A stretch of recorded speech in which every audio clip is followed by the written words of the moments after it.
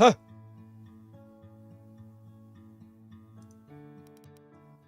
Okay, let me turn that down. Fuck. Alright.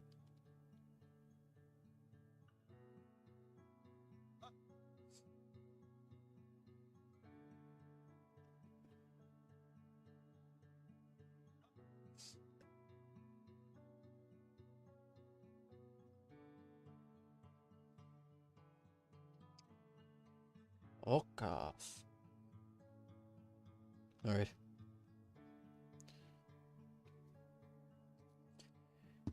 I will start now in a sec. Made the same thumbnail, but I just added some of the other characters that were in the last, or that have been introduced so far. I'm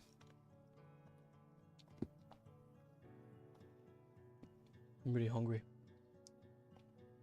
I had dinner and all, but I'm still hungry. I don't know how much longer is left in this game. Like, pretty sure it's just a demo. But, you know, Hold On to Me was still pretty long. Like 5 hours. Mostly because I read as slow as a tortoise walks.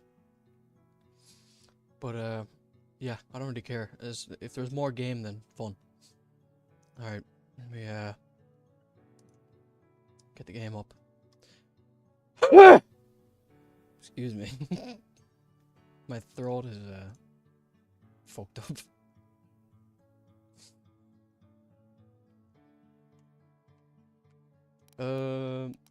Load right off to where I left off. Let me finish this banana real quick. No. It tastes like shit. Then again, they're like a few days old.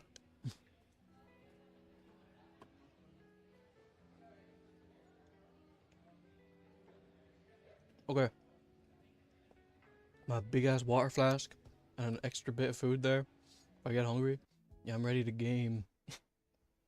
Anyways. Last time Emily was here. And she's cool. And one of you left a comment on the stream, or the VOD, I should say. Saying that she's kind of like Olivia. It's just a different, it's like colors switched around. She wears a green hoodie, Olivia wears a purple kind of hoodie. She has purple scales, and Olivia has green scales, which is yeah, that's pretty funny. Probably has nothing to do with it because they're different colors, but still, I guess there's just some similarities. Either way, she's cool. Okay. Lunch is another part of college I hadn't accounted for. Back in high school, we followed a strict schedule. I could always rely on being able to eat at the same time every day. Now though, my jumbled schedule is set in such a way that I have to find time whenever I can to eat. This place certainly isn't holding my hand when it comes to fending for myself outside of class. Some nearby restaurants offer students like me discounts on some of their menu items, but I'm as new to the college as I am to the area. I'll have to ask around for opinions on whose pizza lasts the longest in the fridge, or which place's tacos won't make me sick. Better for me to focus on the long-term issues, right? Pull out my phone as I get in the lunch line. Of course, a college of computing has an app to track classes, grades, important notifications coming directly from the administration, and some forms for official school or clubs and events. It's also a great place to set a calendar with test dates, but I figure that those changes, those change so much that they won't bother to update it. Too bad. I bet a lot of students would find that helpful, myself included. Gotta let me warm up on my reading. Ugh. Hmm. Looks like I have a request from the counselor to have a meeting today. I can probably just make it before my next class. Is that Rebecca in the back? I hope it isn't anything serious. It brings to mind how Elliot said something about the entire general studies course being my doing. Then a quick browse through my college account tells me that the funds made it to my virtual wallet sooner than expected, which means that I'm able to buy a warm meal without relying on handouts anymore. I'm second in line to fill my tray with the day's special. Whoa, fuck man. Scanning the packed cafeteria when I notice Rebecca sitting alone again. She's the only familiar face in this sea of dinosaurs. Once I've paid for my food, my feet start moving towards her. Wait, do I really want to do this? She wasn't exactly friendly yesterday. I take a step back, nearly bumping into someone behind me. Sorry. Rebecca hasn't noticed me yet. She's hunched over, typing furiously on her laptop. At the same time, she's idly sipping soda through a straw and eating strips of bacon with chopsticks. Interesting choice. Alright, do I want to try sit with the girl who only wanted me to get lost yesterday? Maybe I should just eat outside. It's a sunny day, and the trees have benches under them. The surrounding foliage gives the whole scenery a zen feel. But the exit takes me right past her table anyways. Come on, Dev, it's just lunch. Not like she's gonna bite your head off. Then again, she's a raptor. Do raptors bite heads off? They're small enough. Is even thinking that racist? Note to self. Google that later. I take a deep breath and start walking towards her table. Either way, I need to have a decision quickly. Sit with her. Duh. I take a deep breath and approach Rebecca's table. My palms are sweating profusely, and my heart's trying to escape my chest here, or here goes nothing. I plop down across from her, without a word, and offer her a smile, smooth as fuck. Rebecca's head snaps up, her eyes narrowing. Excuse me? Hey. She glares at me, her claws still tapping away on her laptop. Is it a normal skinny custom to just sit at someone's table without asking? Skinny? No, I just thought. My brain's desperately searching for words, but it's coming up empty. Feel my face burning. This was a mistake. A huge, embarrassing mistake. I stand up so fast I nearly spill my entire tray. I'm sorry, I'll just go. Sorry for bothering you. As I turn to leave, Rebecca sighs loudly. Oh, for fuck's sake, sit down. I freeze, caught between fleeing and staying. What? Sit down. I still don't move. Great. Now you're making me look like an asshole. Just sit already. I slowly lower myself into the chair, feeling like I'm navigating a minefield. Thanks. Don't thank me. God, just stop making this so damn awkward. She's the one making such a big deal about this. I simply nod, staring back down at my food.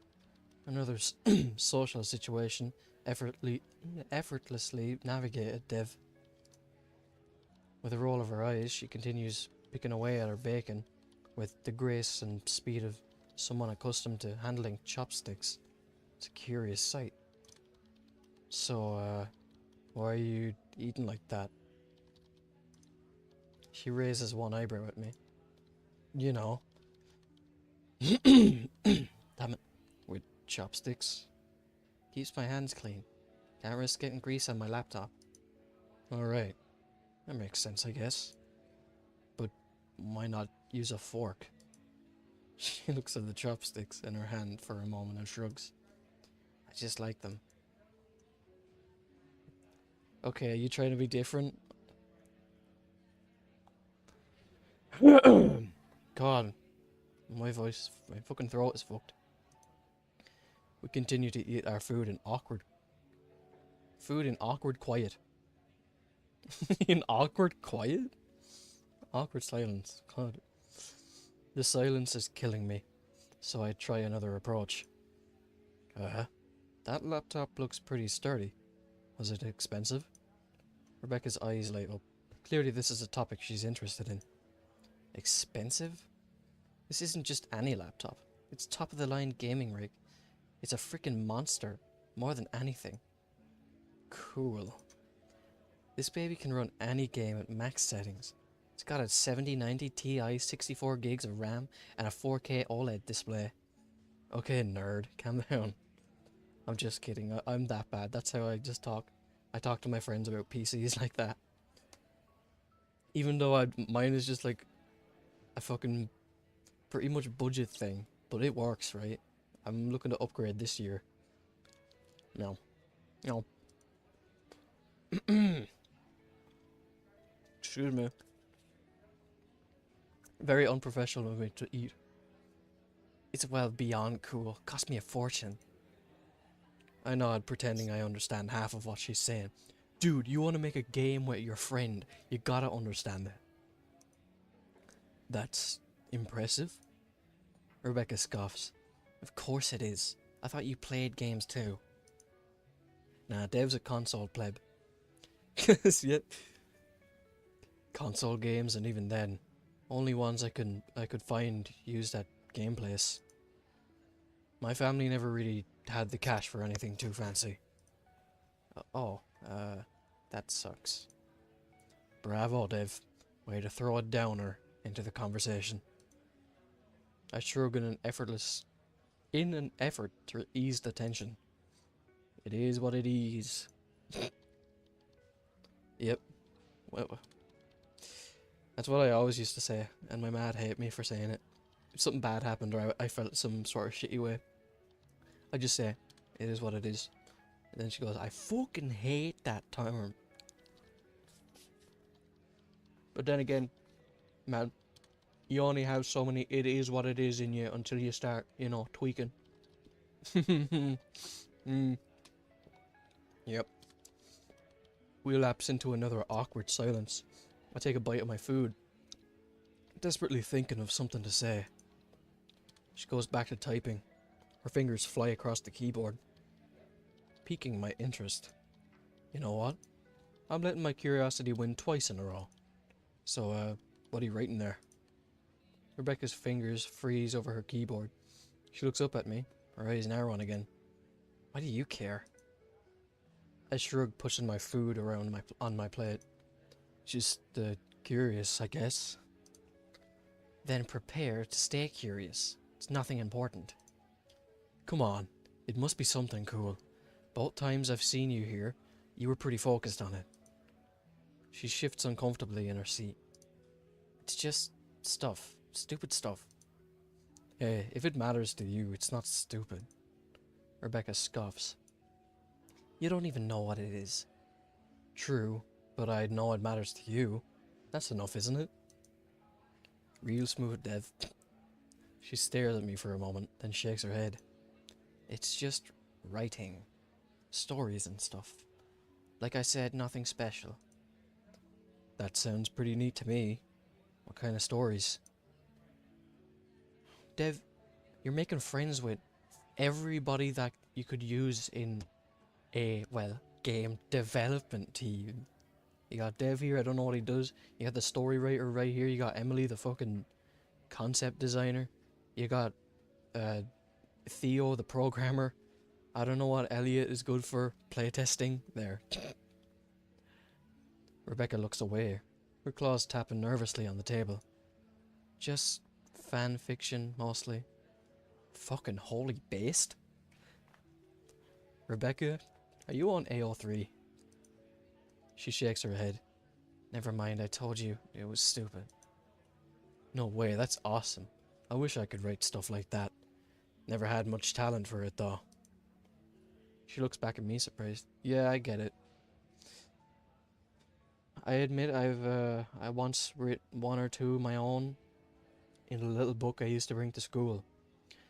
And about last year, I read them. And they are never seeing the light of day. Alright? It was completely fine. It was not... Well, actually, there was pretty much weird things about it, but... You know what I mean. Nobody but me is going to read that.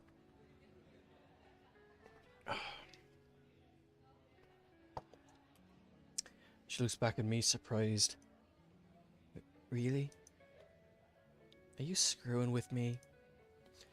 I shake my head, brushing aside a twinge of envy. Not at all. I mean, you've something you're passionate about. That's more than I can claim. That's really cool. Honest. Rebecca tilts her head, studying me with an inscrutable gaze. You don't have anything you're passionate about? I've got a hard time believing that. Everyone's interested in something. I can't help but shrink in my chair, suddenly feeling exposed. Not really. I've tried a bunch of different things, but never found anything that actually clicked, you know.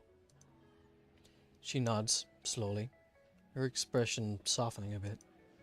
Yeah, I guess. So would, you be willing to show it to me? Your writing, I mean. Who knows, maybe seeing your work might spark a deep passion for writing in me. That ain't happening, bro. Oh, never mind. Fine. If you really want to read it, I guess I could show you. Really? That's awesome. She rolls her eyes, but I catch a hint of a smile. Don't get too excited. You probably think it's terrible. I doubt that. But even if it is, who cares? You're doing something you love. That's what matters, right? Yeah, I guess you're right. Look, consider this a vote of confidence, okay? Close your eyes. What? Just do it, Dev. I do. I hear her take a deep breath before she begins to speak her words, rolling out like the opening lines of a long-forgotten epic. The great hall of Castle Elfenheil, is it? Yeah. Stretches out before you. A long red carpet runs the length of the room, its plush fibres thick and warm beneath your feet. A massive open balcony spans the back of the hall, casting golden sunlight over everything. I picture it immediately. The red carpet feels rich and inviting. The warmth surrounds me as I stand there, taking it all in. Silk curtains flow from the high ceilings. Oh, stomach. Billowing softly as if stirred by an unseen breeze. They shimmer with every flicker of light. Around you gather beings of all shapes and sizes. Some tall and regal, others small and nimble. My eyes dart around this imagined space filled with countless races, each one unique. I feel as though I've entered the presence of something grand and profound. At the far end of the hall stands a massive throne, occupied by an enormous red dragon, scales glistening like jewels under the golden light. Much of its body is cast in shadow from the bright light at its back. Only its piercing eyes visible. I need a drink.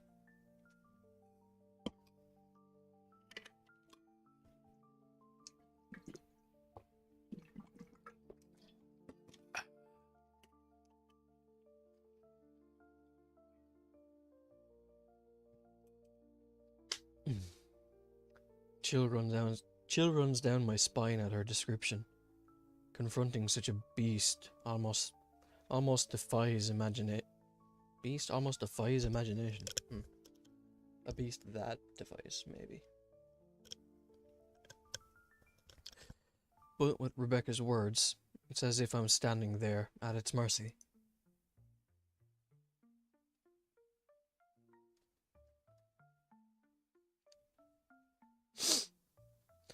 A smaller dragon walks forward on shaky legs. It bows low before the towering figure. The air is thick with anticipation, yeah, and silence blankets the room. The subservient drake speaks in a shaky voice while lowering its head even further. Her words draw me in deeper. As it speaks, a deep rumble resonates in response from the massive beast on its throne. A sound that shakes the very bones of every being present. I can almost feel that rumble vibrating through my chest. The smaller dragon lifts its head up slowly. Sorry, fucking itch, man. Hair getting in my fucking face. Daring to meet those fierce eyes filled with wisdom and power. Rebecca's tone captures me in completely. I'm hanging on every word. Nice piercing. And for a moment, time seems to stop. Miss Chase? Oh. Who's this? Miss Chase? Oh, she's talking to fucking Rebecca now. Whoever this is. Let me just get this real quick. Today is not my day for wearing a headset. You know what? Let's put my hat on.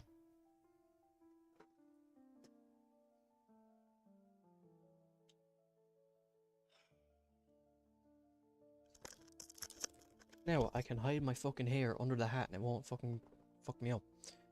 Miss Chase, I'm here to talk to you about some matters brought to my attention.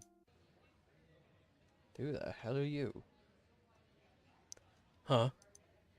Suddenly the magic is gone, and I'm yanked back to the CCC cafeteria. A large saurian stands in front of us, hands on her hips, and foot tapping in consternation? That's a word? I said I need to talk with Miss Chase about some things. Oh, hey. Aren't you in the same... My name is Sandra Champy, assistant to the student union head, and I am here to inform you of several complaints made against you. I bet they were cool. What?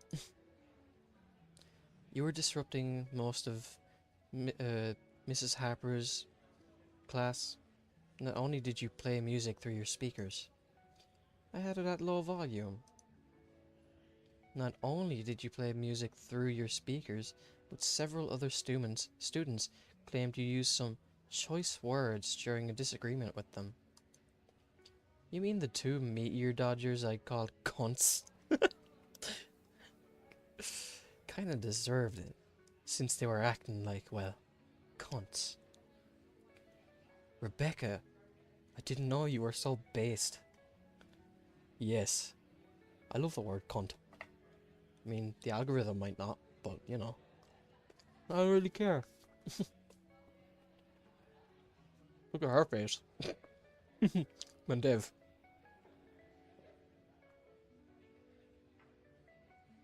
She's kinda bad, though. A sneer crawls across the larger girl's face. Right. Well, I'm fine with keeping this out of the ear of the counselor, or worse, the head of the student union, so long as you apologize to those students and at least use headphones. And since the student union head has the ear of the dean, what's a dean? I assume we can both agree that it would be best if he didn't hear about this. Are you threatening me? Well, go right ahead, bitch, tell him. The guy is like best friends with my brother, and as if I would care what some college counselor has to say. I'm not apologizing to those cunts. Damn, bitch. She's fucking great. My god. Dave, are you not in love yet?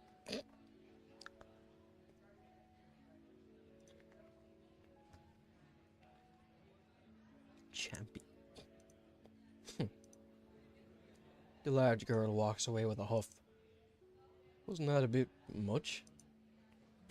I know her type. A goody two-shoes that thinks they can make everything perfect by getting on people's cases. Right. And the two girls, the ones you call cunts, meteor dodgers? Yeah, them. What did they do?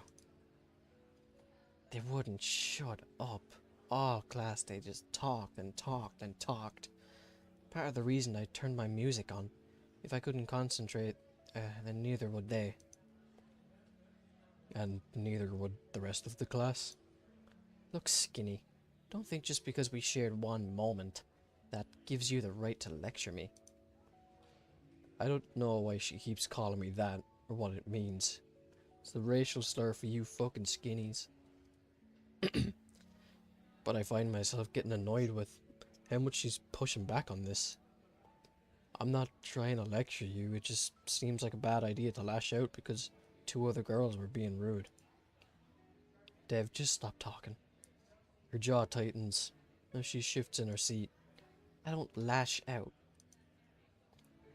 I mean, I've been trying to be nice, but you keep snapping at me too, insulting me. Rebecca's expression quickly shifts between a myriad of emotions: annoyance, frustration, and sadness. I didn't mean anything by it. I was just joking around. Joking or not, it feels like you're just waiting for an excuse to insult me. Oops. She looks down at her bacon bites, sharply jabbing at them, as if they've personally offended her as well. Look, it's not personal. I joke with everyone. Well, it doesn't feel like a joke to me. Rebecca huffs and glances back at her screen, avoiding eye contact.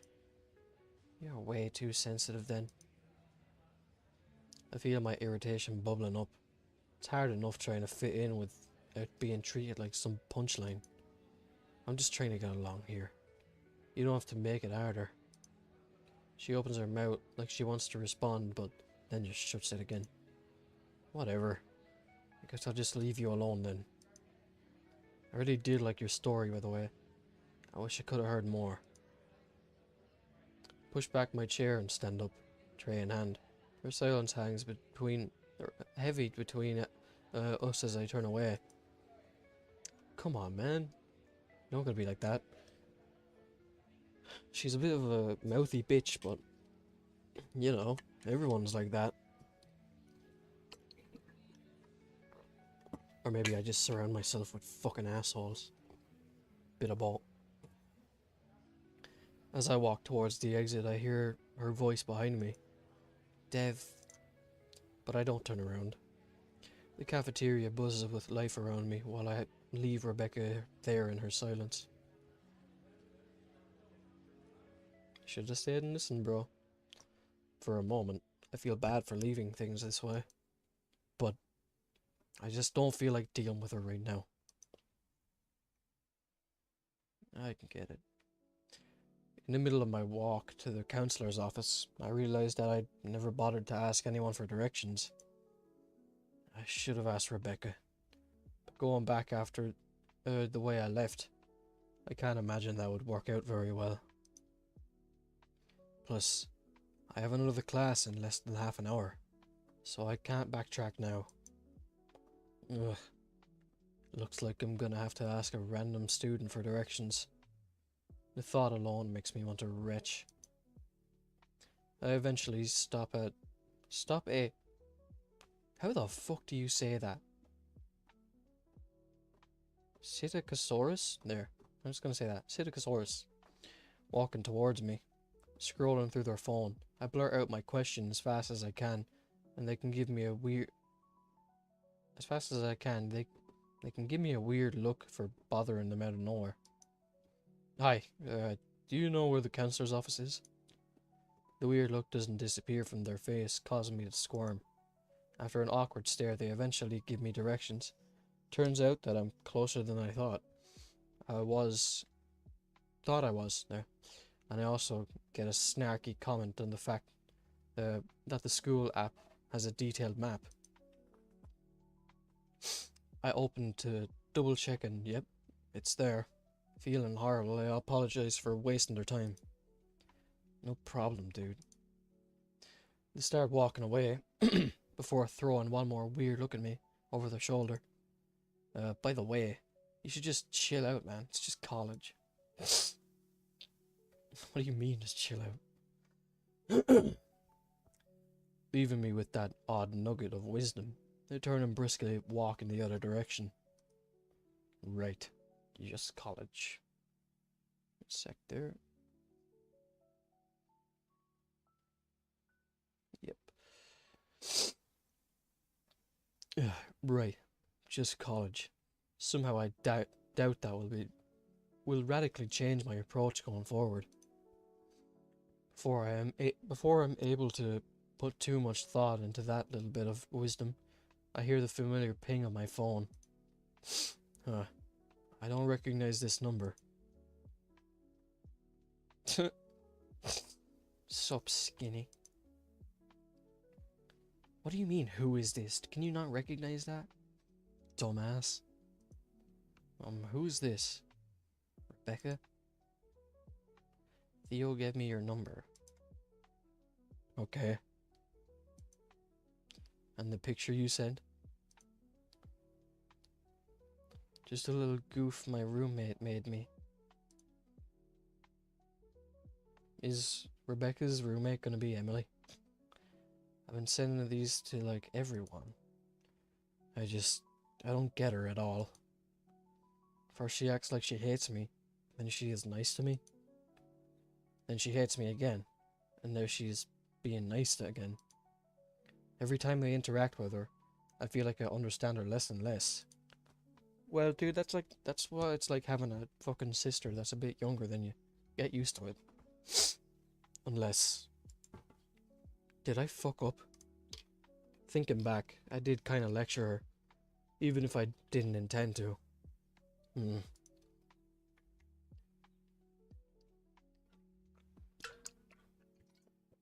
That was dry, Dev.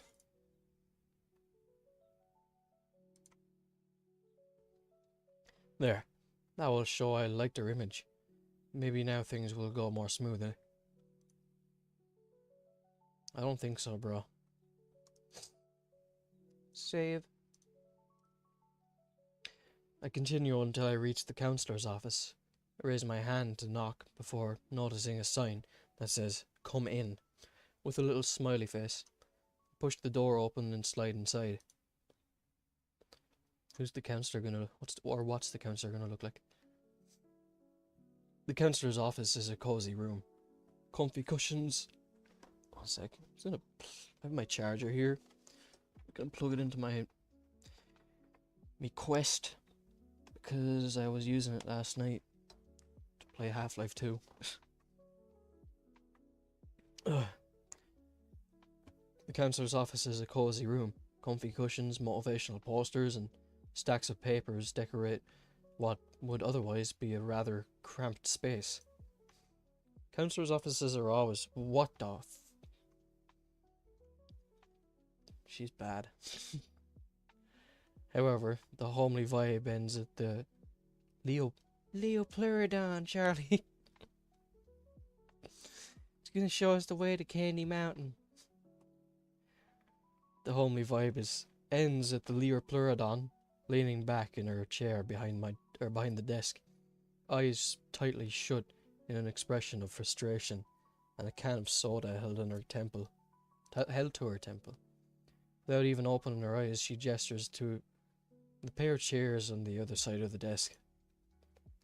You Dev? Oh, you know my name. Hi. She just sits forward, her messy hair bouncing around her face, as we both get a good look at each other. To say she doesn't look like the college counselor type would be an understatement. She looks like she's straight out of fucking war. Her rather casual, messy clothes, stern, intimidating look on her face, and most conspicuously the numerous scars patchworking her scales tell a different story altogether. She looks like Undying. Then there's the eye patch covering her left eye. Not to mention that As I move closer, I can't help but notice a smell that sadly reminds me of a part of home I wish to forget. A frown. Alcohol? A frown reflexively appears on my face as she shuffles around the papers on her desk. You are the only human around this semester. I wouldn't be doing my job if I didn't know who you were. My ears start burning at the familiar answer. I wish it wasn't that simple, but it is. Until the novelty wears off, I'm going to stick out like a sore thumb among my peers. Mind if I smoke? Hmm? No, it's your office.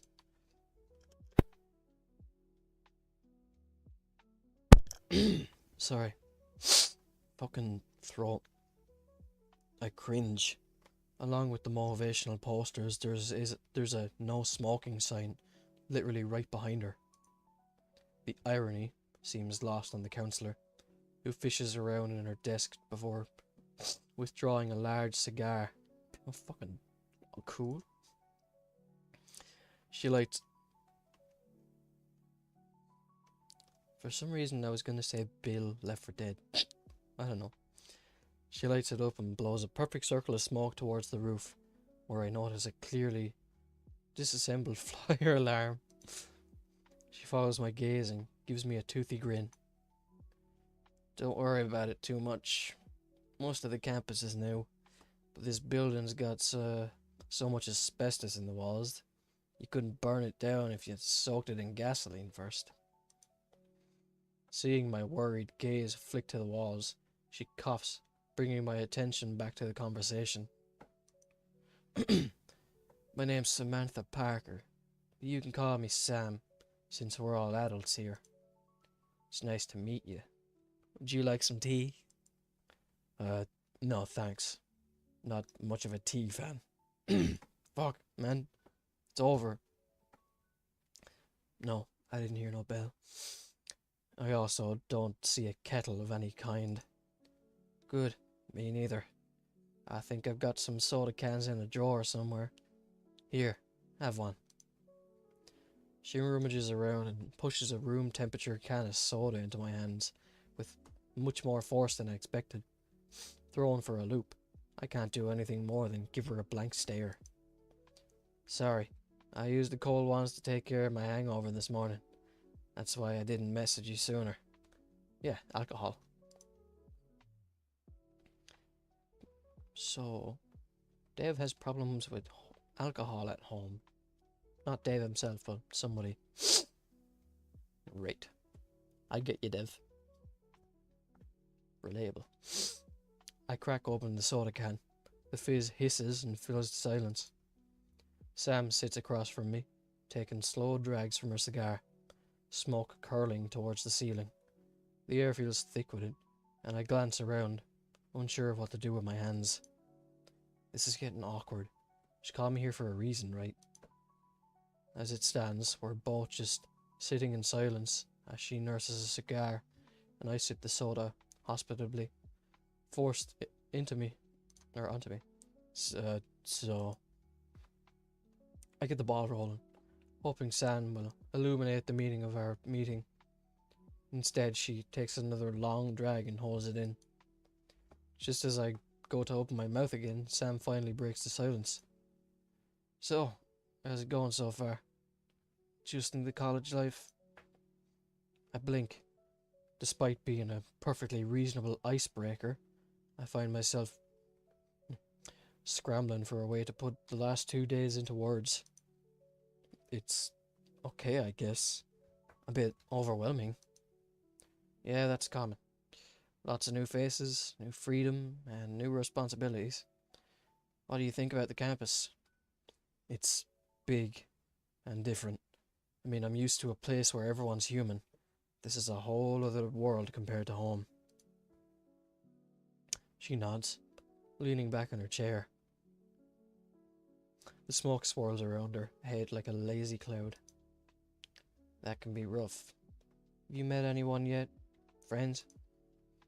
I take a moment to recall all the colourful characters I've met in my short time here. I think so. Met this guy, Theo. He's been nice.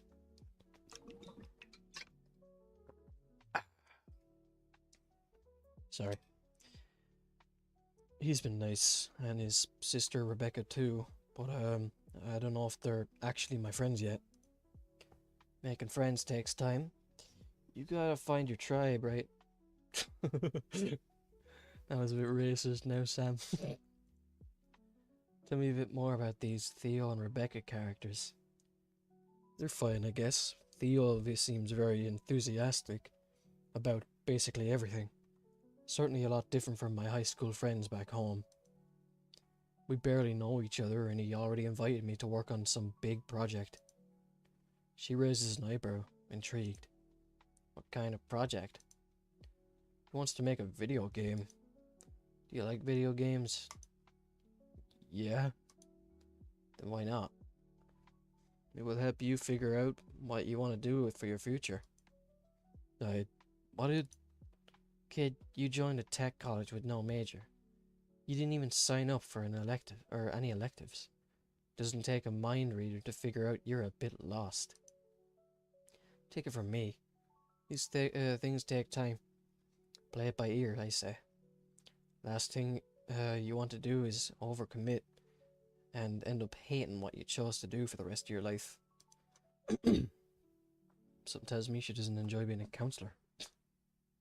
Maybe she does, I don't know. She seems cool anyways. I swallow down the nerves, unsure if one situation is better than the other. I just want to get through my first semester without completely embarrassing myself at this point. I sit back, sipping my soda, waiting for her next question. I jump as the alarm on my phone goes off. Looking at it, I'm reminded about my next class coming up soon. A class which happens to be on the opposite side of the campus. Great. I'll have to book it if I want to make it in time. I get up to leave. Before you go, I wanted to ask you about your home life. Yeah, Devlog. The why, exactly. In both of my questions, you mentioned something about home. Your old town, your old school. Just wanted to know if you're homesick. She shrugs. It's a normal feeling like for a freshman like you. I don't feel homesick. You talked to with your parents today? No, I haven't talked with them since I left home. Really? Any reason why? Family issues? I really need to go. I really don't want to have this conversation. I've been pretty busy the last 2 days. Getting settled in classes and stuff. Sure. Give them a call, kid. I'm sure they miss you as much as you miss them. Sure. Maybe. My thumbs circle each other. Her innocent suggestion burns in my mind as I go to leave, but I have neither the time nor the mindset to meditate on it right now. The smell of smoke and alcohol radiating off her reminds me of the worst parts of home, lessening my desire to spill my life story, even if I had the time. Is that all, Councillor Sam? I really should get going to my next class. She nods tiredly and dismisses me with a slow wave of her hand. Yeah, you're good, kid. And don't be a stranger. I know my appearance might make it seem otherwise, but my door is always open.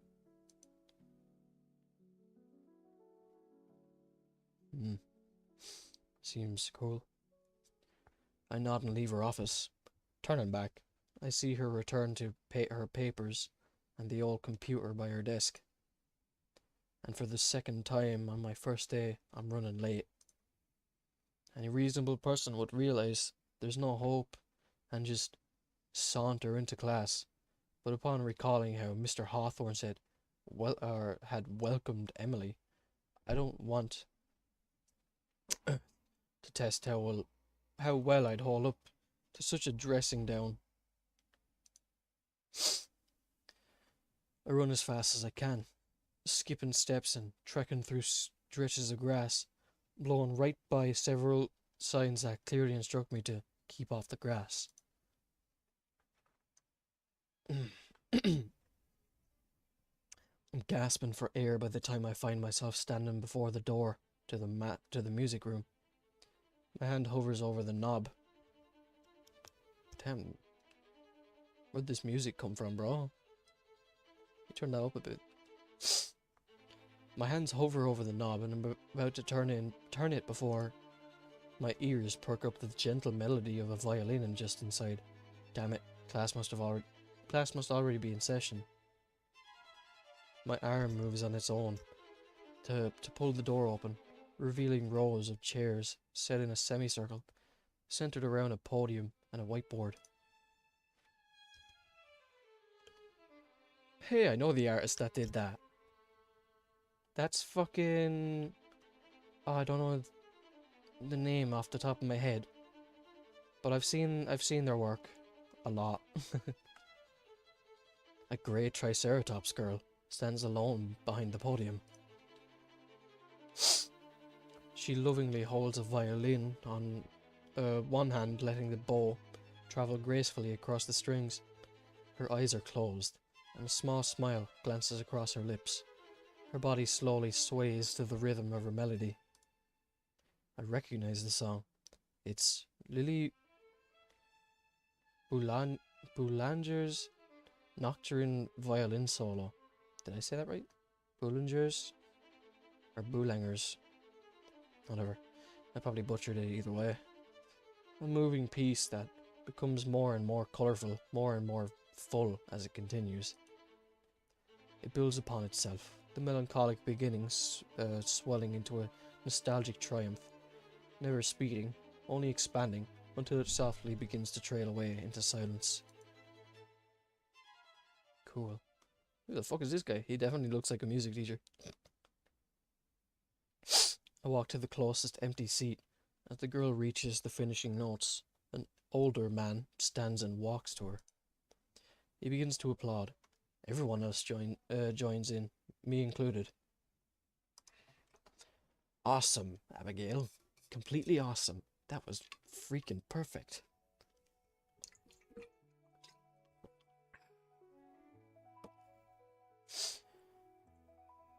Thank you, Mr. Jomblinsky? Jomblinsky. Or John Blit. Yeah. For letting me do a demonstration. Her accent is strange. She rolls her... I'm not rolling my R's, bro. She rolls her R's and her H's are ultra silent, making her thank you sound like tank. Okay. Any words with an R sounds like the purr of a kitten as she speaks it. The teacher, Mr. John Blinsky, turns to the rest of the class. No one seems to notice or care that I'm late. Oh, you must be Dev. Good of you to join us. I spoke too soon. Why don't you show us some of your skills? You are the last to arrive after all. The teacher grins and waggles his eyebrows. And musicians always save the best for last. He punches the air and makes air guitar gestures while whistling. It seems like my reputation as the only human will continue to precede me. And considering the kind of character that the counsellor is, I am wondering if Mr. Hawthorne was the exception, and that I should just expect all of my professors to be this eccentric. Okay, I guess. Go get whatever you want from the back of the room. No electric anything yet. The electrician's still gotta do some fuse fixing or something before we plug in the real bangers. The kind that will make other teachers, or... is it? Yeah. Write complaints about me again. I walk around the other students, pointedly avoiding their inquisitive looks. Sure enough, there's a pile of drums, many string instruments, a keyboard propped against the wall, and many cases of varied shapes. There also are amplifiers, pedals, and soundboards. Every cable neatly folded on top of one another. With nowhere to currently plug them in, I take an acoustic guitar. Oh, don't be that guy, man. I recognize this art too. I barely, like, I know some of the names off Snooper, but I can't, like, name off the top of my head, you know? But I've seen this person's stuff as well. I pluck at the strings and turn the pegs until I tune it correctly. I'm more than accustomed to what it should sound like, even if my instrument of choice during my music-making afternoons had been its electric variant. Electric or acoustic though, this is the instrument that got me started on music when I was much younger. Same. Even if I just still know fuck all. My fingers rasp against the strings, letting the familiarity settle back in. It almost has a taste of returning to a place I miss, the smell of grandma's cooking, my grandfather teaching me to play. Of sweat and small garage concerts with an audience of zero, or vinyls and CDs paid with cash from cutting the neighbour's grass. I'm deep into my thoughts, and I make my way to the very front of the classroom. The chords for Walkway to Heaven. Walkway, oh no, man. You got up on stage in front of everybody and played Stairway to Heaven? Play something else. Play some extreme. Not play something extreme. Play Extreme. The band. Dave, quick. Play Do You Wanna Play on an acoustic guitar. Bloom from the tips of my fingers. Inundating, I think, all of my senses and bringing me comfort. This, I know. The acoustic warmth that the guitar gives the melody turns it wistful, gives it a note of yearning and respite that reverberates on the walls. Once I'm finished with the guitar solo, I receive a round of short applause as Mr. Jomblinsky is clapping energetically and Abigail nods approvingly at me. Your fretwork was a little jank at the start, but you did pretty good, Dev. Can't really go wrong with the classics, eh? He winks at me, and he gives me a thumbs up. My ears go warm, and I take the guitar with me to an empty seat. Mr. Jomblinsky uses the very first class to go over the schedule for the rest of the semester. The class is otherwise uneventful. This time, I take notes though. Mostly upcoming expositions and events. Students are supposed to present a piece at the end of the course, either a composition made by oneself or an arrangement based on someone else's music. I wish I was that into music. I could have stayed in college, but I didn't. I could have chose something completely different in college, but I didn't. It could be a solo presentation with the teacher at the piano, or a duet with one of the students taking helm at the keys. That, or go through a 20-page long written exam. The class ends an hour and a half later. I'm left with a treasure trove of information on the upcoming semester. Thought I heard someone coming into my room. I'm feeling a little overwhelmed from the first day, honestly. Abigail is staying to have a short talk with the teacher, while the rest of us prepare to leave. Then Mr. Jomblinsky jumps up. Shucks, I'm late for a meeting. Gotta scram. Don't take anything from the classroom without my permission. Then he makes a break for the door, disappearing around the corner, only for his head to reappear, peeking past the doorframe, and his hand making an ICU gesture at the students still remaining. I will notice if someone took anything. Consider this your only warning of my bodacious wrath when it comes to my babies. Behave. Then he leaves. For real this time. He's pretty funny. I'm in the middle of returning the instrument I used for my demonstration when I overhear a couple of students mocking Abigail's accent. Yeah, prick. They mock her strong R's. What's wrong with rolling your R's, bro? And her silent H's. You say H or do you say H? Say a bit of both.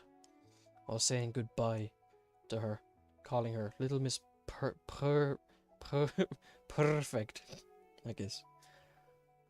She turns her nose up at them and she packs her violin. Makes my blood boil. I guess I was right that this place is just like high school. I'm gonna go for both. I'm gonna see which I'd prefer. I rip a blank page from a nearby unattended notebook. I hastily ball it up and throw it in the direction of the mean-spirited group. It hits its mark, bouncing off the main taunter's spiky head. I'm quick to cross my arms and turn away to feign my innocence. They mutter more insults my way now, but leave with sneers on their faces. I cough once the mean group leaves. Abigail glares at me. I actually like your accent. Abigail squints at me, and I reconsider my words. What I mean, it's sophisticated sounding. Don't let them get you down. Something inside her skirt pocket begins pinging repeatedly. She ignores it as she continues looking at me. I wasn't, but thank you. I suppose I liked your playing. Thanks. I'm a bit rusty, but I used to play the guitar all the time when I was a kid. Even had dreams of being some big rock star or something. Had? You do not anymore? No. Why not? I wasn't all that good, to be honest. There were several other kids at my school that were far better than me. Guess I just kind of figured it wasn't going to be in my path in life. That is a shame. You seemed quite good to me. And that song you played, it was certainly interesting. What is it called? Who was the composer? Walkway to Heaven? And, I guess Lead Blimp. Lead Blimp. You couldn't have said, like, Auburn Zeppelin or something better.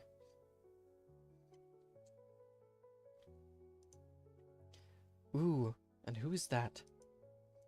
Lead Blimp? The rock band? You never heard of them? Her face drops. She's not allowed to listen to rock and roll or something.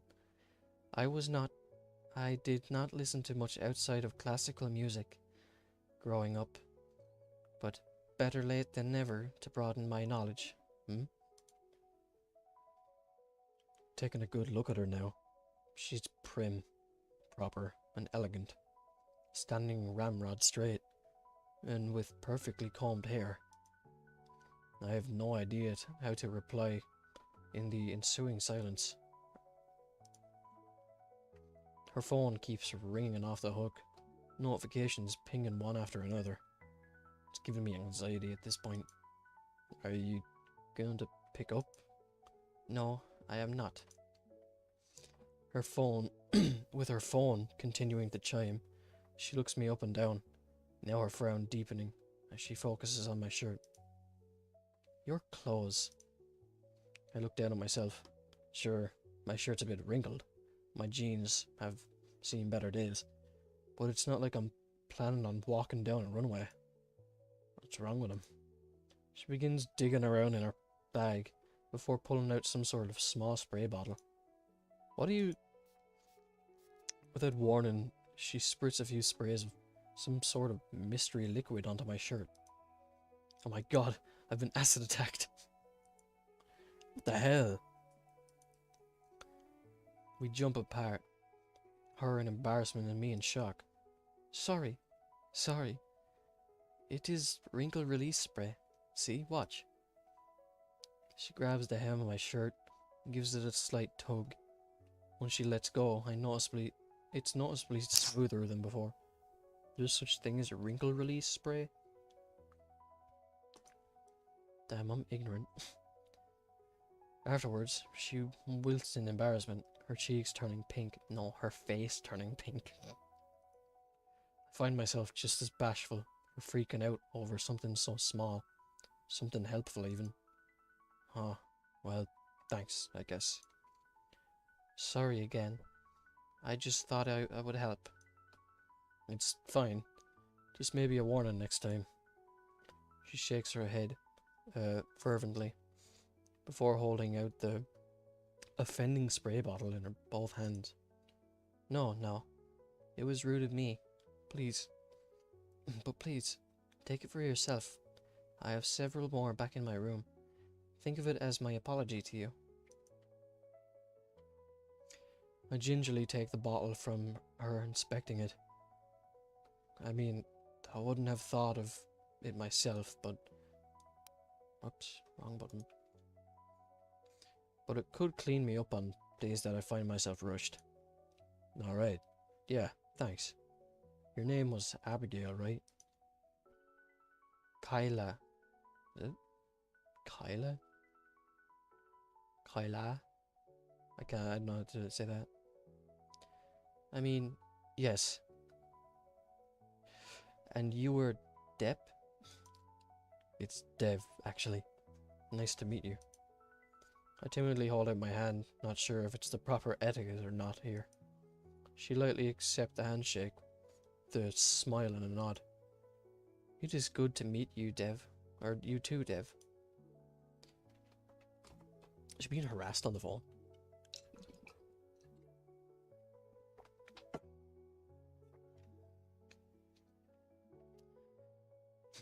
Her phone beeps again. This time a flicker of annoyance shows on her face. She fidgets with the strap on her violin case, clearly trying to ignore it. I can only guess why. Maybe I should ask her about it.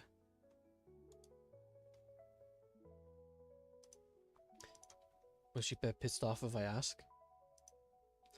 Is everything okay? Kinda hard to ignore all that ringing. It is fine. Just my parents. They can be rather, how do you say this? Clingy? Ah, gotcha. I can't help but remember my talk with the counselor about my parents. I'm sure they just miss you. You should answer them. I offer a supportive smile. You are probably right. She sighs, finally letting out her phone and scrolling through it for a moment. Seems they only wish to talk. One moment, please. She moves the phone up to her head. Hello? Yes, Mama. No, I was in class. I still am. I did not hear the texts. Yes, I am fine. I was not ignoring you. She kind of was, though. Abigail glances at me and turns away, her voice even lower, and now speaking in a foreign language. Do not make me read that.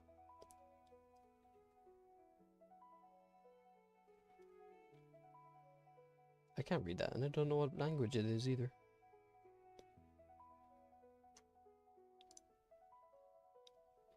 Juju.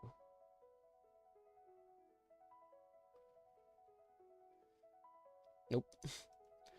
She hangs up the phone, still turned away. Trouble? What is it? Trouble? No. As I said, they can just be persistent. Anyways, I should hurry back to my dorms before they try to reach me again. Alright. Don't let me keep you. It was very nice meeting you, Dev, and thank you. For what? She shrugs at that. For just talking to me, I suppose. Our peers haven't been so friendly. Right. I noticed. But you're welcome. See you in class tomorrow. She gives me a nod as we both leave the classroom and part ways. Even though it was a short and kind of awkward interaction, she seemed nice. Checked my phone to see that Theo had texted me earlier, saying he'd be in the library until it closed. I stopped by my room before heading there, figuring he could use some help with whatever's keeping him so late. History homework, I imagine. And despite how Councillor Sam's whole vibe rubbed me the wrong way, I think she was right about seizing the opportunity I have in making a game with him. Before any of that, though, I figure I should at least try and call home. That person's out again. That's pretty cool. Must have got a lot of the other snoot artists, I'm gonna call them that, but snoot related artists to do a bit of work. That's cool. I like to see it. When I get back to my dorm, I'm quick to pull out my phone and call home. Images of Abigail's change in mood fresh in my mind. Someone picks up the line, a beat of silence passing before they answer. Hello? Who's this? Hey Dad, it's me. Another beat of silence. My palms begin to sweat. Hello? Can you hear me? Oh yeah. Who's this again? It's me, Dad. It's Dev. Oh, hey champ, how you doing? Me and your mom haven't heard from you since yesterday. I didn't call you yesterday. What? Yeah, you did. We talked about, definitely talked about, His words are a slurry of syllables crashing against one another. Oh, great. Is he drunk? Is he really? Dad, we didn't talk yesterday. Yeah. Well, it took you long enough to call. You know, I heard about how those cold-blooded girls go crazy for us warm-bloods, but you were too busy drowning in... Dad. He is. Dad, are you drunk? What? I am not drunk. You sound like you are. Dad. What's up? Are you drunk again? Look, Dev. Work was pretty rough today. I just had one drink to relax and unwind. Was that one drink before or after work this time? God damn it, Dad, you promised. Hold up a minute, Dev. I think your mom wants to talk to you. Coward. Oh, I get you, Dev. It really sucks, but at least you're man enough to call him out. I got some serious work to do myself.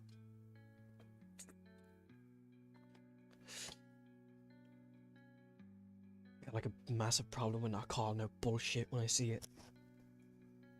And I beat myself up over it. Anyways.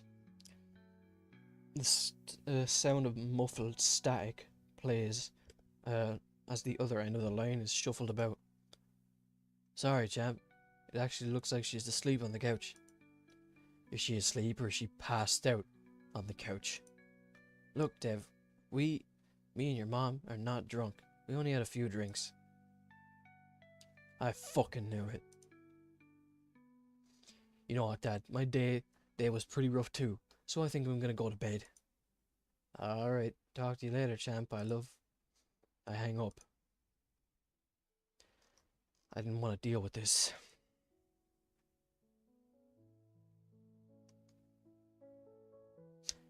Got a feel for bro. I think I finally have an answer for Councillor Sam's question. I'm not homesick at all. I feel envious of Emily, Rebecca and Abigail. I wish I could wriggle my fingers on a pencil, a keyboard or frickin' maracas to be able to create anything. Make something of myself more than the child of a pair of drunks. Damn, man, that's deep. Counselor Sam, in all of her foul-smelling wisdom, is right about something. I can't afford to let opportunities pass me by. I couldn't do anything about the situation back home. Still can't, I guess. But I can do something about my situation here. That's good, that's good, Dev. Good way to think. I dial Theo's number. Hey man, what's wrong? Why do you assume why do you assume something is wrong? Well, you are calling me rather than texting me like a normal person, so I only assumed. Whatever, listen, you were right, so I want to do it with you. There's a pause.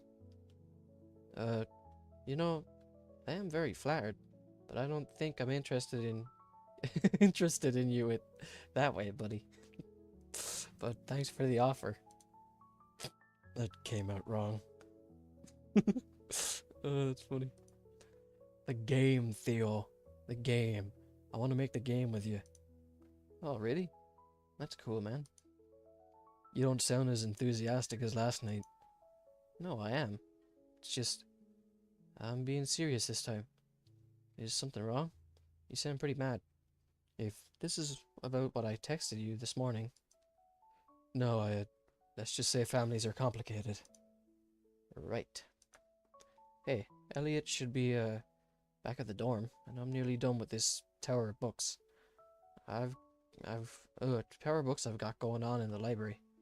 You want to meet us, over at our dorm and hang out for a bit? We never did finish Rock Ring. So you're still at the library? Do you mind me coming there? Absolutely not. Come on down, man.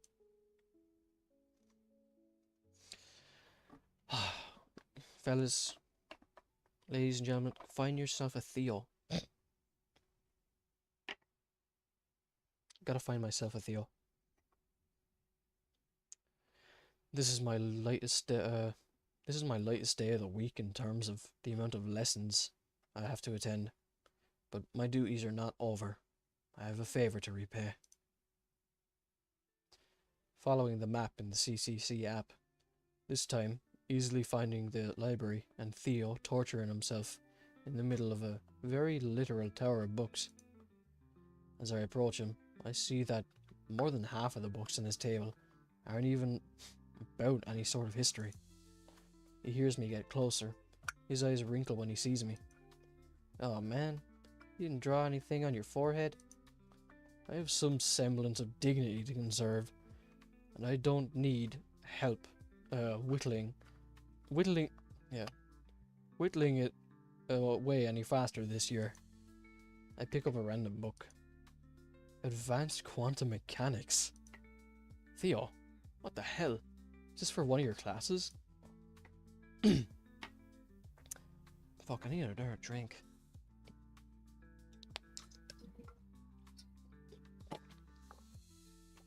Oh, fuck. Yeah, my voice is going up and down and up and down. Ugh. I sit in the chair next to him. Oh yeah, but that stuff was easy. History though.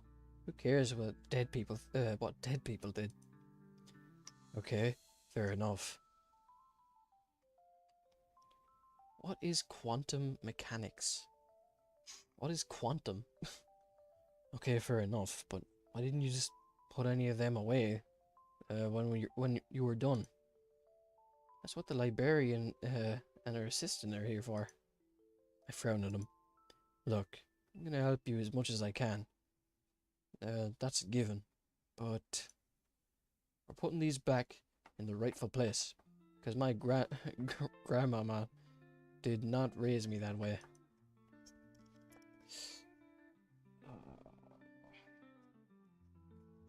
Sorry. My parents did, but I don't want it to be that way. Good man. Mentioning her out loud makes me realize how much I miss Grandma. Especially in the wake of my phone call home. I grab another book, this time about actual history, and ask Theo what he covered in class. Ottoman Empire. easily enough located through the records. There's more than enough information about it to go through.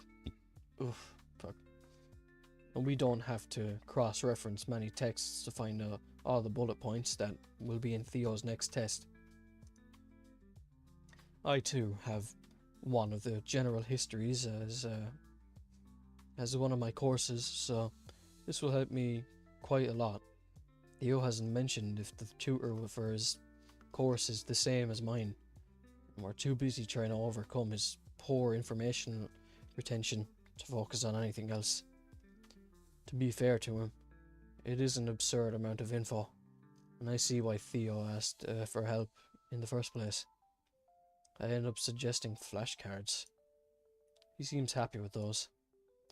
My sis once tried to help me with that, help me that way, but she isn't half as patient with me like you are. You don't say. He grins at me. Seriously, thanks, dude.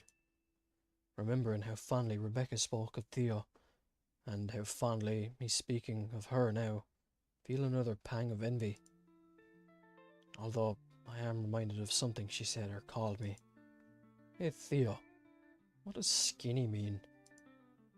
Shh. He quickly silences me, looking back and forth over the library. You can't say stuff like that out loud in here. Not unless you want a librarian to bring campus security on us. Trust me, she will. Do you really not know what that word means? I came from a mostly human town. I never heard anyone use that before. Who calls you it then? Your sister? Damn it, Rebecca. I'm assuming it isn't some sorry nickname for humans, like I thought. No, it's just not a very nice one exactly. So she was insulting me then? She has a unique way of talking to people. I doubt she truly meant anything by it, but look, I'll talk to her about it, okay? It's not that big of a deal, it's fine. I don't want you two arguing on my behalf. She shouldn't be talking to you like that. Trust me, it's fine. Let's just forget about that for now, okay? Sure. He is right. I shouldn't dwell on it. I mean, it was a simple argument, and despite it, I can't help but feel happy for him. Or happy for how the day went. Emily showing me her drawings, Rebecca reading to and confiding in me, Abigail playing a beautiful melody. Each of them are great to talk to, in different ways. Each of them is so talented in their respective craft, art, writing, music. Makes me think of how they could come all together in a... Dude. I jump in his words. Yeah? We haven't known each other for long, but if you ever need to vent, I'm here, okay? Well, maybe not here. Oh, sorry, fuck.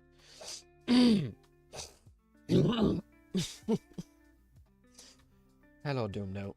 Welcome back. You caught me in a bad day.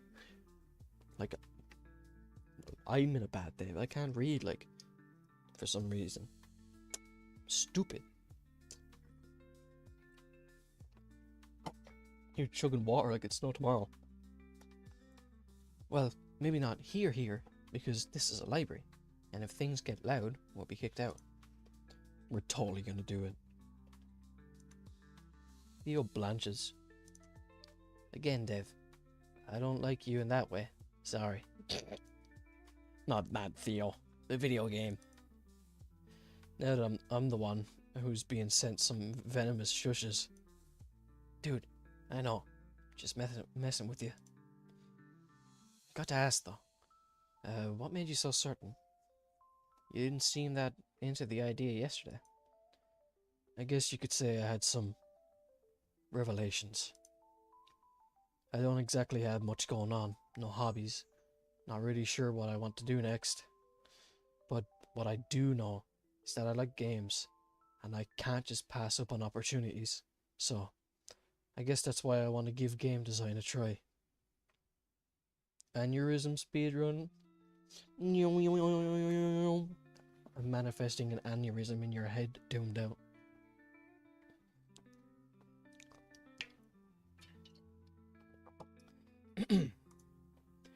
Theo blinks twice, an ear-to-ear grin appearing on his face in an instant upon hearing that. Hell yes, dude. This is gonna be sweet. Cue another volley of violent shushes sent our way. Both of us just laughed them off before returning to our silent study for the time being. Game creation can always come later.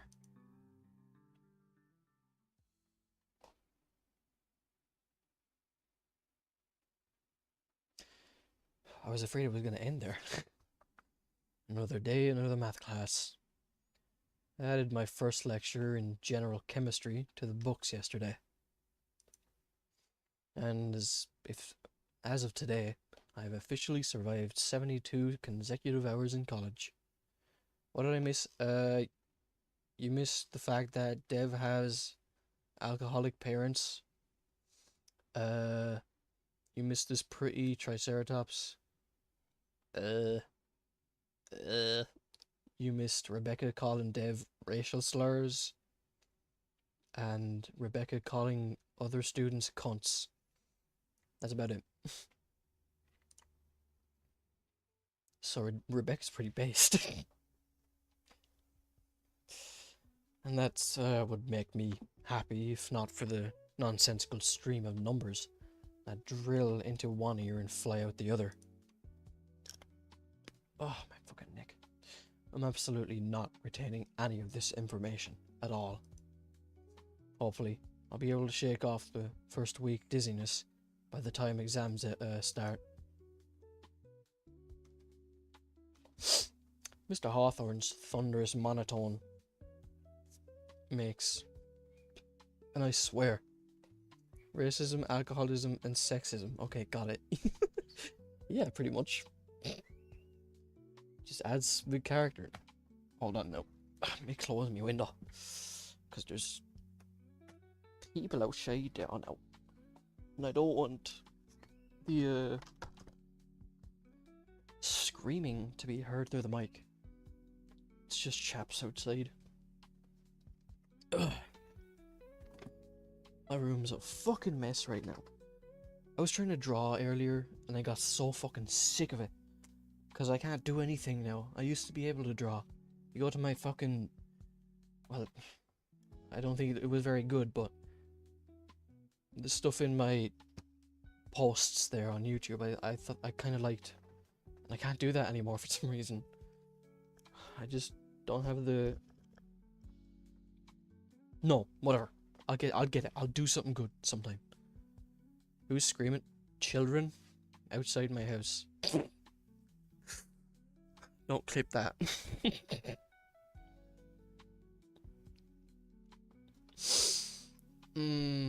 Fuck. Mr. Hawthorne's thunderous monotone makes, and I swear, this is true, the glass windows vibrate slightly when he raises his voice in emphasis. It's like wearing super bassy headphones that shake even at the loud volume. I doodle a ton for... Fucking hell, this thing is in the way. 1 sec. For some reason. But at least you doodle all the time. It's like wearing super bassy headphones that shake even at the low volume. He seems happy to be here. As if everything in his life has led him to teach math. When he tells us how to find x or repeats the equations part by part, symbol by symbol, I see a glint in his eyes. Was never good at maths. Whatever black magic at work that means I don't have to invest in earplugs is fine by me. Mr. Hawthorne effortlessly sketches graph after graph with only a ruler and the naked eye. He even color codes the different sections and concepts, making comprehension nowhere near the chore I expected it to be. So, to rehash that, a slope is the representation of how a graph changes direction, or a change in y over a change in x. as I'm sure you're all aware. Therefore, M is the, in this case, would be equal to my mind drifts. Look down at my notebook, pencil is still in hand. There's the beginning of a graph on the left most corner. A curve that turns into a scribble in the shape of a sleeping face emoji. Dude, I've been out of school for 4 years and I don't even remember the first bit about algebra. I'm sure if I really tried in maths I would have done better. I regret not doing as good in school. I can always go back, but you know. If you're in school now, do good in it. You'll thank yourself later. Powerless to force myself to care for Cartesian planes, my thoughts inevitably drift back to the video game. Our video game. Fuck. Out of all the genres and I get a funny feeling at that word, might want to try, they all have one thing in common. Characters. Even if we were to make some sort of simple RPG with pure text and some free music in the background, I think that having a feel for characters is important. Yeah, I'm having a feel for you, Dev. No homo.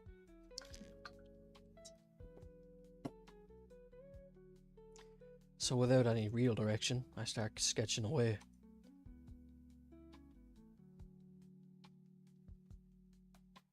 Let's see.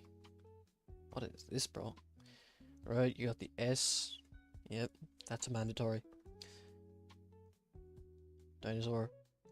A controller, a car. A fire-breathing thing. Olivia Halford. A fucked up hand. And chopped Chris Deltarune.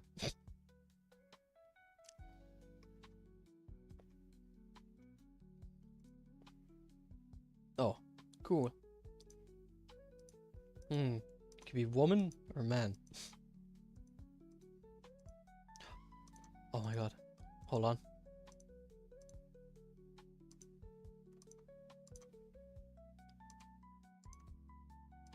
Aww. Can I make Virgil? This guy should make a cringy, yaoi visual novel. Yeah, Dev, come on, man.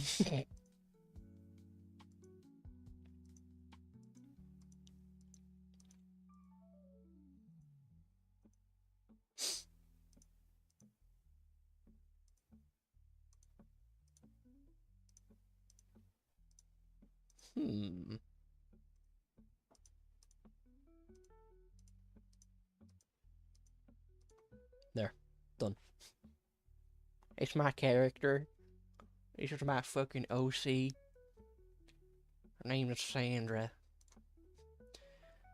The resulting character concept looks at home on a restaurant's children's placemat. The broad strokes are there, but not anywhere close to passable. Even erasing and redoing bits and pieces result in the same outcome, maybe even worse than my first draft. So eventually, I leave well enough alone and set my pencil down. Not half bad, buddy. Still better than me. The S. I still don't know how to draw that. It's a pretty standard female dino hybrid. To be honest, I love my hybrids, my hybrid child. Mods, bring up the soy posting. Oh, I'm not even gonna bother trying to find it. Actually, you know what? I will find it because I think it's hilarious.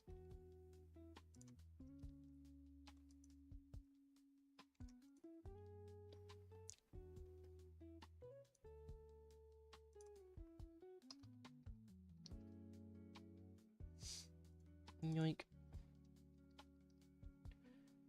Yoink. Yoink.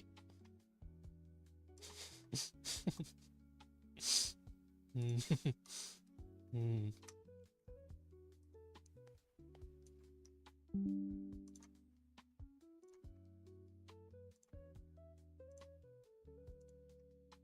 Hey, check this out. It's gonna be funny.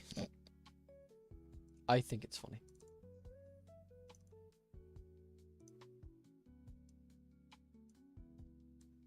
It was magnum opus. I love my hybrid grandson.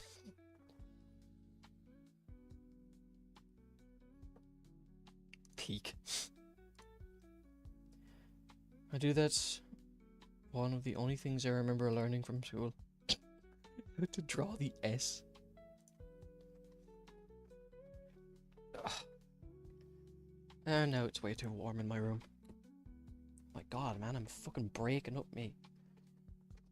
I gotta fix my, like, handle on my window. It's falling off. Fucker. Bloody thing. Now.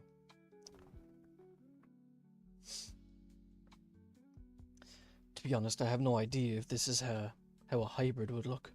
My high school health class on saurians was pretty basic. I'll definitely need to get a second opinion from Theo to make sure it isn't inauthentic there.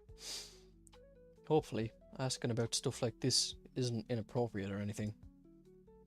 Dude, just go get like a... what would be like the equivalent of like a Playboy?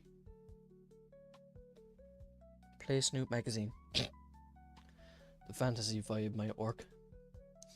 Like a character from the old Conrad the Warlord TV show. Conrad. I'm liking the vibe here, but I really hope we don't catch any flack for the outfit direction. Shut up, man. If you want to make a sexy character in a game, make a sexy character in a game. I've seen some human rights groups get mad over depictions of or something. So much for living in a post-racial world. Exactly. I mean, I'm the one that thought it up, so we should be fine. Or it just shows that you're into saurians, which you most likely will end up being into. You're in a college that's only full of them. Now that I think about it, one thing that all genres share is having a setting. Even if it was some sort of collab fighting game from characters of all possible and impossible eras, each character would make sense inside their own context. And I happen to have no context at all. I feel silly now. This entire design could be thrown out the window, depending on the setting we go with. I guess I'll just ignore that part for now, though. We could always design a setting around a character, too. I suppose video games are supposed to be cool, and according to commutative property, whoops, guess some of Mr. Hawthorne's words can pierce the dissociative boredom after all. Anyway, the order of the elements doesn't affect the results you get in some cases. Who even is that I'm drawing? Could they be the protagonist? The antagonist? Some sad sidekick for the big bad that gets a redemption arc? In the margins I write down anything that comes to mind to rationalize their place in the narrative. One sec.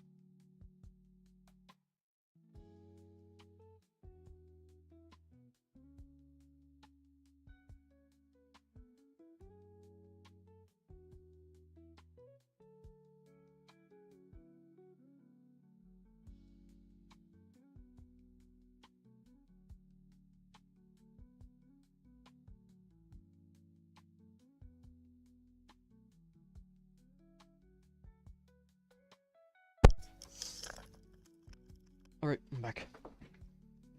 Sorry.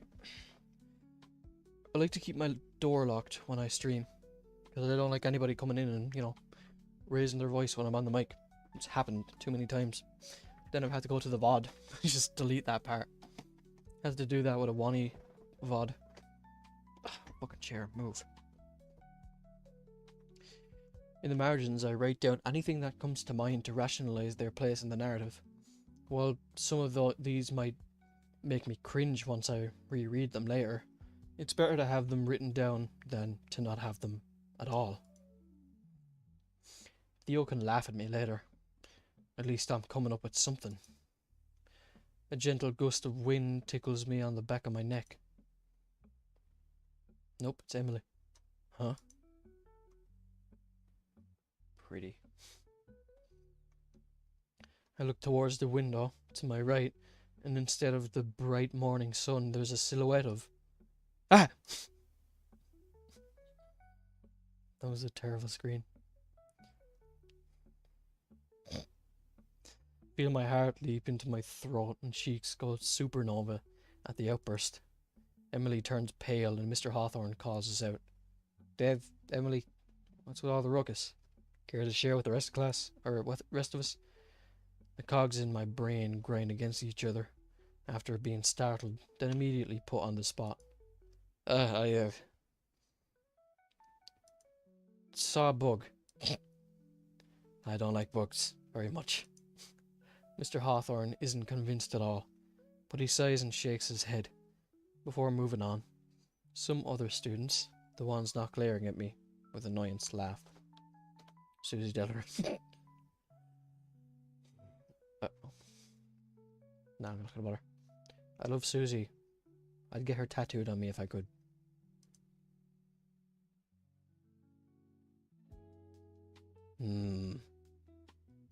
Leave that thought with me. Why won't the earth just swallow me whole? What a shame. Insects can be such interesting creatures. In fact, did all of you know that a bee can make a perfect hexagon without even... And with that tangent, I drift off from the lesson once again. Cool art. Who's this dude? He looks cool. Hey, I wear pants just like that. Whoa, and he's even left-handed. That's me. He's me. And look at these gays in the back. See, that's just me. I actually look like that. Except all the cool stuff isn't there. I don't have a tail. And I'm not... You know, I don't have hair as long as that no more. Ah.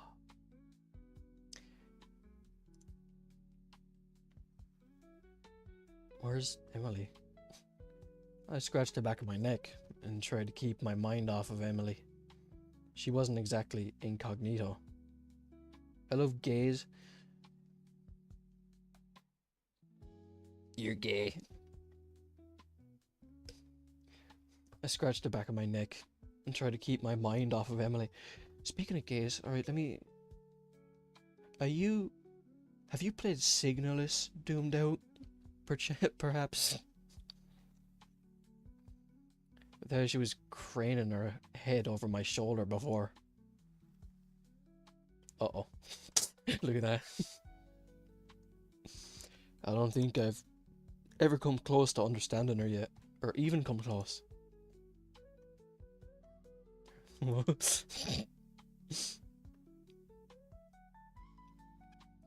I get that she's really adamant about her art. And maybe she just wants to give me some feedback on my doodles, but there's another gust of wind on the back of my head. Well, you should play it. Play Signalis right now. It's great. I mean, it didn't hook me as much as it hooked some of my friends, but if you want to play as a robot woman going after her cancer-ridden wife, go ahead, man. It's good. It's a good shooter. Survival horror shooter, that is, if you're into that sort of stuff. Looking out of the corner of my eyes, I see the classroom windows are closed, and the air vents are nowhere near me. I've got a feeling I know where that wind is coming from, actually. My money is on the purple wallflower, poised right above me for some reason. It's trying to be your friend, man. What is it like? How do I describe it? It's like a mixture of original Resident Evil games, Silent Hill, Dead Space, and like some of its own stuff. But it's cool, it's got really good music, nice shooting, inventory management, cool visuals. It's kind of confusing at some points, but it's really good. Let me find it real quick.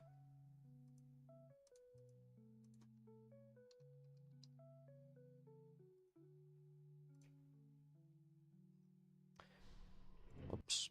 Right now, it's 14 quid on Steam. Definitely worth getting.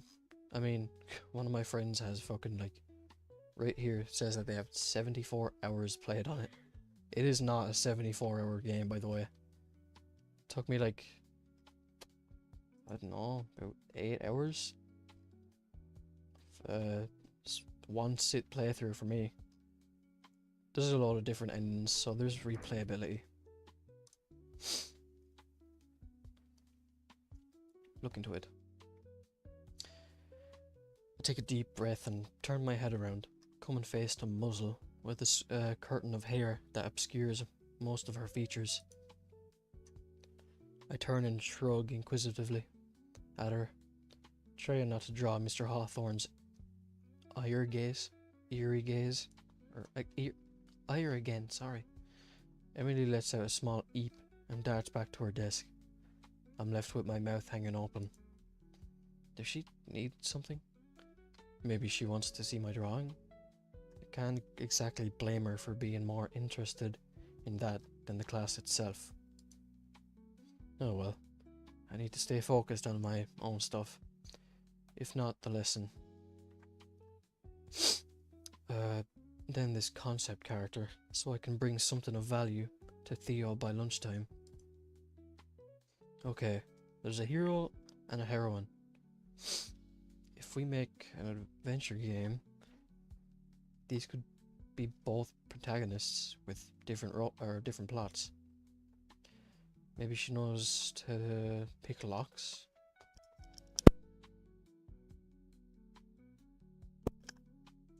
Maybe he just kicks doors down, or maybe she's got a double jump and the guy can break rock walls. If we go the fighting game route, these could be our Ryu and Ken, the basic characters and center of the sad excuse for a plot that would give the entire roster of fighters a reason to, well, fight.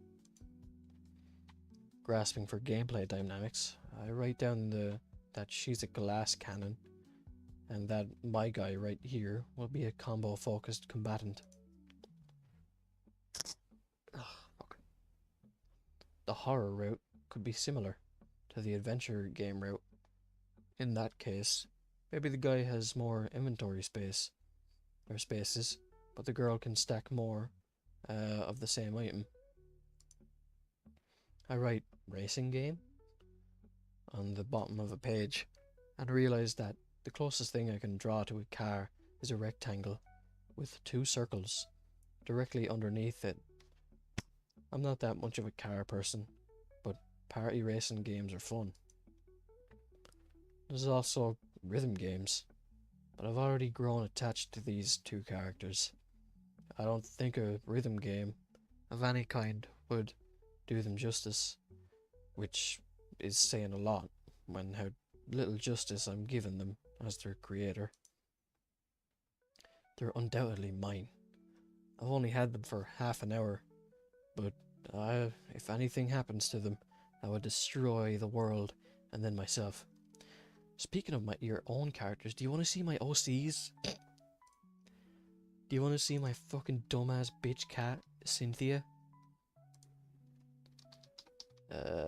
Let me go to my toy house. Yeah, I got characters. I got characters out the wazoo. Go to my characters page on Toy House.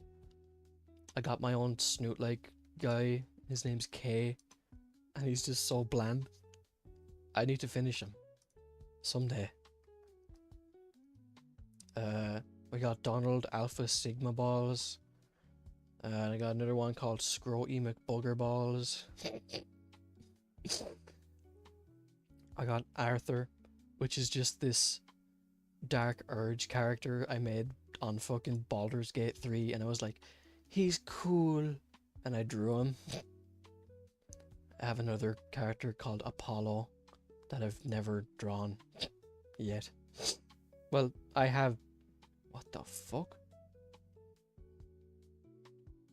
Oh yeah, that's what I was gonna kind of write her as. Why the fuck did I make her £560? Damn, she be eating. Well, some of them don't even have pictures. But I'll show you Cynthia, because she has the most art. I can't show some of them because they're just not safe for work. But I'll show you, like, one of my favorite ones. Wait, I have these saved in my fucking thing. Let me find my Cynthia folder, because I like to save all art that's done for me. Where did I keep it? OCs, Cynthia. Anyways, here's this is Cynthia. This is one of my friends did this for me. She's just a fat fucking bitch. She smokes for some reason. Let me find another image of her.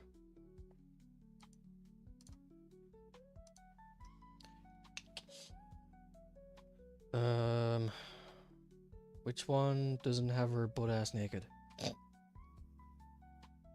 Here's Cynthia sitting down on my friend's sauna.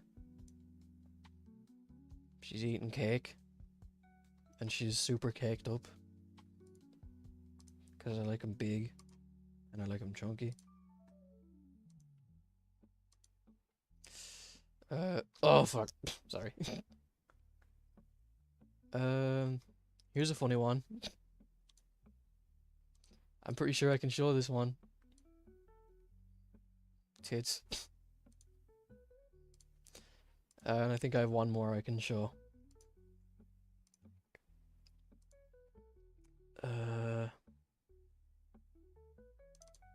Here's her laying on her belly, doing whatever, I don't know, on her phone, doom scrolling, probably stinking of sweat and musk, because she doesn't shower, fat bitch. I don't think there's any more. There is, but I'm not allowed to show them. Because I don't want to get banned. Here's her drawn simply, though. Oh, that's big.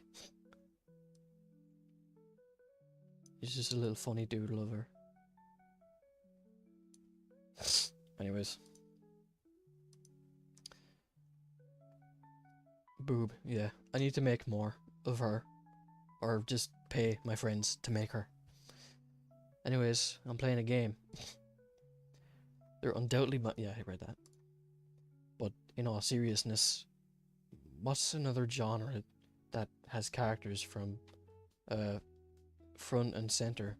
A visual novel. A mystery fantasy visual novel about a monster hunter investigator and his friend turned rival, the dark witch that's trying to get to the bottom of things before him. Yes, yes, it's all coming together.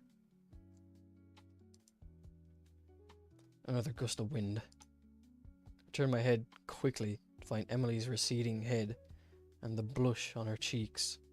I suck my teeth audibly. Sending Susie. I suck my teeth audibly. She clearly just wants a peek now. But I find myself shamefully guarding my fledgling characters. Fledgling. She did share her art with me, without reservation though. Swallowing down the anxiety, I angled the paper towards her, allowing Emily to get a better look at my notebook. Her long neck sneaks past 2 other students, thankfully, too focused on the class or actively ignoring her, and settles back above my shoulder. Because her eyes are covered in her fringe, I can't see them, and what shows of her face reveals nothing of her impression of my so-called art. Does she like them? Think they suck? My leg begins to anxiously bounce as I await any reaction at all. When I see none, I quickly write down, "Is something wrong?" I am asking about my drawings, but now that I've put the words to paper, the question seems super ambiguous. She shakes her head, but keeps eyeing the sketch critically. I underline the written question and tap on the letters with my pencil. Emily purses her lips and starts to pull her head away. Wait. Dev, Emily. Oh no. Something to share with everyone else? No, Mr. Hawthorne. Sorry. Good. Miss Bennett. She trembles, her neck suddenly coiled on her desk and head buried under the spiral she's created. Mr. Hawthorne sighs loudly. It rumbles around the room, and I can't help but grasp at the collar of my shirt. Please stop distracting my students, again. Or is there any issue you'd like to discuss after class? I force my eyes back to my notebook, not wanting to add to the shame she must be feeling right now. The last thing I catch is Emily shaking her head. I don't think I like Mr. Hawthorne that much. He might have seemed friendly, but this is not the way to deal with people. It isn't fair to put anyone on the spot like he's doing. Dev? What about you? What about me? There's something you'd like to talk about after class? No, I'm not liking him much at all. He's got an attitude, I'll give him that.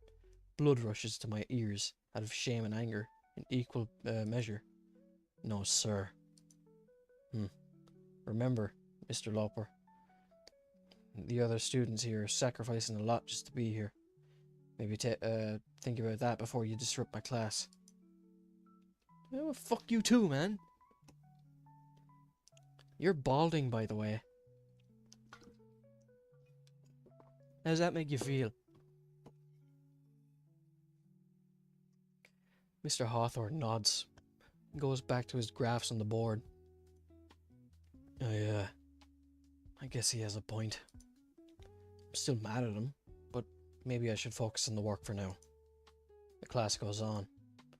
Mr. Hawthorne releases us 15 minutes early. Nothing else to add apparently. He's the first one out of the classroom, deftly pushing his papers and folders inside his suitcase before striding out. For someone as big as Mr. Hawthorne, he's surprisingly nimble. The rest of the students trickle out of the room, behind him in a sea of mutters and tired looks. Makes sense that college-level math is hardly going to be at the top of people's favourite subject. Or maybe I'm just projecting. I stay behind for a moment, slowly collecting both my thoughts and my belongings. I'm not alone. Emily remains behind too, unmoving with her neck still coiled, and arms folded beneath the mountain that has been created. She peeks out of her fortress of hoodie and scale, and I wave at her. Well, that was something, right? She nods. Does Mr. Hawthorne have a problem with this? I mean, he keeps calling you out in the middle of class. Did he get on me just because I was talking to you? Maybe I'm being a bit too invasive. Sorry. I know it's not really my business. Emily shrugs.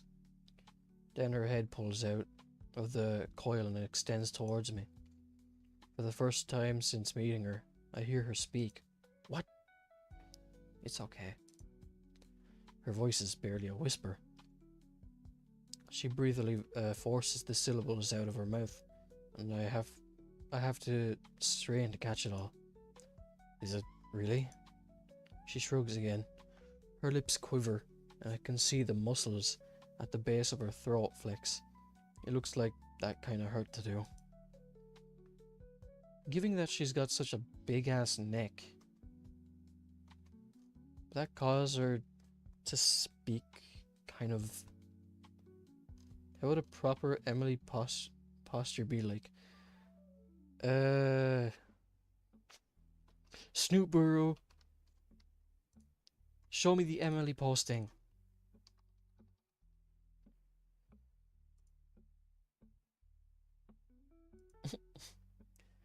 Is there one with a normal oh.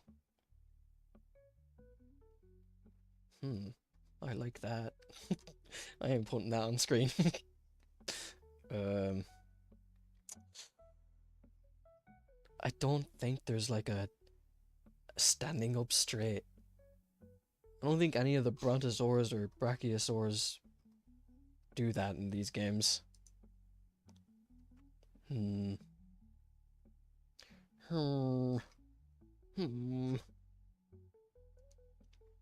Nope.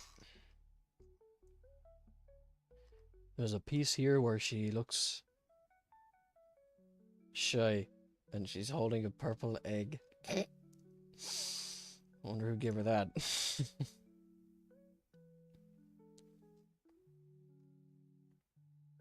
Sorry guys, I cannot put Emily art up on screen. Mostly because I don't really want to put on art without giving credit to people, but also it's so horny. That's what it is. Christ, people are thirsting. I don't blame them. Emily reaches for her notebook and quickly scribbles on it. He worries. Her penmanship's perfect. More than perfect, actually. The letters are so well leveled. Her neck and nose is aligned, so it's meant to be curved.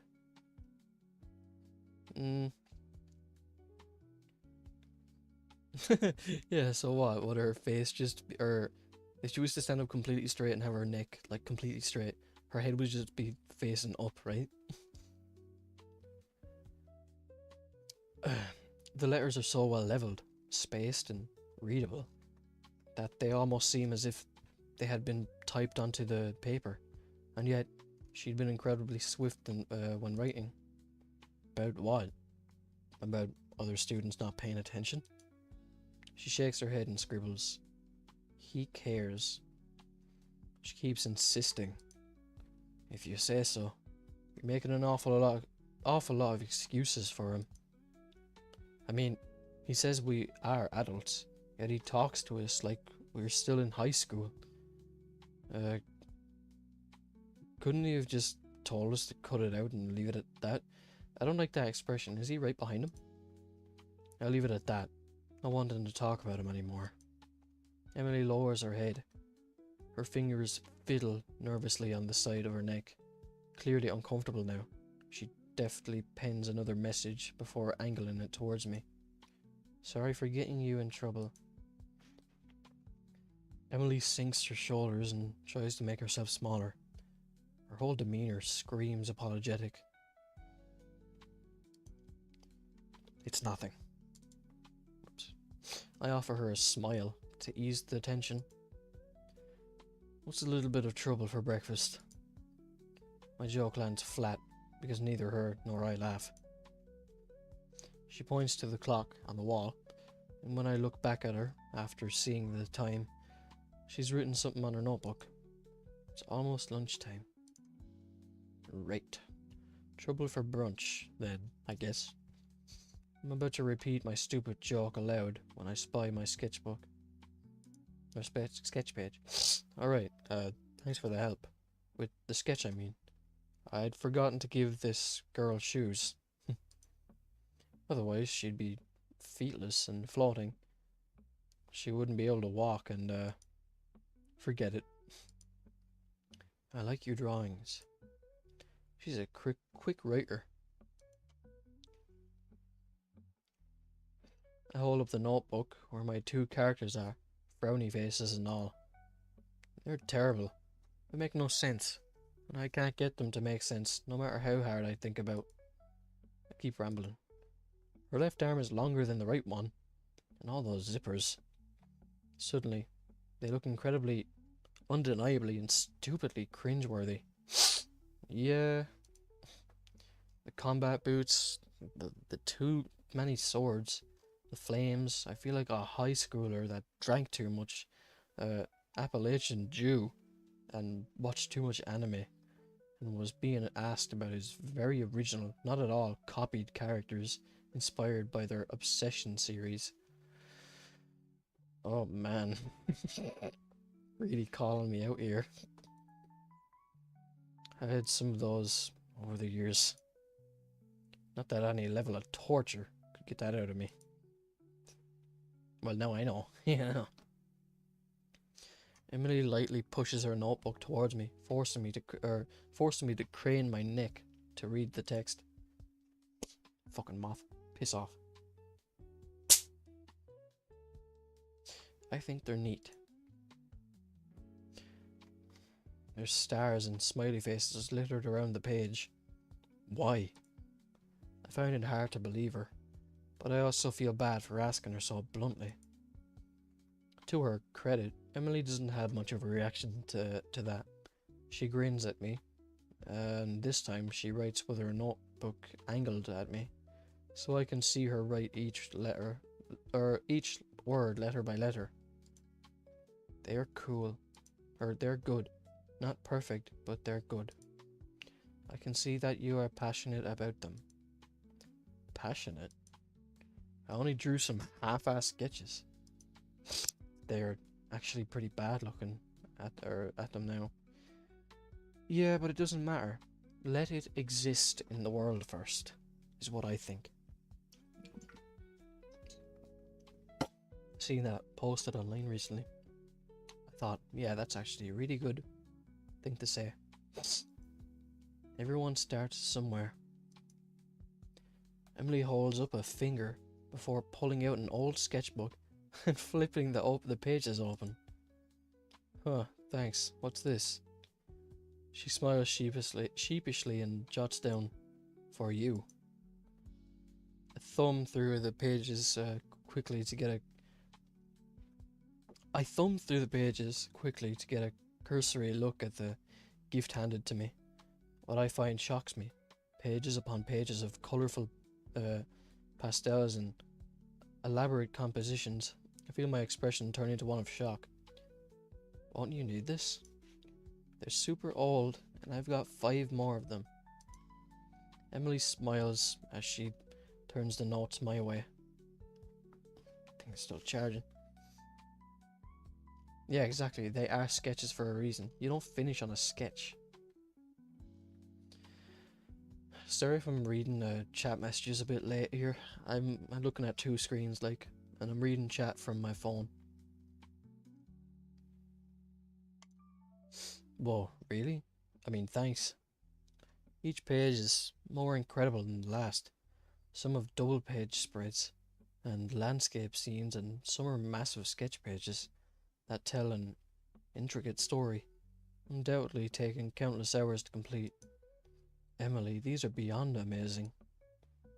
You should really consider going pro with some of these. And you call them sketches?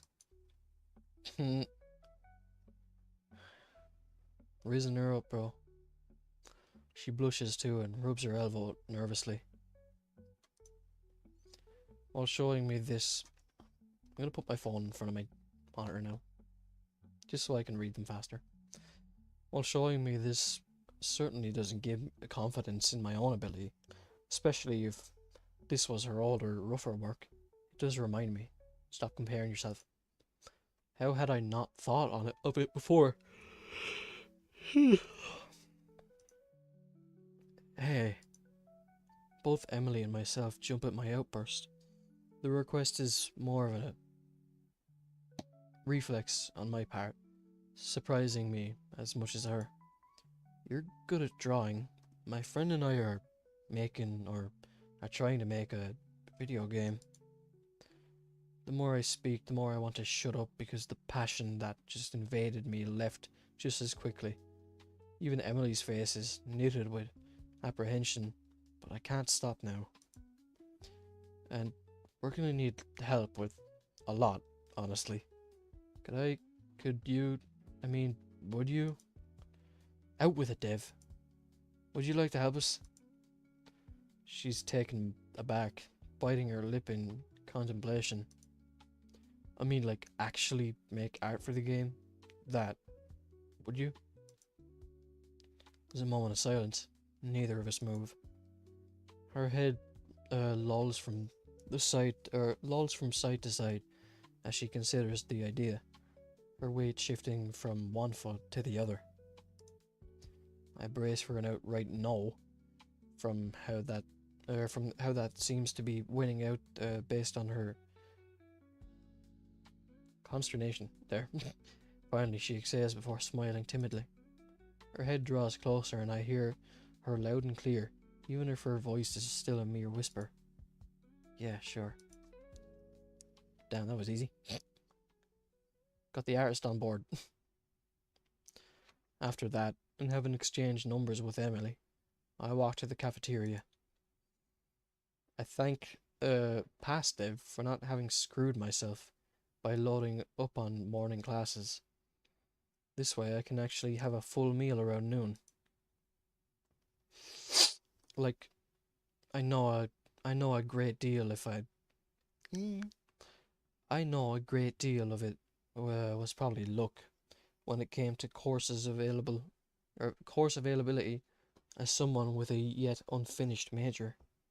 I'm fucking stupid. Yet undefined major. Read. Idiot. But still, well done, past Dev. Wonder how far I'm in. Like, how long is this game?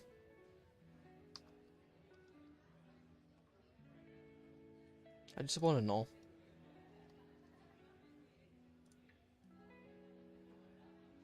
The people who have played it, hey, if you look up the game, my fucking stream is there. That's cool.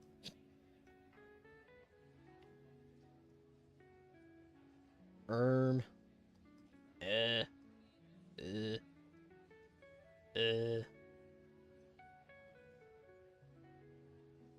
What the fuck? Never mind. Damn, man, this game is fucking... If you look it up on YouTube, there's not a lot of, not a lot of publicity. And any of the videos and other streams here, they have fuck all views.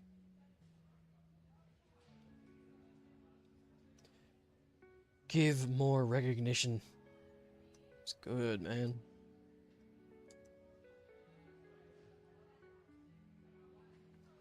I just want to know how, like, far I'm in, because I don't want to, like, end a stream and then, you know, fucking come back and I only have about 20 more minutes. This guy played it for 6 hours and he got to the part where I'm at about the 4-hour mark. I am underrated? Oh my god. I'm so flattered. You got me blushing, bro. Underrated my ass. I'm an ass. I'm an asshole. I got nothing to offer. I will never believe that, okay? I'll constantly beat myself up for the rest of my life. But thank you anyways. I think I still have like 2 hours of game left. I grab a tray and fill it with all the mouth-watering foods I've been craving since my alarm forced me to join the world of the waking. Then I search for the familiar faces of my newly made friends. I can't find them. And there's a fight going on. Until I do. Slap? You fucking hit my bro Theo, you bitch! The tray almost falls from my hands as I spin over where Theo and Rebecca are. What the hell was that? Quiet, literally. Slapping each other silly. Rebecca has a steely gaze. Her teeth bared. Small streamer learns about compliments. Oh, you want to see something funny? Uh...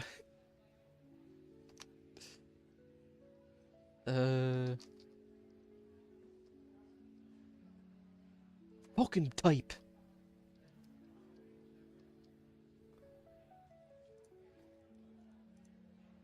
Where is the fucking thing, man?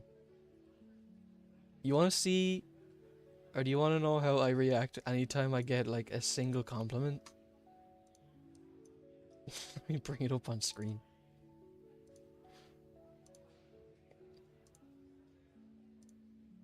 It's just this.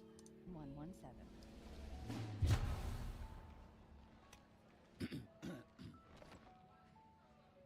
Thanks. That's it. Whoops. Stop it. Give me back to OBS. Stop! Music! Christ!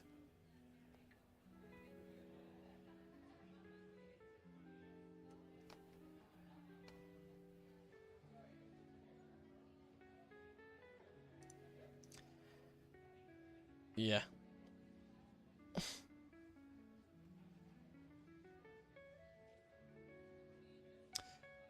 Anyways, back to the game. Rebecca has a steely gaze, her teeth bared into a combative smirk, and her claws drawn. Her hair is mussed and her tail is drawing slow circles in the air, like a predator readying to pounce. Theo, red-cheeked after eating that slap, is no different, except he's got a confident grin.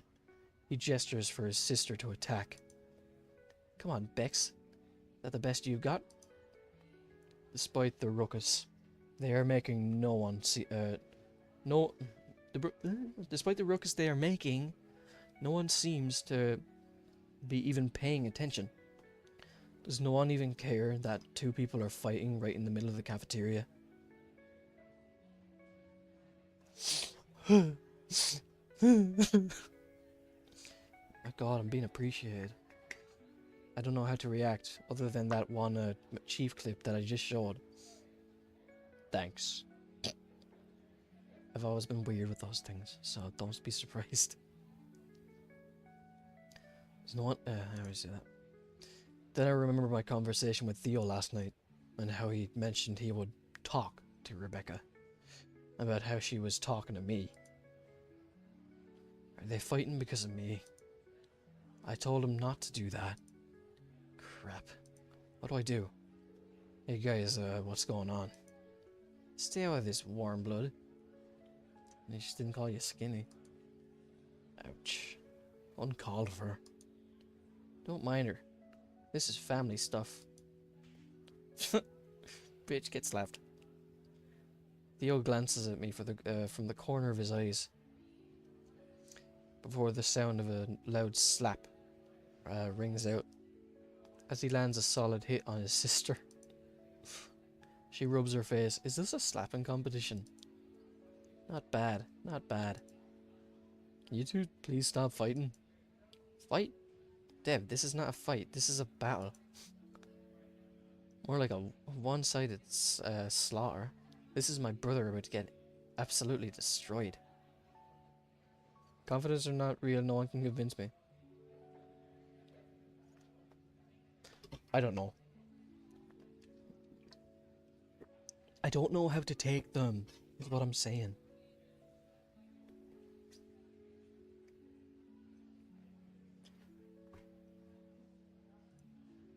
What are you two even battling about? We only have one pot sticker left, and we both had the same amount, and neither of us are willing to give it up. So we are doing honored combat to figure out who gets it. First to yield loses.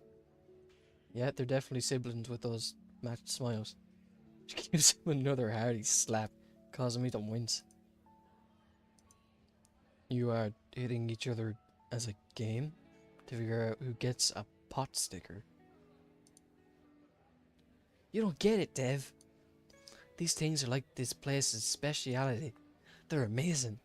They don't only make them, or they only make them like once a month. I woke up 2 hours early just to get some for us, and yet still had to wait in line. They go fast. What's a pot sticker?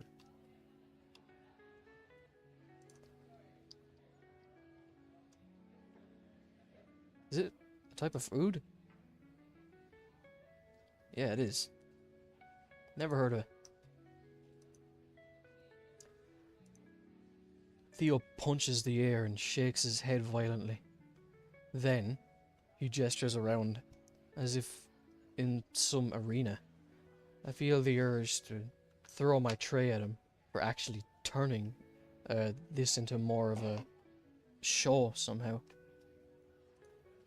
Why must I alone suffer after having already made my sacrifice? Why must I be the one laying patiently for these delicious portion treats to make a return? Or, yeah, I asked you, Dev, is a man not entitled to the fruits of his labor? Is he not entitled to the last pot sticker? Or pot sticker, yeah. And I asked you, Dev, where is my recompense for dealing with Theo all these years? I do not ask for much, merely a tithe of one pot sticker. She uses her word skills to mask her greed, Dev. Do not listen to her. He quickly reels his hand back and lays into her with another open palm slap. She shakes it off in an instant and grins at him. We may share the same father, but you hit like a hollow bone tarot, brother. It is I who will be the victorious today. Will be victorious today. I don't think so, Becca. They don't make platform boxing gloves. What does that even mean? You'd better not tell him. My mouth hangs open in pure confusion at this point. What is this? What is even happening? Every other student in the cafeteria is ignoring them at this point. Is this a Saurian thing? Or a Chase family thing? They're just used to? I don't know which could be weirder. What the fuck is she doing? Some Karate Kid shit? She's in platform boots, that's why. Rebecca dramatically raises her open hand, poising it like a viper, ready to strike. You've given me no chance, dear brother. Just this once, I must go all out. Theo suddenly stands up straight, takes a few steps back, and puts up both hands defensively. Okay, sis, I think everyone gets it. We'll just rock, paper, scissors for it. Or something, or something now. When we get to ultimate move territory, you know it's time to hypersonic fourfold raptor claw strike. Rebecca lunges forward in the blink of an eye. Theo sidesteps her. Sidesteps her slap in what feels like slow motion, and the last thing I can glimpse is her open palm, headed straight for my face. Nice art. Oh my god. Dev! No, Dev!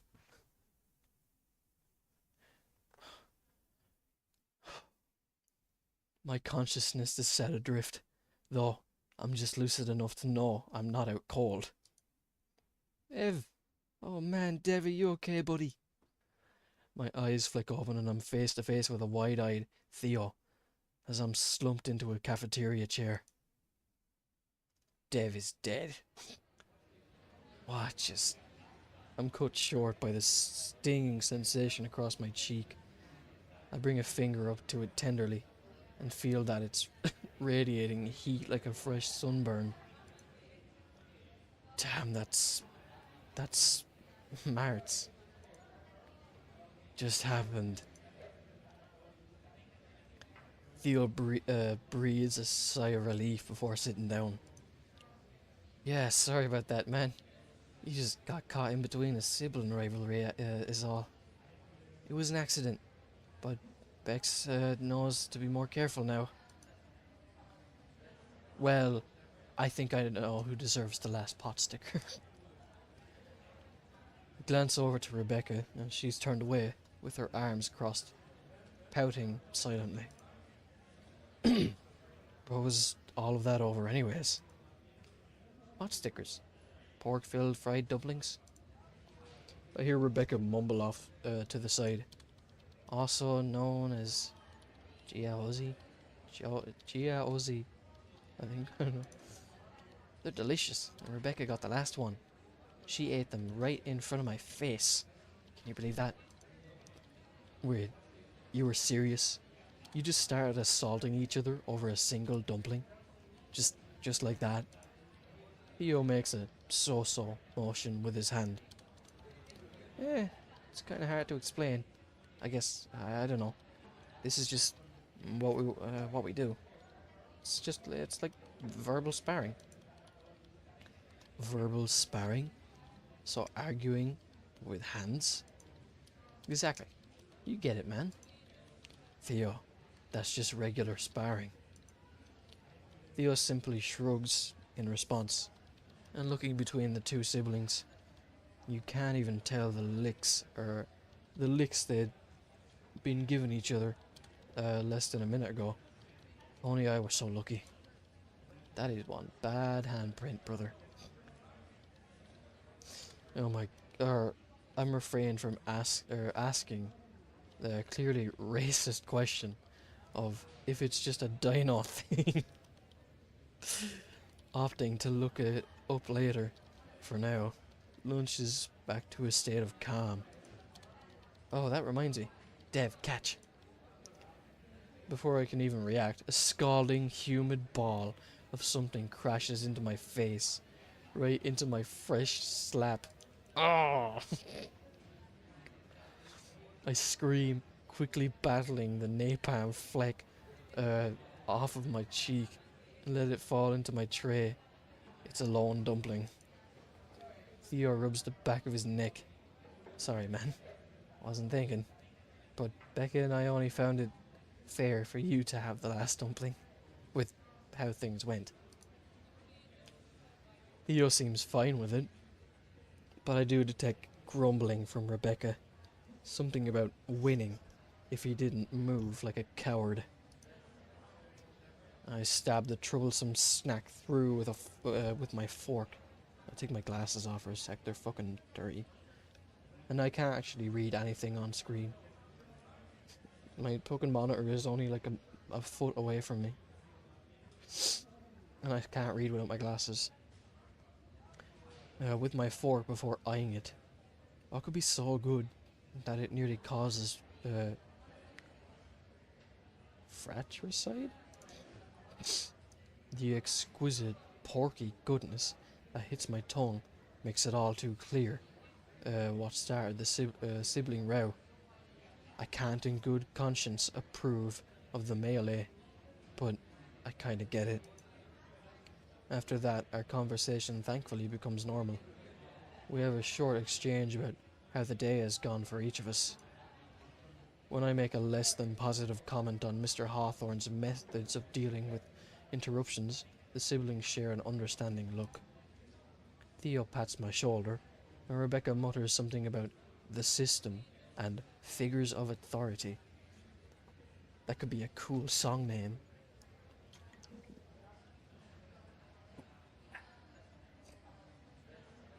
By the way, Dev, I've gotten a dozen. Got a dozen of great ideas for our game. Rebecca rolls her eyes. Are you really trying to rope another person into that crap? Theo squints at her. Come on, Rebecca. You don't need to put it like that. It's not my fault You think that another one of your ideas isn't going to crash and burn like the rest of them. The least you could do is not drag Dev into it. She turns to me. This guy right here starts a new project every few months. He's actually coded some games already. Shovelware stuff, asset flips, all unfinished. Still something, right? She rolls her eyes as she speaks. And they stay on his drive until he fills it, and he has to delete it all to make space for the new projects because he can't stick with any one of them. So it's project after project after project.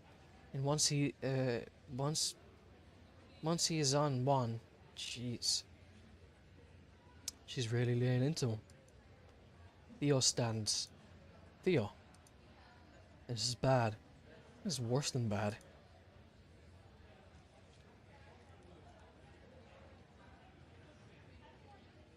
He's my friend.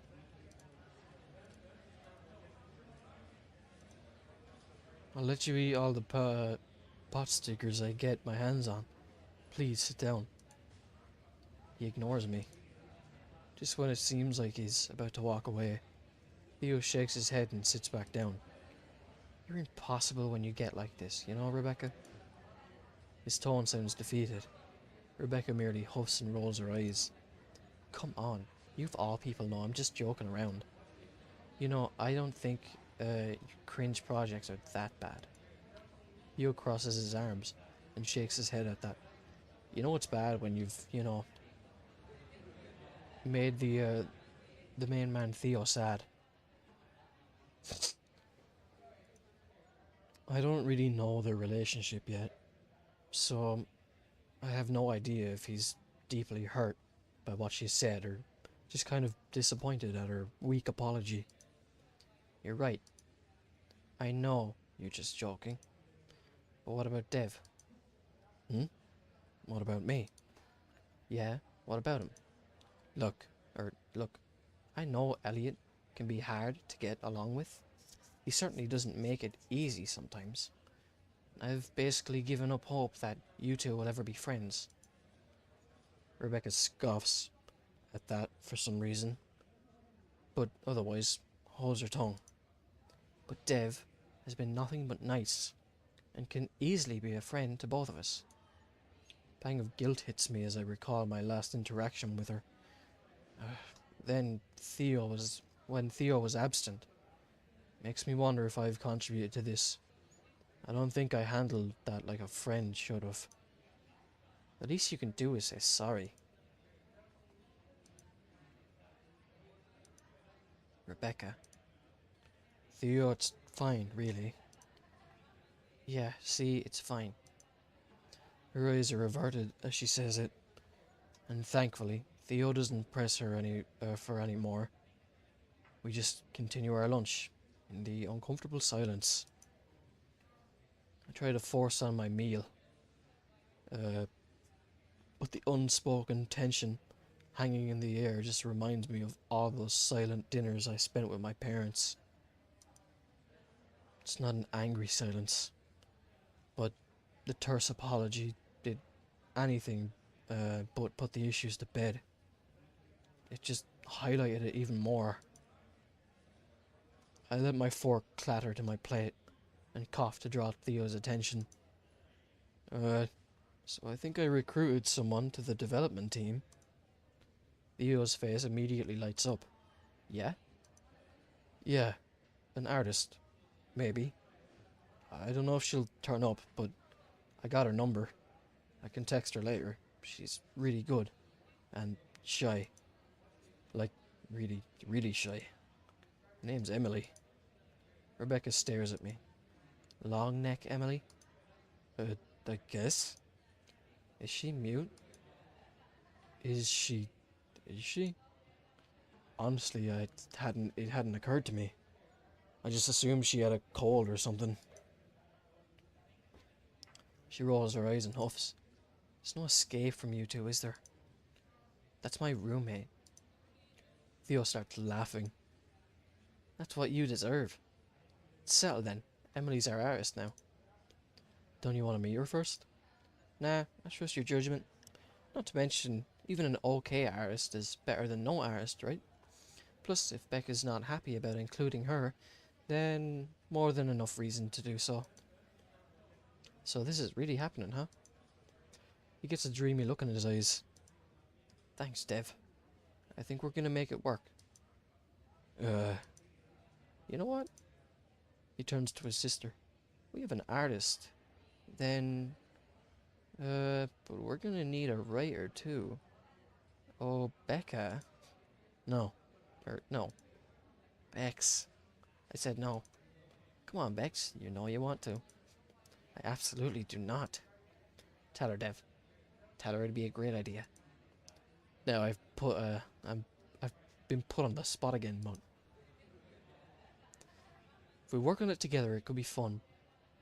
We keep it small and basic. We could make something that matters. Yeah. Look, I get it, but think about it. When's the last time you played a game that really made you feel something? Rebecca raises an eyebrow at me. I mean, like, most games nowadays are just copy-paste jobs that barely work right. No heart. Wow, what an original take. Did you get that from your basket weaving forum? What? Okay, fair. But seriously, when was the last time you played something that really grabbed you? That felt different? Plenty of indie games do that. Exactly. And we could do that too. She finally looks up, giving me the flattest stare I've ever seen. Right. Because making the next the next underscale or 3-star valley is just that easy. I mean, no, but Tony did alright, didn't he? Toby Soprano was his name, was it? Well, no, but look, you're creative as hell. Emily's got serious art skills. Theo knows his way around game engines. And you? What exactly do you bring to this masterpiece? Ouch. Valid question, though. Uh, Moral support? That actually gets a snort out of her. I love Stardew Valley. I haven't played it yet. I have a shared library on Steam with one of my friends. Or, well, my only 2 friends. I only have, like, 2 in-person friends I get to see. And one of them has Stardew Valley, so I could play it, but I don't know if I'd like it. At least you're honest. Come on, between all of us.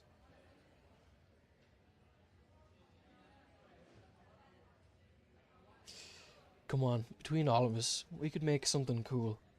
Another indie game I really liked is Night in the Woods. It's so good. And B is hot. We can make something cool. Something with actual heart, you know? Rebecca taps her claws against the table, thinking. I'm also playing Disco Elysium. I think I said that last time. Like it's been like an hour since what you were playing it.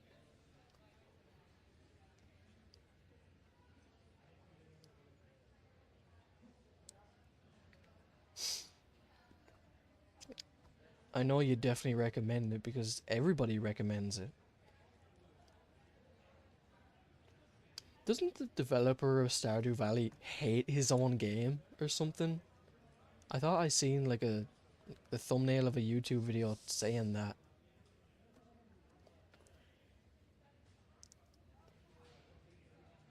You really believe that, don't you?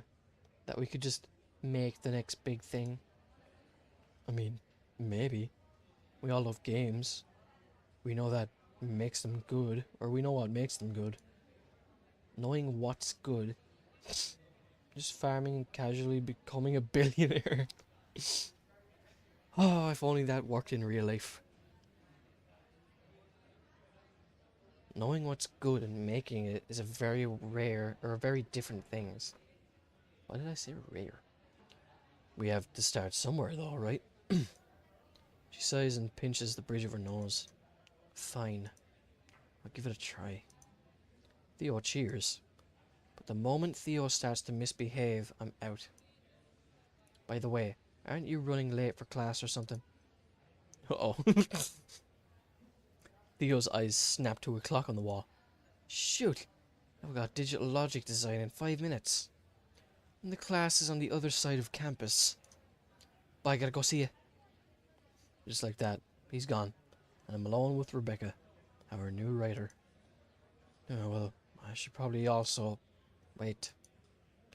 I can't control the grimace on her face. Or on my face. This is gonna be bad. Again. The frown that has stayed on her face nearly all this time fades away. Her expression turns soft and she actually looks timid. This is worse than bad. This is weird.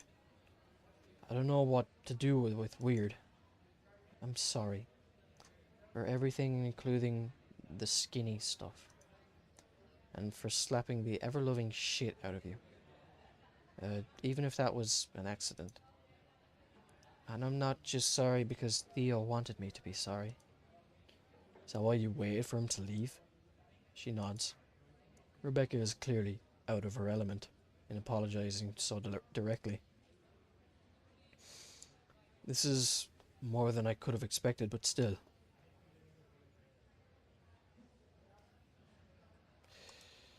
I mean, I did say a lot of fucked up shit, so...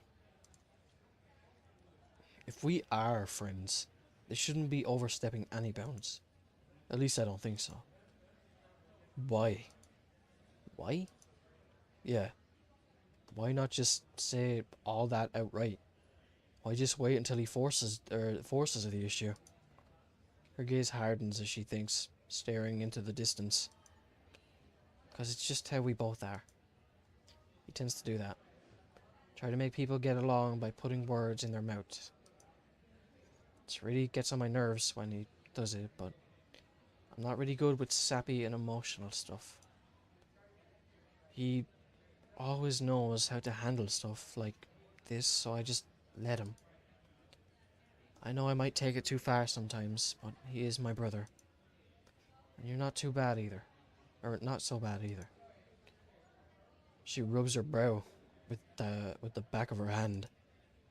I mean, you've been chill with my brother, and I appreciate that, so yeah, I'm sorry for being a bitch. Oh, I would have never called you that. You're not saying I wasn't one? Or you're not saying I wasn't one. Well, you were being a bit of a bitch. But, oh well, you always gotta have a friend that's a bit of a bitch. I gulp with that, but she just laughs. But, maybe next time we can give Theo a break and work it out ourselves. Rebecca rolls her eyes, smirking. Like it's a sister's job to make his life easier. But, we'll see. Well, she's probably older than him. That makes sense. That's more than enough for me. And one good turn deserves another. Thanks, Rebecca. That seems to catch her off guard for a moment. She just huffs in response. Still, the air feels a lot clearer around us now. Not long after that, we say our see you laters for the time being, and I leave the cafeteria, feeling noticeably lighter on my feet. My stomach is full, and there is no more nerves dragging me down. Glad we could get that settled. Becca's a good friend, and all around pretty cool, so it's only right we get things squared before she joins the project. Holy crap, we actually have a team now, don't we? Somewhat. You still need a music composer. Or compositionist? Is that a word? Who are you?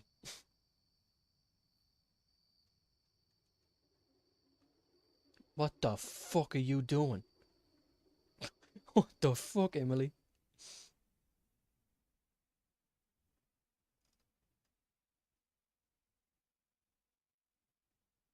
Well, that took a completely different turn. What is up with... I didn't even notice her. Looking at the chat replay here, and I was too focused on the guy holding the torch to not even notice her in the walls. What the fuck is wrong with that girl? Oh man. She's got some sort of weird parasite in her, I bet. Hmm. It seems the boys' dorms have strict rules against girls being anywhere near them. Spider dino. Yeah. Only female teachers and female students with jobs like club president and such are even allowed to enter the lobby of the dorms. Yeah, Dev, because you just be drowning in all that, I don't know, sorry and pussy. The inverse also applies to the girls' dorms, which is why we're sneaking Rebecca and Emily in apparently. Okay, so it wasn't, it was set up. Okay. I thought it was just going to be a whole weird other fucking, story plot. Once I help Rebecca stick her landing, we sneak Emily in. Her long... Uh-oh. Was she spotted? Her long neck enters the room and wraps itself around one of the legs of a table inside Theo's room. The three of us sit on top of her neck to keep it in place, and Emily uses it to pull herself up. I voice some concern about accidentally hurting her neck, but that's apparently a non-issue and only shows my lack of knowledge on saurian anatomy. When the upper half of the rest of her body enters into view, Rebecca rushes to help her in as Theo and I grasp the table. God, that was funny. Eventually they both make it in. Theo? He wipes some sweat from his brow. Yeah? Why weren't we able to meet in the library? Emily and I have night classes tonight. Plus the library closes at like 7 o'clock or something like that. Yeah. But I think we should address the most important thing first. What kind of snackage did everyone bring? More art. Nice. Sekiro. Get good. We gather around on the floor, with Rebecca emptying a small tote full of junk food. I grabbed a couple of bags of chips from the vending machines. Vending machine. Forewarning, the lemon lime bag is mine, and I will hurt you if you touch it. Oh, and Emily brought some cans of dip.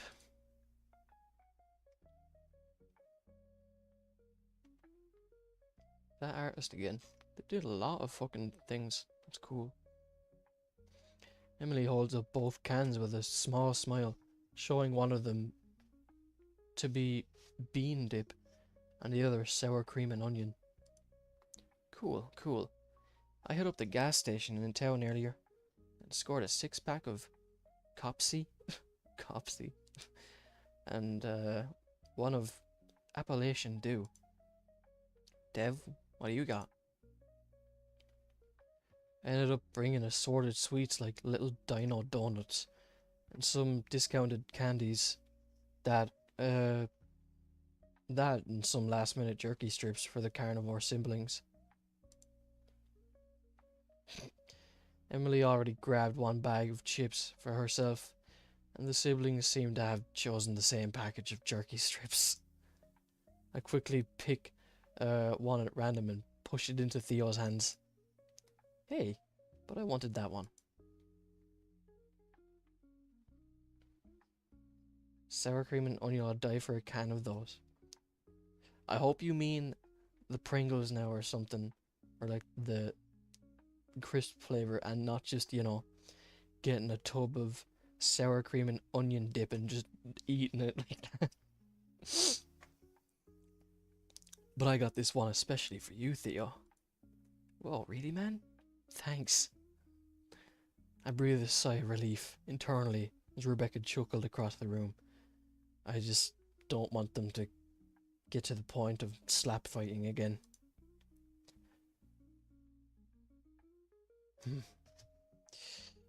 Yeah. I was extra careful to get an even number of bags, and then even hid an extra away in case I needed a Deus Ex Machina. Should things get heated. He pops open the bag and fills his mouth with jerky instead of answering. Rebecca snickers at the play and gives me a thumbs up. I felt bad.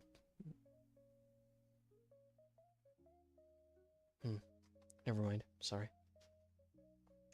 I felt bad that I wasn't able to convince Theo to use my room, since I have much more space thanks to the lack of roommates. But Theo was quick to mention that he had his computers and all other necessary equipment set up already, and that I was yet another floor up, definitely beyond even Emily's reach. A can of dip alone, delicious. What are you gonna do? Like, are you gonna drink it up with a straw, or are you gonna like eat it with a spoon? You freaky, man. So you're just gonna eat dip with a spoon. Respect the hustle, I guess. And there's also Elliot's stuff if we need it. Though I hope we don't. Alright. Now we can go over the project. Rebecca has agreed to be our head writer. Tentatively. And Emily here is going to be our head artist. Emily shakes her head as if to say, sort of. By the way, it's nice to meet you. Hey, I'm Becca's brother. She knows. She smirks. I've told her all about you already. Theo grunts. Anyway, video game. Yes, Matt. I'll be the head of coding, and Dev here, well, he's... I gulp. I don't have any special talent at all that I can contribute to the project. I don't like a lot of sauces, and I don't think I'd be able to do that. I could do the music, but only if the game doesn't focus too heavily on it. I can't say I have the creativity to compose an entire soundtrack. Emily scribbles on her notebook. Designer? Yeah, that sounds about right. Yeah, I mean, he's been the one actually getting people together and organizing stuff. Makes sense. He's the one that brought us. Sorry, Theo. But if you had been the one to ask me, I wouldn't be sitting here. You're just saying that to make me feel bad. Yes, thank you for noticing. Guys, I've never designed anything before. I really don't know if I can. Theo is quick to shush me with a finger held close to my face. No. None of that self-deprecating stuff. Especially not over these gallons of good soda I've also snuck in. He pulls a third box full of soda cans. Never seen this brand before. Bigger. Snuck in? Why did you have to sneak regular soda into? Holy shit, dude. These were pulled off the market for a reason. I also like the spicy meatball sauce. From the depths of hell. Also just I think you're into eating everything that'll have you on the toilet. Puking or the other.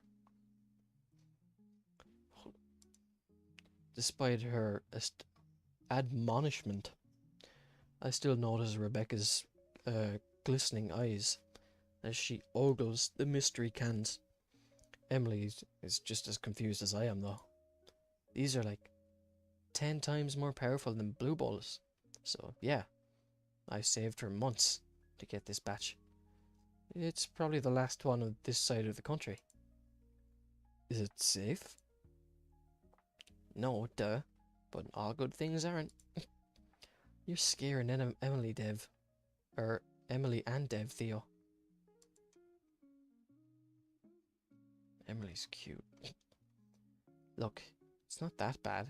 So it made some kids super mega hyperactive and made some middle schooler, probably allegedly, become insulin resistant.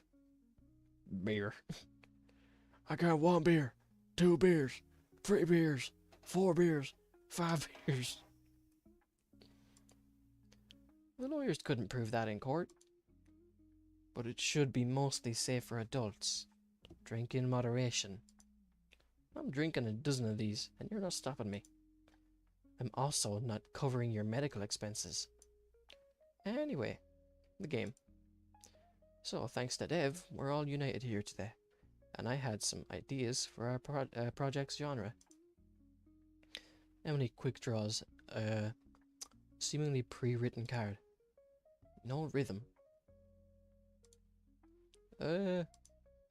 Emily and I talked about this earlier. We think that rhythm games should be totally out of the question. Why? Rebecca shrugs. Not our thing. Let's just put a pin on that and return to that later. I also have some suggestions. A fighting game, a platformer, or an RPG, or a visual novel could be good. Maybe a Metroidvania. All of those have been done quite often, but they would give us a good starting point. They can be as simple or complex as we want. A platformer, for example, we could have a fully 3D adventure or a more simple 2D side-scroller, which means we can have focus on the gameplay loop, look at what was done before and improve on it, make it unique to us. 3 of them look at me. Have I misspoken? Maybe I shouldn't have said anything before Theo did. He laughs. Dude, you put all of my ideas into a concise couple of sentences. Oh man, I knew you were the right guy for the moment I saw you. Aw, hey Theo, do you want Emily and I to give you two some space? Shut it, Becca. I'll have you know, I already let Dev down gently. Emily laughs. What do you mean you... Oh no! Elliot found out there's women here. Rebecca's burning question is cut short when the door swings open, revealing none other than Elliot. I don't know whether seeing our dorm's head would have been better or worse, because the expression Elliot's got on his face is both piercing and disgusted. What? It's not a question. He pinches the bridge of his snout and sighs loudly. Theo, I know that it's almost estrus season. I know that it's almost estrus season, but Emily immediately recedes in on herself, but it only serves to rile Rebecca up. Ugh, what would I be here if if that's what this was? Oh, hello, Rebecca. She simply flips him off in return, and his impatient gaze returns to Theo, awaiting an answer. Okay, I can see you're annoyed, but the reason we're all here will totally cheer you up. We're making a game. What? Another one of your projects? Elliot regards me, and I glance quickly at the girls. Emily's face is, as usual, hidden behind her fringe, and Rebecca just sighs. You guys know this is what he does, right? Look, Elliot, I already told Dev about it. We know, but we're gonna give it a try. There's a pause, and then Elliot rolls his shoulders. We? Has he finally convinced people to work with him? Emily points at me, grinning from ear to ear, blood rushing to my cheeks as Rebecca follows suit. No, but he did. Theo seems like he wants to protest. I just want to leave. Or maybe to say something to defend him. The chance to do anything is taken from me when Elliot speaks again. Okay, fine. I won't say anything about this, but I want in. What? Emily lolls her head to one side. Theo, on the other hand, smiles brightly. Sweet. Wait just a second. Emily can draw, I can write, Theo can code, and Dev can make us feel enough pity for him to actually see this through. Hey. And I guess he can write the documentation or memos or whatever, but what can you contribute to the team? Come on, Becca. Elliot can do something. He's a business major. For instance, do you guys have a project lead? We are a democracy, you fascist. Elliot scoffs at that. Besides, we don't need you or anyone else mucking up our vision. And how long did this vision of yours take to form? 2 days. Actually, more like a few hours. It's a work in progress. But you didn't tell us what you can do, other than usurping creative control. Elliot almost fires back, but seems to think before calmly responding. A week? Give me a week and I'll prove what I can do for all of you. But why? I've seen enough Theo projects crash and burn last year. He shifts his weight from one foot to the other visibly. If he's putting up a team to make one of his ideas actually work, then I want in. I've got to see it to believe it. He rolls his eyes. And something about doing things yourself if you want them to be done, right? So give me a week to prove what I can do for the team, and you won't regret having me on. I'd never regret. I'm sure I will. Becca. Elliot saunters dramatically to his side of the room, and sits on his bed, a ways away from any of us. Where were we? Ah, yes, the game. No open world survival crafting stuff. Does everyone already have an opinion on the game? Our game? I won't accept any communist propaganda in my game. Fucking based! I love you, Theo.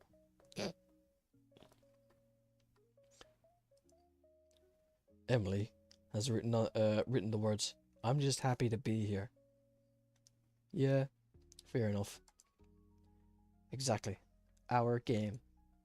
And because it's our game, I can already tell you that rhythm games, open world RPGs, crafting, all of that, absolutely out of the scope.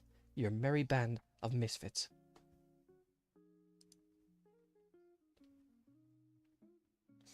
It's either your merry band or our merry band. Make up your mind, El. Elliot snickers. Our merry band of misfits. I pat Theo on the shoulder and give him a grin. Okay, fine. No rhythm games, no open world RPGs with crafting. No immersive sims either. No sims at all, really. Ah. You really just fucking process of elimination going down to a fucking visual novel. We go over each of our individual strengths and try to connect them with our collective efforts to see how they mixed. Emily's art style is dreamlike, yet detailed, and I know that Rebecca's writings are elaborate and prosy. I have yet to read any of Theo's code, but Elliot mentions that he's good at making elaborate yet very readable and optimized stuff. But before we start really getting into discussions, Theo stands up, holding out his illicit energy drinks.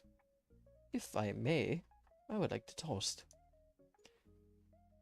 Cringe yaoi visual novel. If you're right... No, I can't bet. I'm not a gambler. Emily and I look sideways at the beverage, but ultimately decide on a single symbolic sip, with the siblings drinking the rest for us. Even Elliot cracks open again. What's this toast to? Theo taps his finger against his chin. I guess to friendship? Gay. Yeah. Alright, alright. How about to making a game then? I like that. Gay. To what we all nod. And with that sentiment, we all cheers before taking a swig.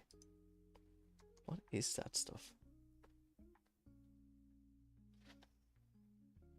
Ah. Sorry. Tastes like battery acid.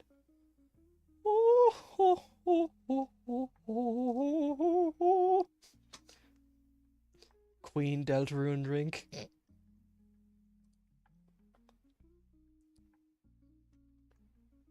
I know this artist too. Oh, I love this person's one. I can't remember their name, but I really like how they draw. I have some of their stuff favorited on Snoop Burrow. Damn, check out Emily's thick ass tail. You're right, Dave. You're down there to get a glimpse. You fucking pervert. Just like me. I feel like I'm about to hurl, but then Emily actually does, and I follow suit. Theo. Hey, I didn't even do anything. Rebecca just splits a gut laughing before confronting a queasy Emily. Or comforting, sorry. Theo also gifts me with an Appalachian Jew to purge the acrid taste from my mouth. You'd think that would be a night ender, but after initial cleanup, everyone's still in relatively good spirits, save Elliot, and we all get the ball rolling. The first step is deciding on a direction, a genre, so we all start throwing out ideas, wildly, as if we were paid a commission for each. Not all of them are helpful or even good, but in their own way, help get us to the good ideas. There is something stuck to me. One sec. It's bothering me.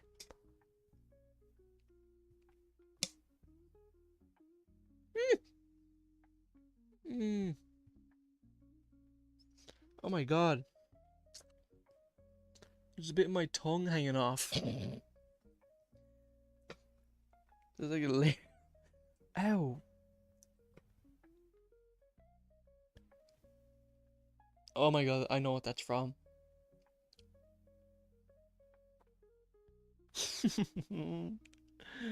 Oh. I was in counselling today and I got kind of pissed off because we were talking about some things and I bit down on my tongue pretty hard.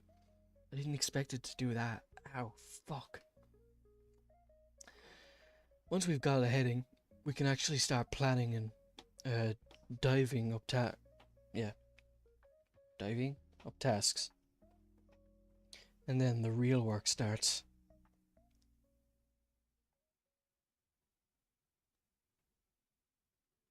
It's my second week here at CCC. It's well past midnight. I can't seem to fall asleep, no matter what. Yeah, ow.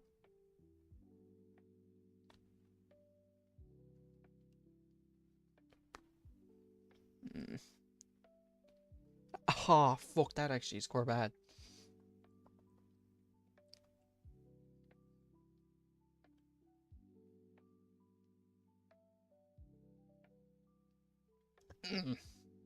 No, can't get it. I'll just have to wait. Oh. My mind is just too active, abuzz with a week's worth of schoolwork, and the looming idea that I'm actually helping design a game. Nice Dark Knight poster. I sit up and walk towards the window to peer out the illuminated quad below. Cyber dude. It's just a barren. It's just as barren as one might expect at this hour, with harsh fluorescent lights casting artificial moonbeams across the grass. Classes have been a mixed bag so far. Some teachers like Mr. John Blonsky or Joe Blint. I've been saying that the wrong the whole time. Joe Blinsky. I've been calling him John Blinsky. Joe Blinsky. Have us watching band performances on Usenet for homework. Others like Mr. Hawthorne have been putting me through the ringer with all these assignments. If I were asleep right now, I'd undoubtedly be having nightmares about factoring endless quadratic equations. Yep. Aside from that, we've had a few more of our late night rendezvous. But we realized it couldn't be an every night thing when one of the campus security, is that Josh Blinsky,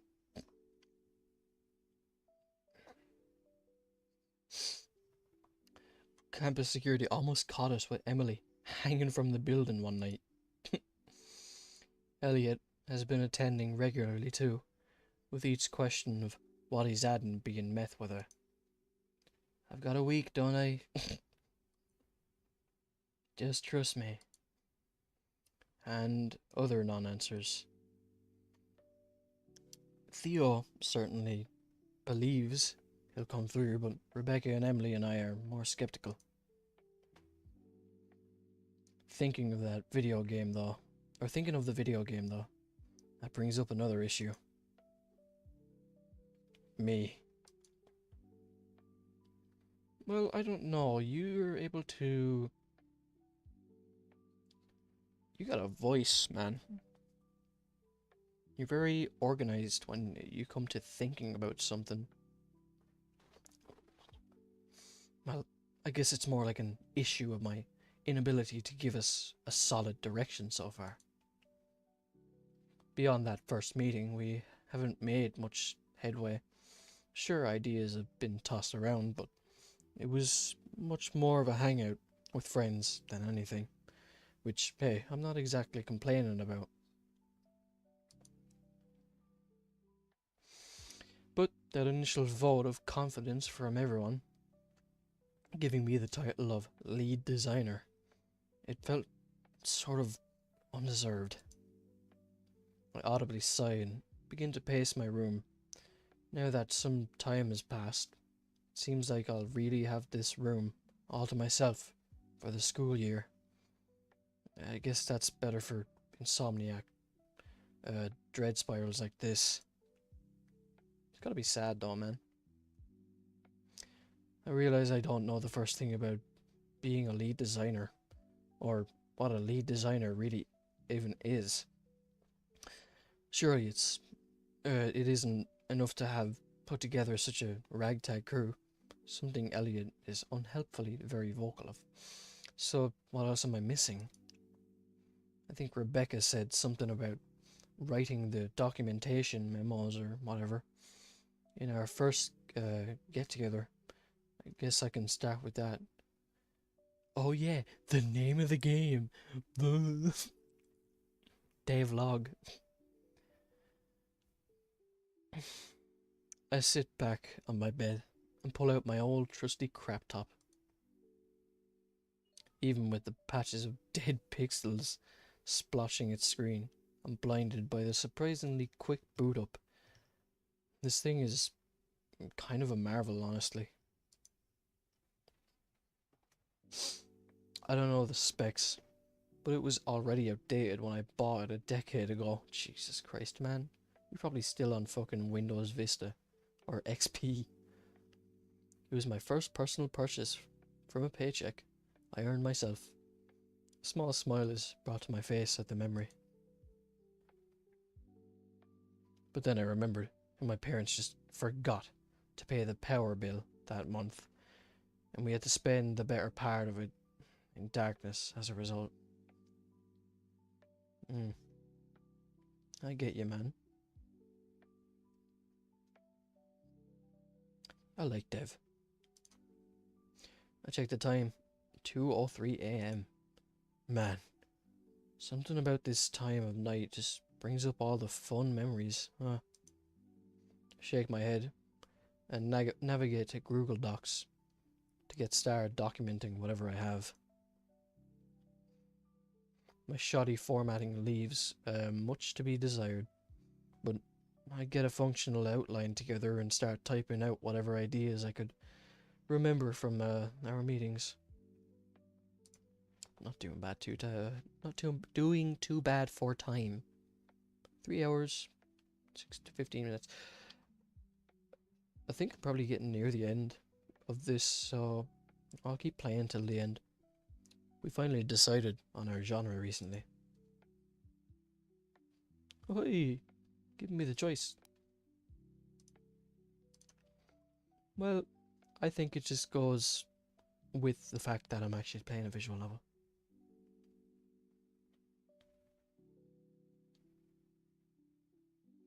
If I was to make a game, what would I personally do? Well, ever since playing Snoot Lakes, I've wanted to make my own kind of thing, but I lack certain things. I'm like Dev. I didn't think I'd agree with the idea of a visual novel, but here I am, finally convinced of it. Theo seemed disappointed at that idea initially, but Elliot was able to quickly convince him that fine-tuning and immersing the player with the sprite's choreography is the coder's job. Not to mention small little additions and minigames to keep things interesting. Once he was fully sold on the idea, we had a debate over what a visual novel actually entails, what makes a good one, or makes one good or bad. Rebecca, and surprisingly Elliot, seemed to butt heads the hardest on this. Rebecca argues that an engaging story alone is more than enough, while Elliot points out that it's the characters and players' choices that elevates it from a regular novel. Well, it's both, right? After the initial conflict, Rebecca eventually comes to agree with him, very begrudgingly. Then we all set about deciding what kind of visual novel to attempt. Our first idea ended up being the most unique. A visual novel centered around the career of a rock star who never was trying to make it big. Sounds cool.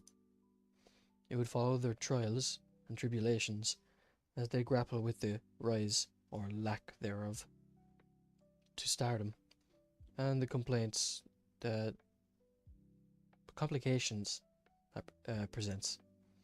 Tensions run high at the possibility of an integrated music minigame, with Rebecca screeching that it better at least be able to.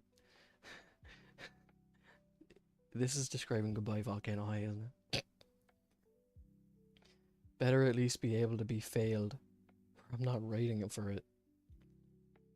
Which is fair, I suppose. I mean, who in their right mind would have a rhythm game with 0 consequences if you lose? Oh yeah, it is. About Goodbye Volcano High. I'd know because I played like 20 minutes of it, and then I was like, I'm sorry, I can't take it. It's too boring. And I'm not the target audience. If you like it, you like it. It's just not my game. At least it gave a Snoot game. Also brings up the brief idea of what a game about a rock star would have for music. Elliot puts a band-aid on the issue for now, saying that there's loads of royalty-free and licensed libraries we can use. Nah. Someone, and I really don't recall who, also said Wizard Cop late into one of our sessions, and the rest of our sleep-drunk band took it to the extreme. That extreme came in the form of a wizard investigating magical crimes and disturbances like a police detective. The idea definitely feels unique, if only because most other executions of magical or alien underworld law enforcements are usually hit or miss. We'd end up taking a much more episodic approach, with several entirely unique investigations that ultimately culminate in the uncovering of a conspiracy at the highest level for the players to topple. Sorry about my terrible fucking narrating. The surrounding world building alone can be run wild in any number of ways, and so we spend most of the remaining time workshopping unique case ideas, with only a handful of memorable hooks for me to write down now. There were some reluctant murmurings when the idea of a romance visual novel came up. It came a bit tense when the pitch main character quickly became a Saurian businesswoman, and the love interest a human country boy, whose farm she comes to work on through necessity, before invariably falling for him. I mean, I'm aware of those kind of novels, and you may not admitting anything, have perused them from time to time back in the day, but being the only human in the room made the idea feel incredibly awkward. I think Emily picked up on it and was quick to put a head of full cringe yaoi novel. Yeah. Luscious locks on his head just to differentiate her simplistic sketch from me.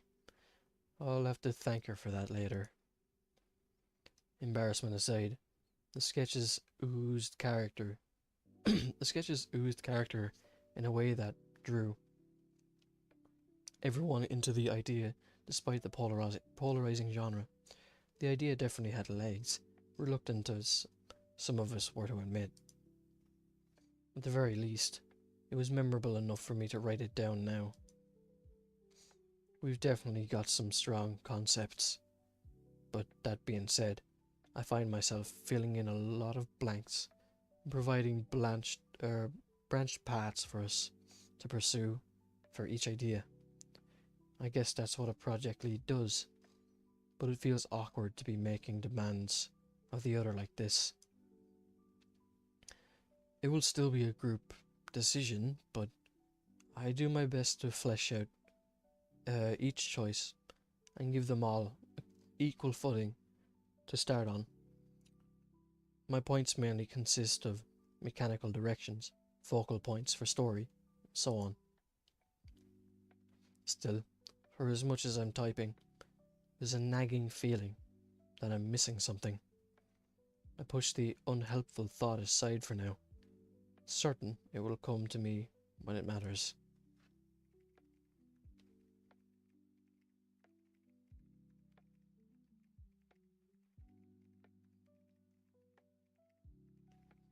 It's fucking morning, dude.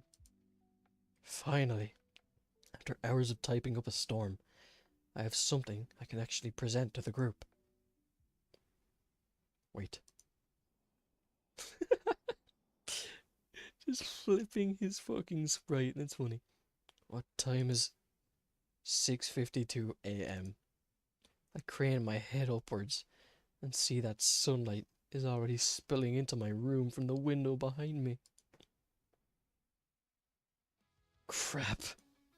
Did I seriously stay up all night? I am screwed. No. Calm down, Dev.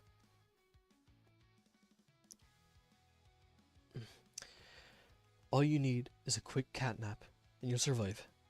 It's not going to be a cat nap. I turn off my alarm for 7:30 a.m. this time, and set another one for 8:30.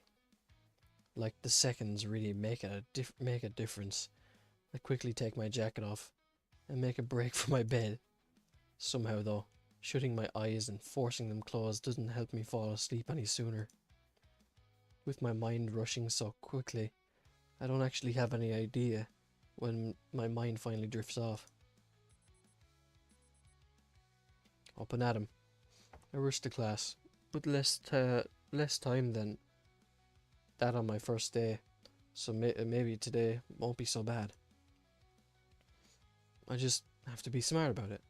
I mean, I don't feel exhausted right now, and aside from Mr. Hawthorne's class, I only have musical theory to worry about. That's only 2 classes, so it should be more than manageable. Right? Nope.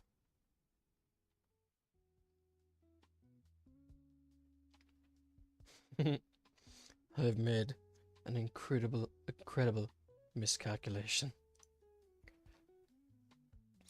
The realization comes all too late upon waking up far worse off than when I went down for my cat nap. Where's my charger? I want to put my phone on charge. Won't be around tomorrow, so I don't know if I'll be able to stream more tomorrow. Might be the next day after that though. Oh, see, I have some work to do tomorrow.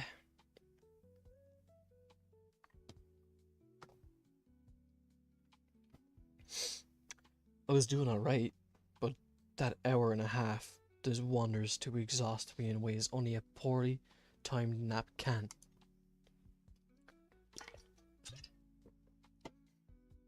My head feels like it's full of sand, now that I'm on the verge of, of conking out the second I get too comfortable. Mr. Hawthorne is losing no steam in today's lecture.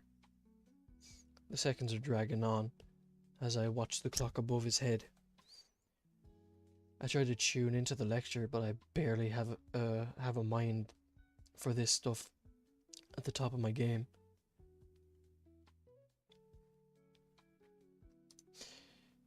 Yeah, it depends though. If I'm going to the place I'm going and I'm staying the night, then there might be. It's just a bit of a work outdoors. So, hopefully it shouldn't be long. Next on my list is I'm gonna play Amori, because I'm gonna try get my backlog of games to less, you know. So to reiterate, factoring rational expressions is quite simple. Your first steps should be balancing the equation and collecting like terms to sort them. Then of course comes factoring out the binomials.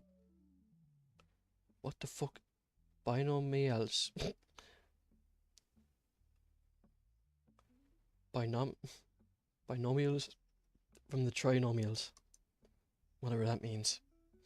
Each step, he explains, adds to the growing hieroglyphics on the blackboard. Sorry. We won't be dealing with quadrinomials, I don't know, in this class, but for all of your sake, we'll do a few for fun, in case I end up having you in subsequent courses. For fun? Dickhead. I'm suddenly certain of one thing about my future. I will avoid math like the plague. I'll get the prerequisites done, and then skate by the rest of my life eyeballing stuff in the imperial system like any good American. America. Have you played Balatro? No. I know it's a card game, kind of. I don't even know what it's about. I know it exploded a while ago. In popularity, I mean. Dunno. In your words, what would you describe it as? But that doesn't save me from suffering right now. Well then, it's time to try some yourselves. I'll write a few on the board and give you some time to work them out before we come back together to solve them. Mr. Hawthorne plasters 3 behemoth equations on the board, one of which has suspiciously more components than a trinomial, and then sits at his desk to grade our quizzes from last week. I cast my eyes down to the paper before me. It's blank. Whose fault is that, I wonder? Shake my head, not doing much to remove the heady haze I find myself in. Turning my head to my right, I see Emily is already done. At least I assume she is. She's currently in full drawing mode, swaying her head side to side as she doodles. I could always just ask for her answers, or for the answers. Maybe explain that I'm not doing so hot and that I appreciate the favor. Or I could put those notes of hers to use. I decide to... Jane be damned. I'll just ask for her to share the answers. I should just use the notes and not bother.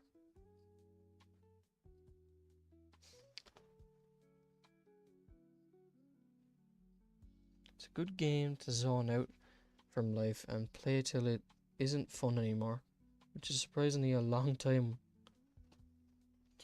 How long then? What a weird name though.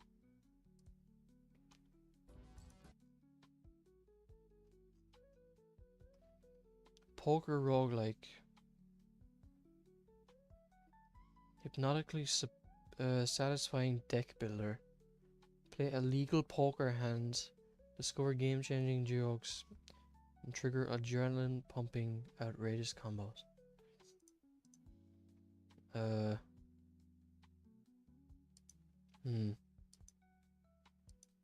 Looks... definitely looks strange. None of my friends have that. Nobody has it on their wish list. I'll add it to my wish list. Maybe someday I'll play it.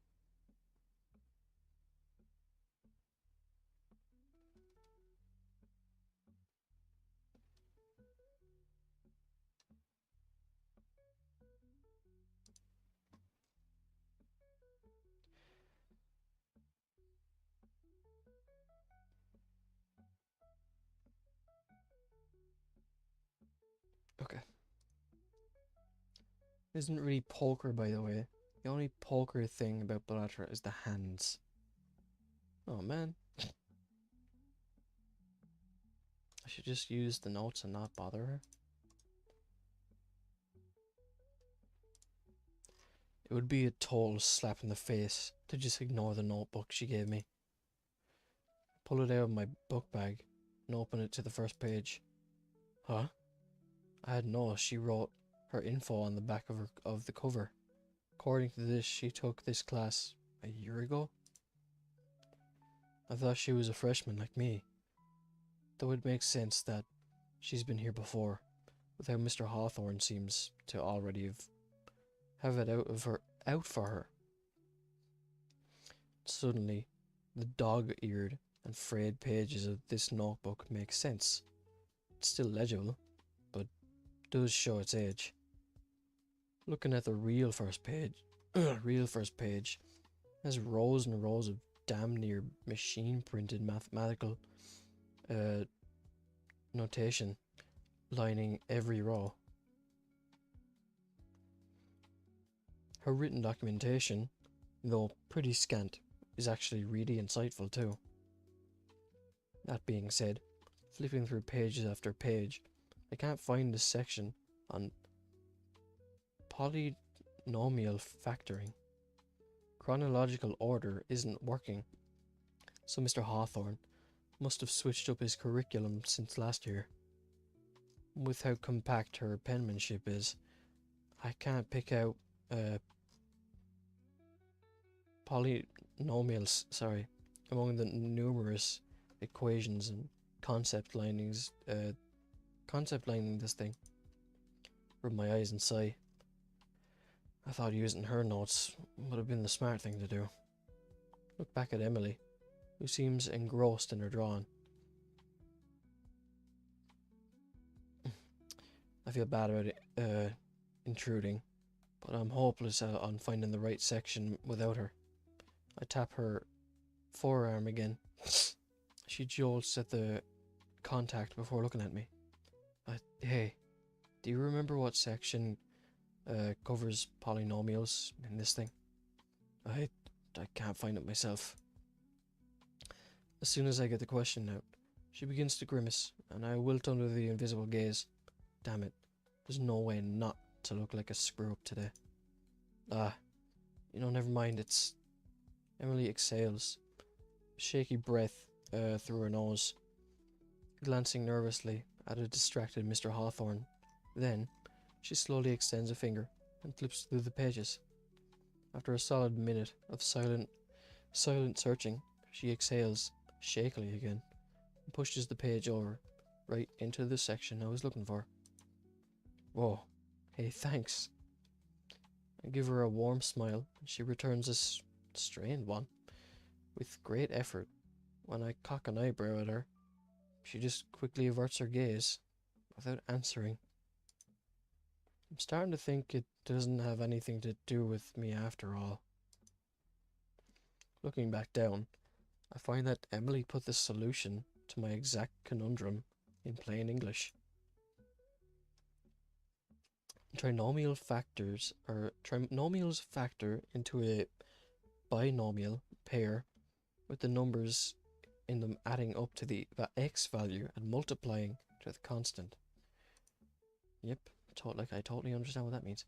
Why the heck didn't Mr. Hawthorne just say that? With that figured out, I begin factoring out the answers without issue.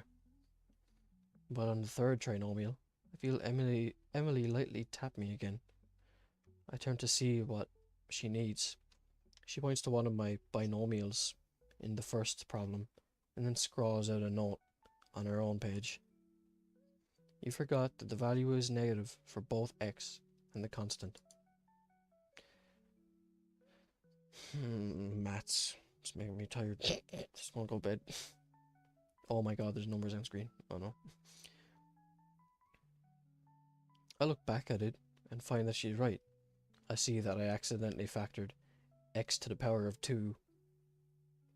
What? Negative 2x. Is that minus? Okay.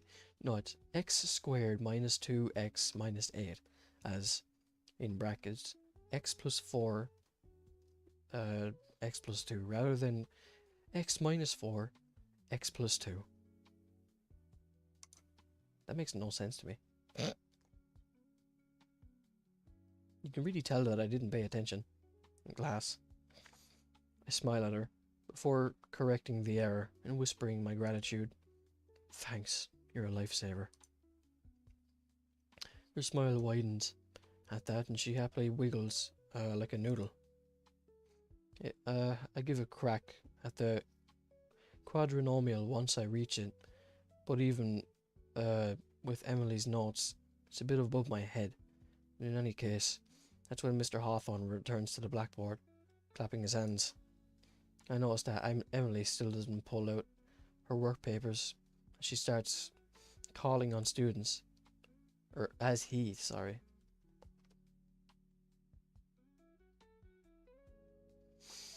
How was I meant to pay attention in maths when I was sitting beside my friends? We were just blackguarding all the time. Did she not do it at all? I guess it's a safe bet, all these things considered. God.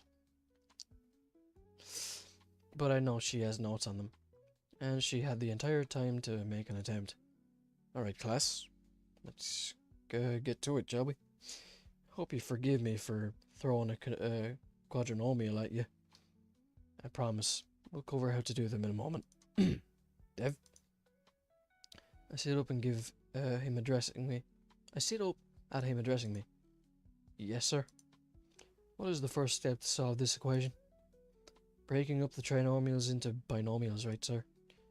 Yes, that's exactly it. What does that look like for the numerator? I glance back at my solution. X plus 3 times x minus 4. Mr. Hawthorne writes it out on the blackboard. And I'm sure we all see how Dev got that. No thanks to you.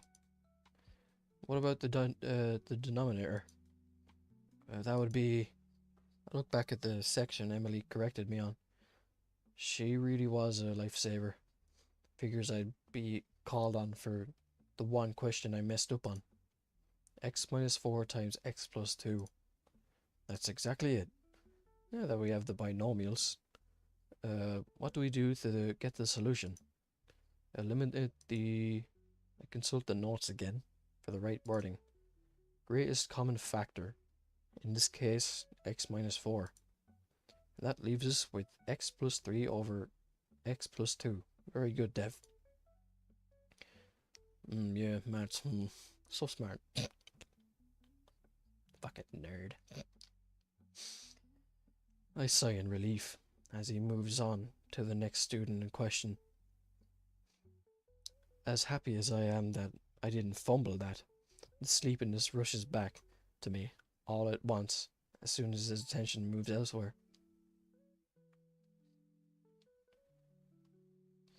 I repair the back for all the way from elementary to college, is it? I entered the phase early and never left it behind. Which phase?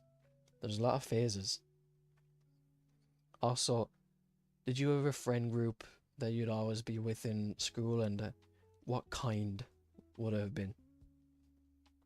Mine was a bit weird, but it wasn't like a Adrian, explain our friend group type shit. I'll tell you one thing, I had the most diverse friend group ever. We had fucking Polish lads, we had Turkish fellas, Brazilian fellas, well obviously Irish fellas, English fellas. One thing we all had in common, we were incredibly offensive.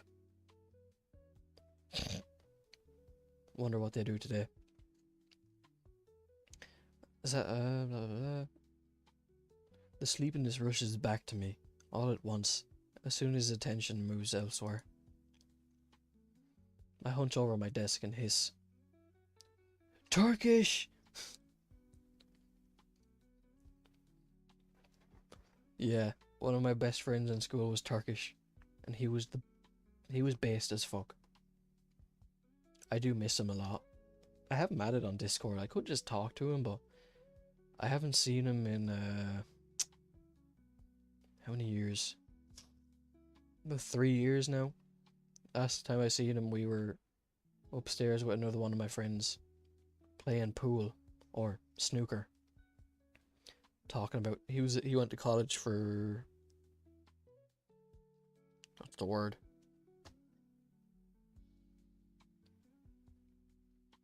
Can't remember. Something to do with computers. Offensive is an understatement.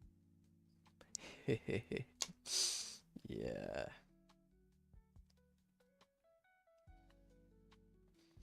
Hunch over my desk and hiss slightly, slapping my cheeks. There's nothing to help. Emily once again draws my attention by tapping the page in front of her. You okay? I give a hard-hearted smile and thumbs up. Doing pretty well, considering. Considering what? That I only slept for an hour and a half this morning. She scrunches her nose at me before drafting her next message to me. You know you're supposed to get 8 hours every night, right? I know. I just couldn't sleep, so I worked on game stuff. Trust me. What the hell? Ugh.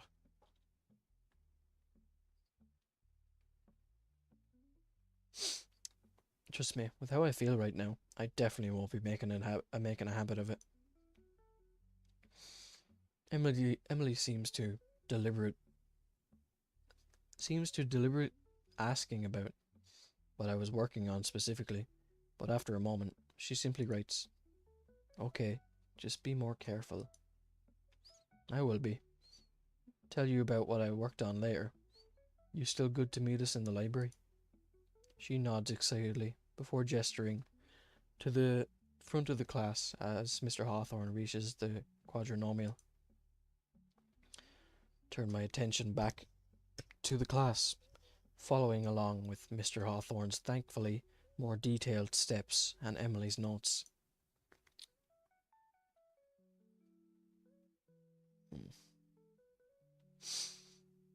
Sorry, this is fucking my tongue.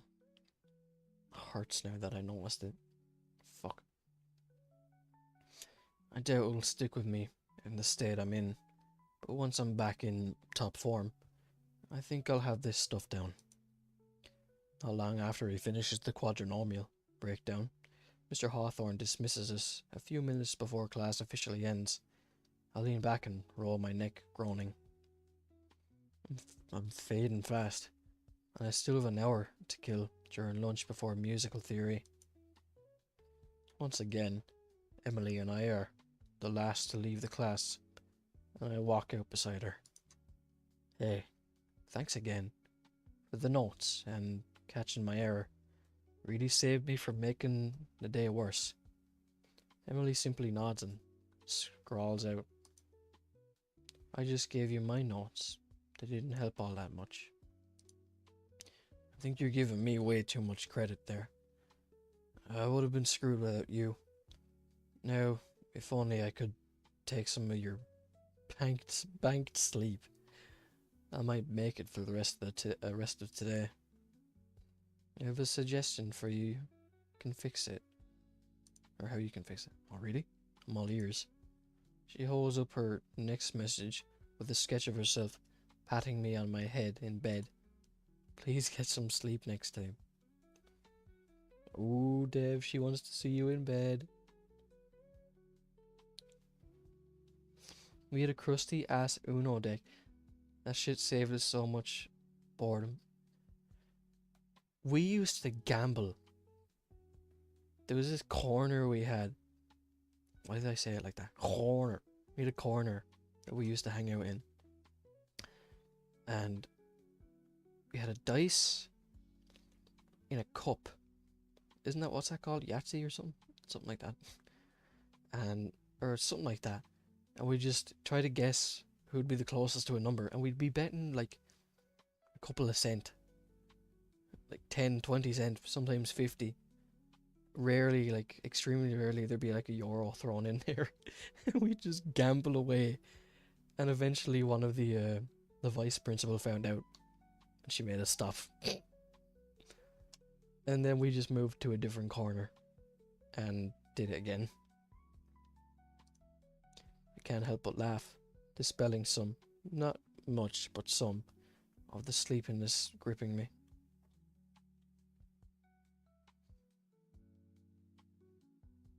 So did we. Everybody gambles at least once in school. Yep. What else did we do? Can't remember really. I will, I promise. Emily draws her head very close to mine before whispering her words of concern. Thought she was gonna kiss you. I hope you mean that.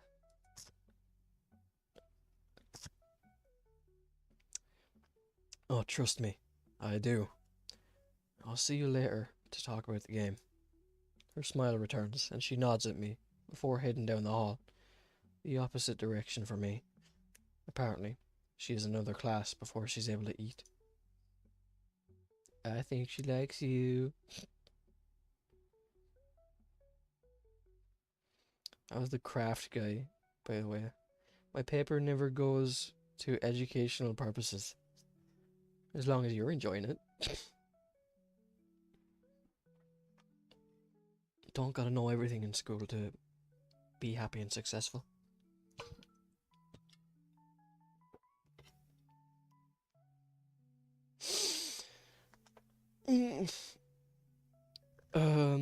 Well, I used to draw a lot and write a lot in school, and I didn't like drawing around my friends because A lot of it was furry shit.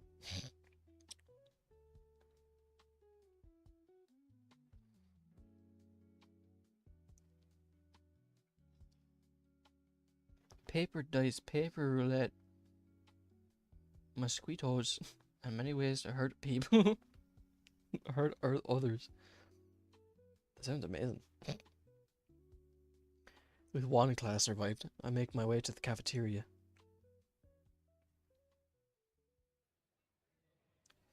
Where's me beige? Whoops. Okay. I'm barely lucid as I stumble through the cafeteria. I feel like I'm about to crash violently. We used to hurt each other with rubber bands. We'd bundle a load around our fingers and just go up to the back of each other's thighs and psh, bang. One time, waiting outside of our... I can't remember what it was technical graphics class. My friend comes up behind me and he hits me with the rubber bands. He has like 4 or 5 of them wrapped up against his fingers, hits me in the back of the thigh, and I say out loud, "Yeah, you fucking cunt." And the teacher hears us, but she turns around and calls out a different lad that's next to us, blaming him. And then she went on a rant to him about saying stuff like that, even though it wasn't him that said it. Mosquito is a bobby. Oh, yeah. I know what you're talking about now. A bobby pin bent to snap at some poor innocent prey's skin, and it hurts, man. Yep. I have a video saved in a playlist on YouTube of how to make one. I've seen them. Violently. I'm so out of that. I'm so out. I'm so out of it that I don't even realize that someone's come up behind me before I feel a hand on my shoulder. And in that moment, I feel my soul leap from my body. I don't have any money on me. All at once, my adrenaline is spiked again, and all eyes in the cafeteria are on me. Is there much left? Not a bad thing. It's just 12 o'clock now. I'm pretty sure it's probably getting close to the ending.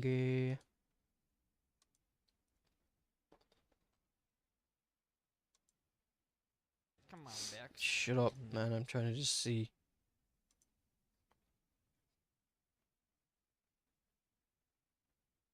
Yeah, I don't think there's too much more.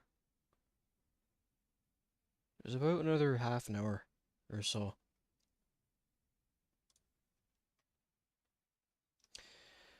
With my face already heating up, I turn around to see a shocked Theo. Did you actually think a mugger would politely tap you on the shoulder? Despite being the butt of his joke, his infectious laughter cracks a smile onto my face.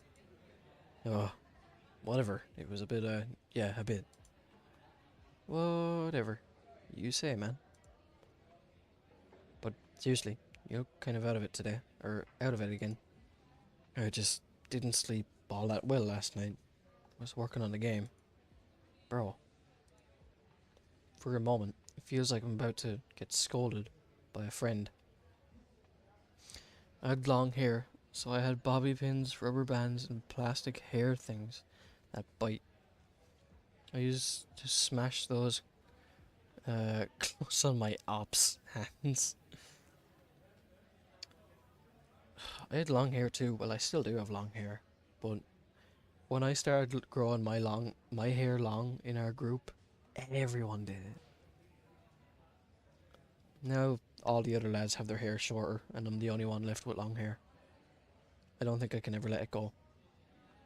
My hair gives me makes me look 2 or 3 years older because there's so many silver hairs in it.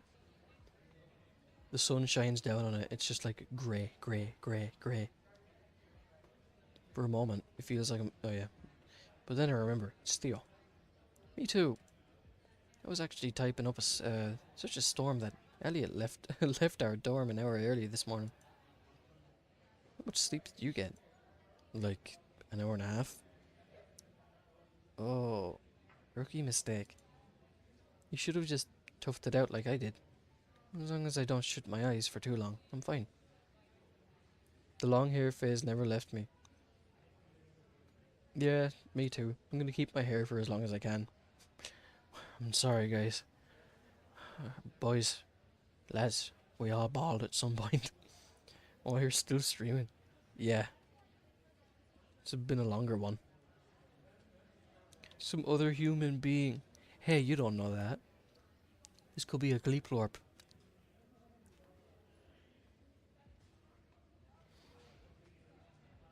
I'm near the end of this, I think, so I'm gonna keep playing. You should just toughed it out as long as I did, or like I did. As long as I don't shut my eyes for too long, I'm fine.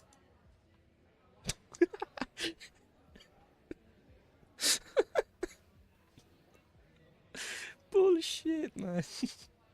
Look at him. He looks just like me. Hmm. That's funny. Front-facing Theo. Theo blinks at a painfully slow pace. Ever-present smile. Much more strained than usual. Right. You sure you're okay? Never been better. It's you I'm concerned about, dude. How are you gonna make it the rest of today? Wait, we're still meeting at the library, right? Yeah, if I can help it. Well, you know what you gotta do, right? Pray to Raptor Jesus. What is sore? Or whatever other deity will listen. Theo laughs before clapping me on the back and nearly toppling me. Nah, man. You gotta introduce a little chemical aid into your system. Well, like drugs? Of a sort. Let's drink coffee, man. Theo points over to the drink counters off the side of the lunch line. Dozens of gleaming coffee-making equipment, sugary beverages, dispensers, sorry, line the surface. Pick your poison, and use just enough not to kill yourself, and you might make it. I groan. I guess it's kind of lucky that I don't have much of a tolerance for sugar or caffeine, but at the same time, both were a luxury growing up, so I never much gained a taste. Dev, you must have came from a fucked up home. Get some Dev love, please. Get some more Dev appreciation posts. But I think Theo is right here. But I think Theo is right here. Without something to force me awake, I won't stay conscious in class. With my options limited, I guess I'll choose coffee, black as oil and just as bitter, my type of drink. Creamer with a touch of coffee. A big sip of some random energy drink. Well, I'd go with just a regular coffee. Ugh. After filling the styrofoamed coffee, styrofoam cup to the brim and bringing the tar-like concoction to my lips, I can say without a doubt I still hate coffee. What do you mean? Black coffee's great. Caffeine as a luxury is bad. Everything contains caffeine these days, not complaining. Yeah, exactly. But this is its purest form. The disgust helps me perk back up too. Exactly. That's why I like drinking my coffee like just as is. Nothing added, no sugar, no nothing. I'd rather be drinking something bitter that'll wake my mouth up and wake myself up than something sweet in the morning. Just puts me back to sleep. This is the price I pay for my hubris this morning. I pay for my drink and Theo for his food. I resist getting anything at Theo's recommendation. Coffee darker than my future is the best. Yeah, man, that's the way to go. If you eat too much, it'll just make it harder. Trust. I've had plenty of all-nighters. I shrug and accept the advice, but I find it odd that he goes on to pile his plate high with ham. Well, it's his advice. I'm sure he knows what he's doing. I think. I take a seat at our normal spot, and I quickly notice Rebecca's absence. Where's your sister? Oh, you know. No. That's why I asked. Theo rubs his neck sheepishly. She got held back in her last class for being disruptive. Whoa. She got detention? No, Dev, this is college. We don't have detention. Then why'd she willingly stay behind? Oh, because college professors can just hold your grade hostage. That makes much more sense. As unfortunate as that is for Rebecca, I'm glad it's just Theo and I for now. I can only imagine how much she'd be ribbing me for staying up all night. Time with the boys. Or with the boy. With my brosif. With my breasty. The two of us commiserate our poor life choices and talk about classes. Video games talk is later, we decide. Though I am curious what he had kept Elliot up working on. Theo has to leave for one of his classes, so I make my way to Mr.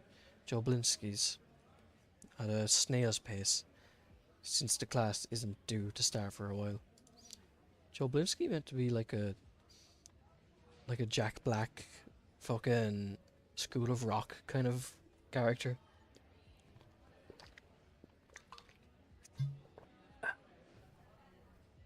Even my best efforts to wake my tired mind and body have only resulted in an increased heart rate and a slowed crash. God, I'm really fucking up my reading now. Everything's just breaking. I arrive at the music room about 10 minutes early and take a seat at the back. I almost make the mistake of laying my head down before jolting back up. School of Rock is fire. Yeah, it is good, but if you've seen it as many times as I have, you start to get sick of it. Seen that movie 100 times. As chill as Mr. Joblinski is, I doubt he'd let me catch some Z's in the middle of his class. Abigail is second to arrive. I give her a tired wave, which she reciprocates more earnestly. The class fills up quietly, not long after that.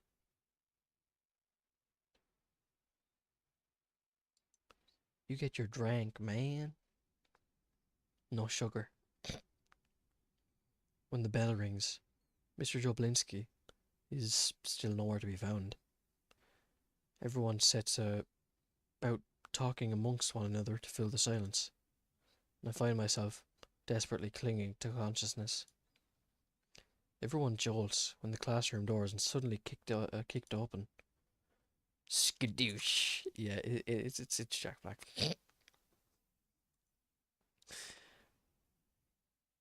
I should have noticed from the fucking, outfit. Pure solid kofefi. Mr. Joblinski struts up to the front of the room. Sorry, ladies and gents. Oh shit. Had another one of those curricular meetings everyone else is so focused on. So in honor of saying screw you to that, he takes a look around at the patchy classroom disruption. Or distribution. No, this won't do. Come on, everybody, pull closer to the front. I gotta really get into the music to feel it. Or you. Steve Joblinski. Too skinny for Jack Black. Yeah. Back then, maybe.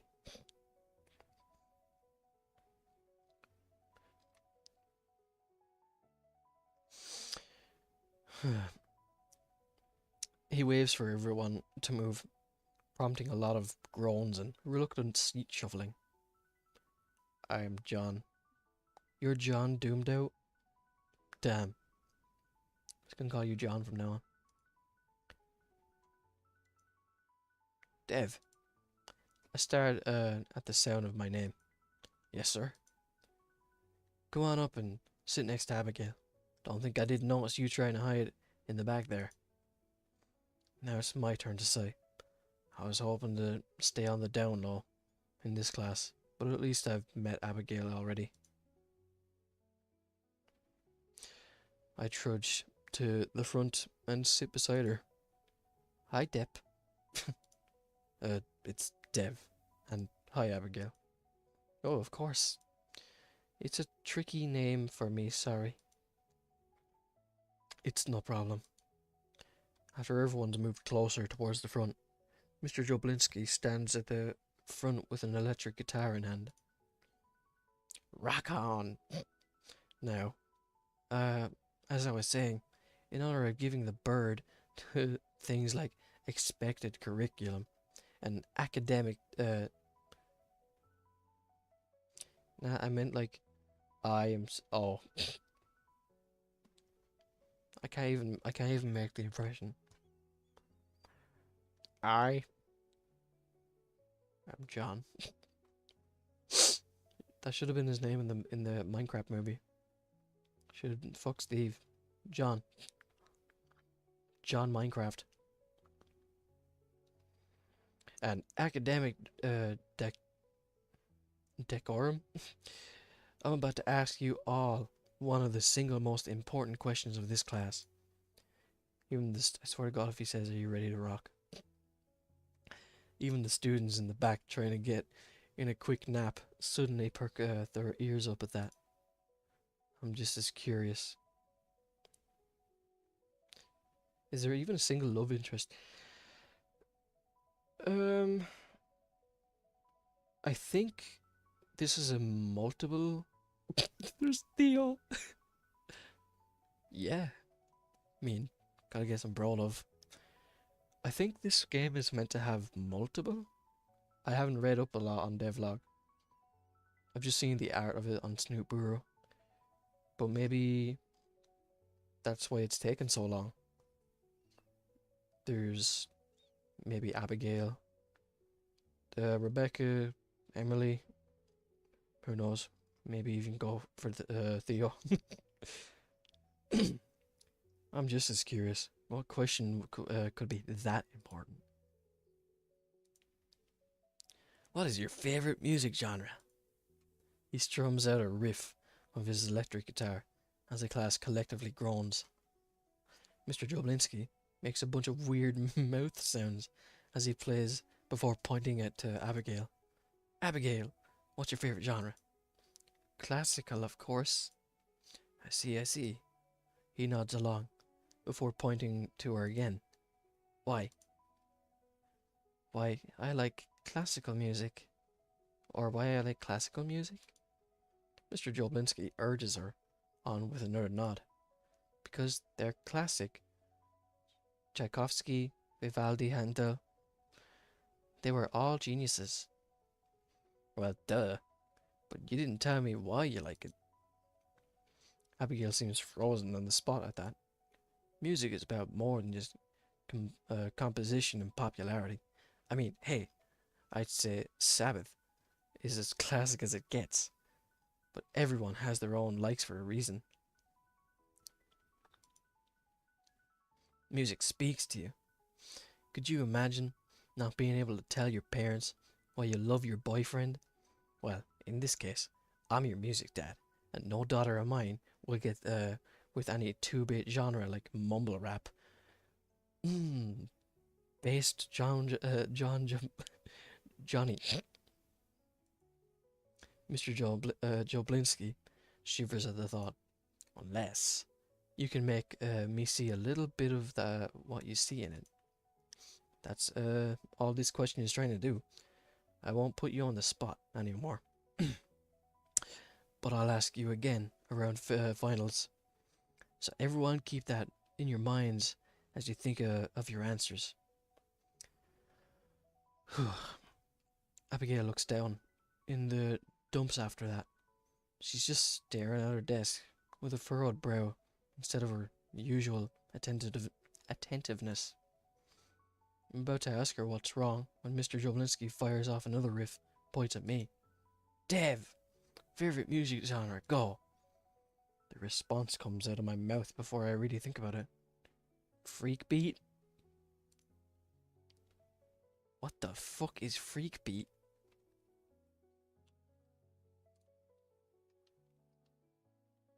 Is that an actual thing?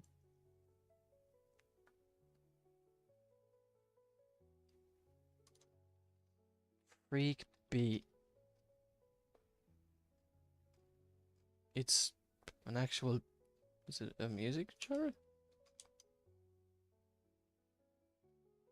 I don't think so. Mr. Joblinski's eyes go wide. I'm not sure if, given more time, I'd say it's my favorite, but I like the vibe, even if it's kind of niche.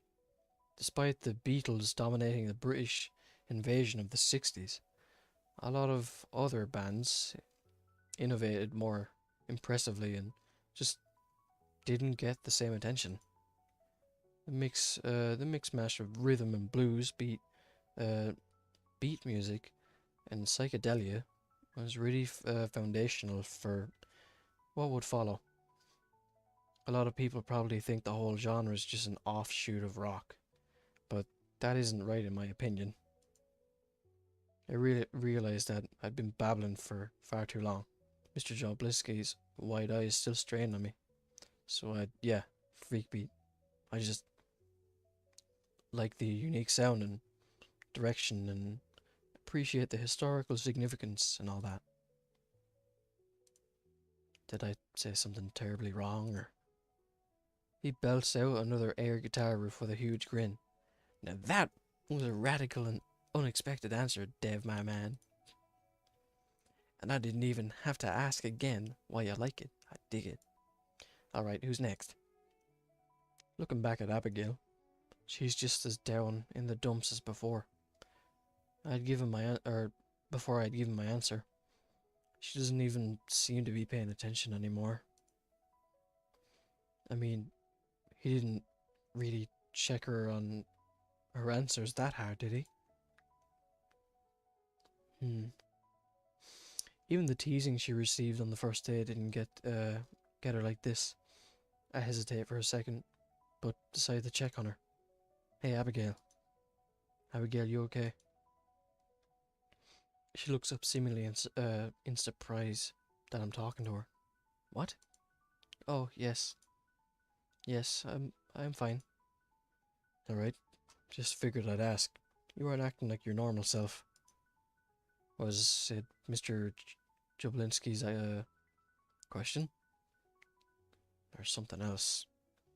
Is what I want to add onto that. I've only caught glimpses of it after our first day, but I can see that her parents still hound her constantly. In a twisted way, I'm thankful I don't have to experience the same college, or same. College is rough enough on its own. No. Well, I mean, yes, I don't know. I don't know why I wasn't able to answer him correctly. Well, there wasn't really a correct answer. Of course there was. It would be the one where he agreed if he saw what I did in classical music, but I couldn't even do that. Abigail looks even more dejected after that. I decide not to push it much any further. Well, hey, you'll have until finals to think on it, right? Right. Mr. Joblinski blitzed through the rest of the class much faster, giving out preliminary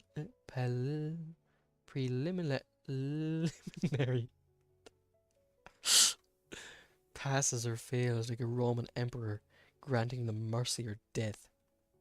Okay, class, not bad. Just remember to keep that question in mind for finals. I'll expect you to be... Oh, shoot. It's already that time. How did I... so class, I have something I have to dip out real quick for, so here. Mr. Dublinski scrambles for a stack of worksheets and messily...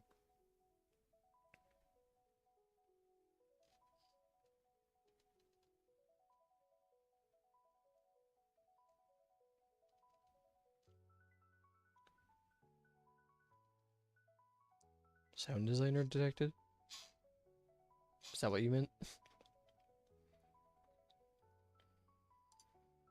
I'll be right back. Rockstar's promise. Just work on these till I get back, and if any administrators come by, tell them. I don't know. That I'm doing something heroic and selfless. Yeah, sound.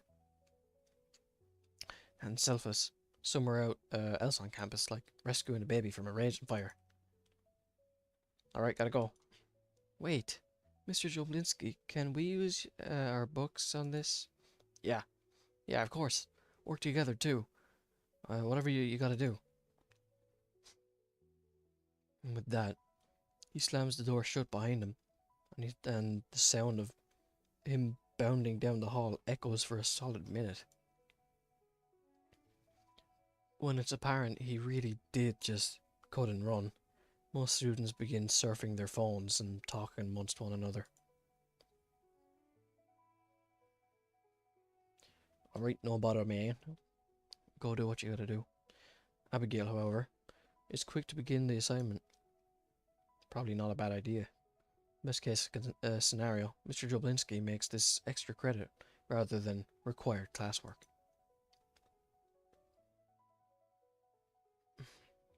The worksheet is unbelievably easy, covering the very first chapter of our textbook, which is things as simple as classes of instruments as questions. With softball questions like these, I can easily do them all on my own. But I could also use the time to chat with Abigail a bit. Hopefully get her mind off of the start of class and lighten the mood. It's a tough choice, but I decide to...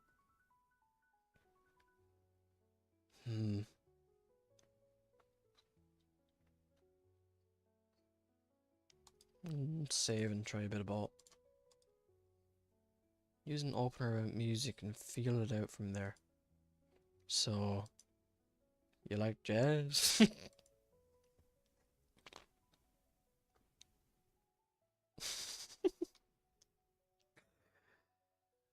Why is that what came to mind? All the stupid questions to... Oh, yes, I do. I wasn't allowed to listen to it very much growing up, but it can be so energetic. Oh, it landed. Sweet. Are you a fan of jazz yourself, Dev? Dev. I haven't heard a jazz song I disliked, but I haven't gone out of my way to listen to it either. Well, you certainly surprised Mr. Joblinski with your answer earlier. Freak beat, you said. What an odd name. Honestly, I don't know if it's my favorite, but I stand by the choice. You probably heard some yourself and didn't know it. It is not impossible, though I have not had much experience outside of classical compositions. Mr. Joblinski did not seem to share your interest, but I also have never heard of it before. Would you have any recommendations I could listen to? I've recently been trying to expand my horizons, as you say. She's asking me for recommendations. That's a little surprising. especially if she mainly studied classical pieces before. Yeah, sure. How about a trade? You tell me your favorite classical artists, and I give you my recommendations. Abigail nods fervently. Of course, that sounds very fair. We exchange musical recommendations. Stomach, what the hell, man? Don't growl like that. I ate everything today. And I realize, after pulling up you, Snoot, just how many lengthy orchestral compositions I now have to listen to. Well, it seems like good studying music at least. Abigail takes down my suggestions and we use the little time left in class to listen to some classical pieces on low volume. Seeing her suddenly so giddy and pointing out the nuisances of such a production, it tickles at the back of my brain. Though the fog of exhaustion is it almost feels like I'm on the cusp, yeah, of a major realization, something that could change everything. Back in, back in black, or back in brown, white, whatever, same difference. Sorry about that, folks. I'll make it up to you sooner or later with some kick-ass lessons or another. But for now, get the heck out of here today. Go ahead and drop the sheet on my desk if you filled it out. I'll make it extra credit. Well, there goes that grand revelation. I can feel whatever epiphany I had was about to have fading away. Oh well, probably wasn't all that important then. I feel like it was important. Let me just see what the other outcome would be. This is music class after all, not some free period. We can always talk when we're both done. Though Mr. Joblinski will probably be back by then. I glance back at the rest of the class to see Abigail and I are the only ones actually doing the worksheet. And work we do, in complete silence, while the rest of the class gaps on. I almost doze off several times, but I'm able to will myself awake, just barely each time. I'm almost through with the sheet when I feel a light tap on my shoulder. Deb, Dev, sorry. I glance over at her, seeing that she has the nervous pucker on her face. Yeah, what's up?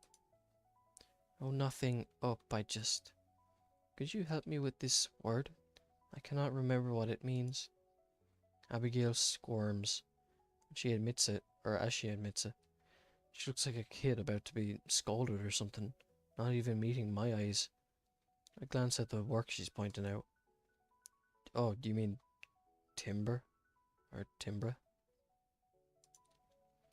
Timbre? That is how you pronounce it? Why is English so weird?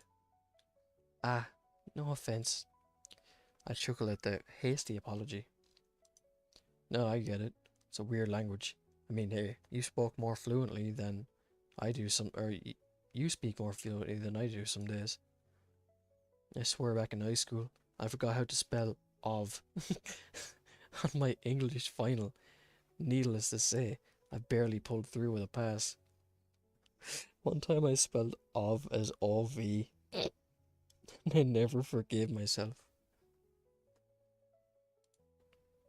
Abigail giggles at that. I'm sure you're exaggerating, but I appreciate it. Jeez, I wish I was. But it's good to see her looking less somber now. Seems like I was just overthinking it after all. She continues to talk to me.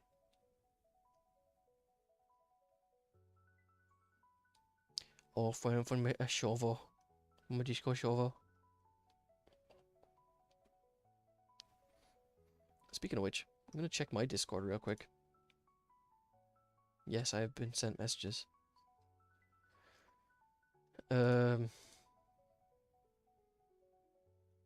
Werewolf. Secrets of the Mimic.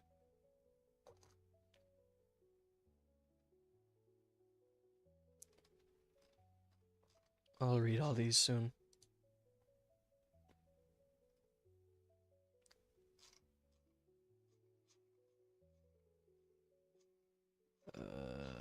What the fuck? This is a big ass fish.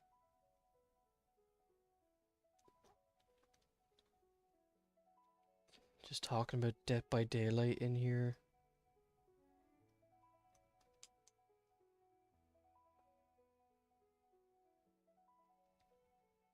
Okay.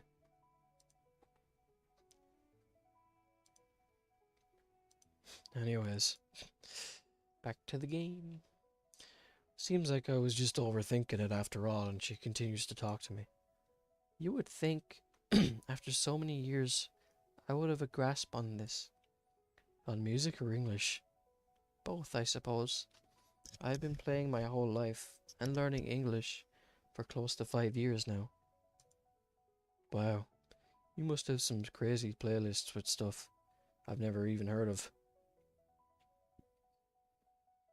Uh, it is, well, I do not actually have much experience aside from classical compositions. Would you have any recommendations I could listen to? I've recently been trying to expand my horizons. No, I've already read this. Uh, this might be a bit of a better outcome because she was a bit happier. Pretty sure.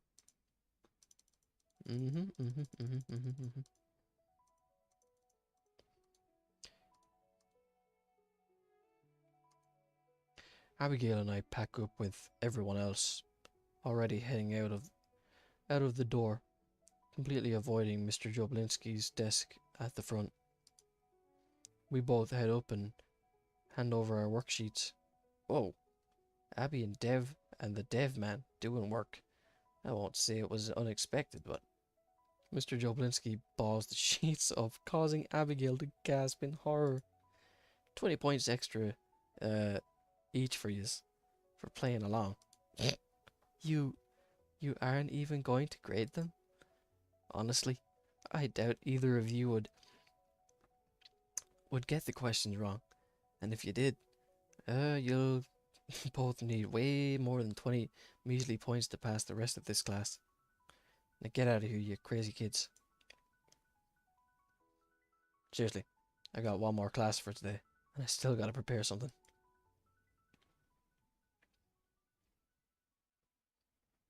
He is crazy. Abigail and I walk out into the hall, pausing before parting ways. Mr. Joblinski is certainly interesting for a professor. At least he is passionate. That he certainly is. I sigh and wipe a hand down my face. The nightmare is almost over.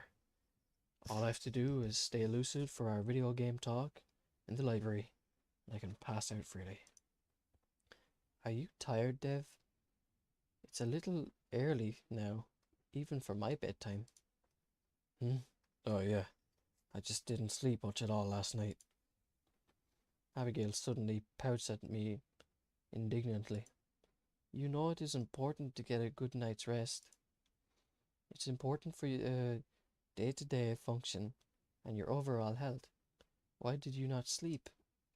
Well, it's not that I didn't want to sleep, I was just busy, working on something. I see. Well, do not be so careless next time. Take it from me that you should not push yourself no matter how important schoolwork feels. Actually, now that now that I think about it, I know there's what's bothering me since my early morning writing. We need a musician for the soundtrack to our game. Suddenly, Abigail's phone perforates the silence with a shrill ringing and she sighs, well, I should get going. She pulls out her phone. Just before she can answer it, I hold up a hand and cry out, wait, what? What's wrong? Nothing's wrong. Sorry about that. I just realized something. Some friends and I are trying to make a video game. We have everything covered. Writing, coding, art, everything except for music. Look, this is gonna sound really weird and spur of the moment, so I get if if the answer is no, but would you like to help us? We're completely aimless when it comes to music right now. I figure with how talented you are and how much you know, you're the perfect choice. Abigail is frozen in deliberation, and fair enough with how much I just dropped on her.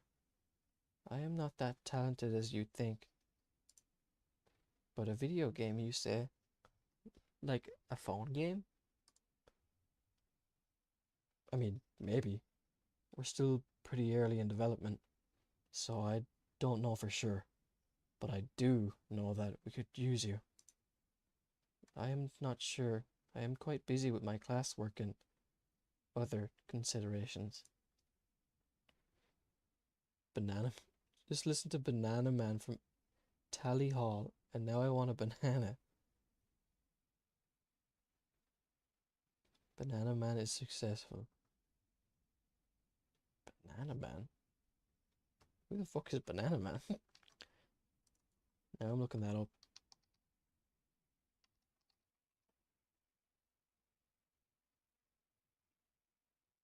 That looks... That thumbnail alone looks fucking weird.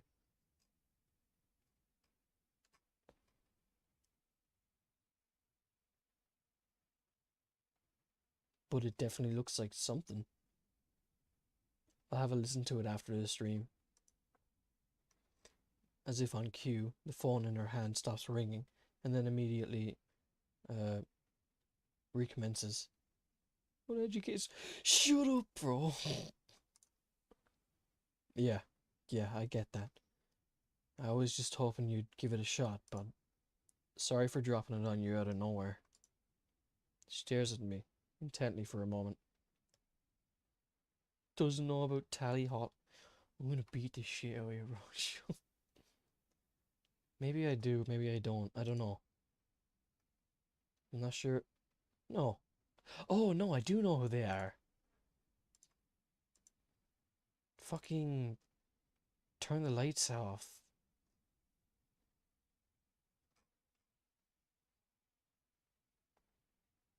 I know that's probably basic. Everybody's heard that one, but. And another one I've listened to here is Ruler of Everything.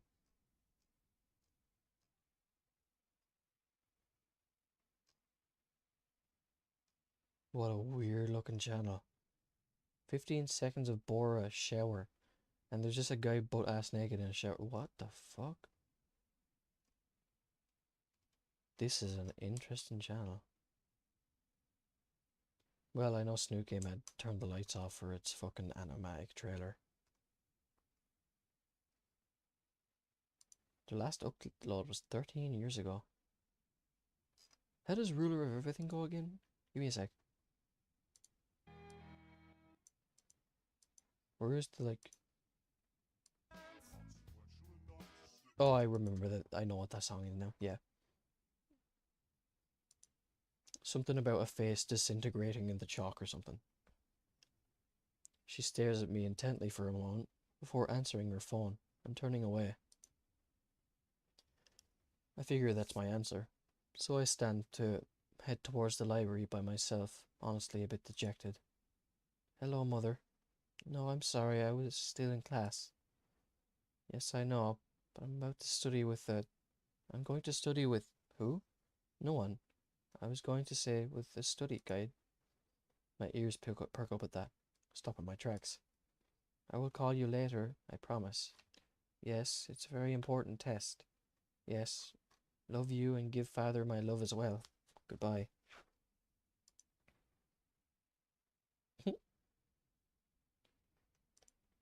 Abigail turns back to me with a nervous smile. Damn, she's cute. I suppose that hearing you and your friends out would not hurt.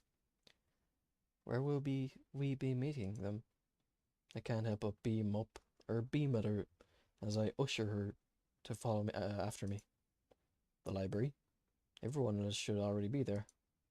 Fair warning, they're a bit eccentric. in the gallows or the ghetto, in the town or the meadow, in the billow, even over the sun. Every end of the time is another begun. What a lyric. Not unlike Mr. Jablinski, but I think you'll get along with them great, or great with them. Nice transition. Abigail and I find the others sequestered in a corner of the library, all focused on their own work. That is, until Theo spots me and immediately breaks the cardinal rule of the library by slamming his book shut. Guys, Dev is here. A deafening wave of shushes echoes throughout the massive room, causing everyone to cringe. Elliot pinches the bridge of his nose and hisses. Theo, you literally just finished telling us you wouldn't raise your voice above a whisper. Not for, and I quote, all the snoot coin in the world. Well, I guess I'm not gonna be the next snoot coin billionaire after all. Banana Man is even crazier in my opinion. It's a song about some guy going bananas, all theorized to be about drugs. No shit.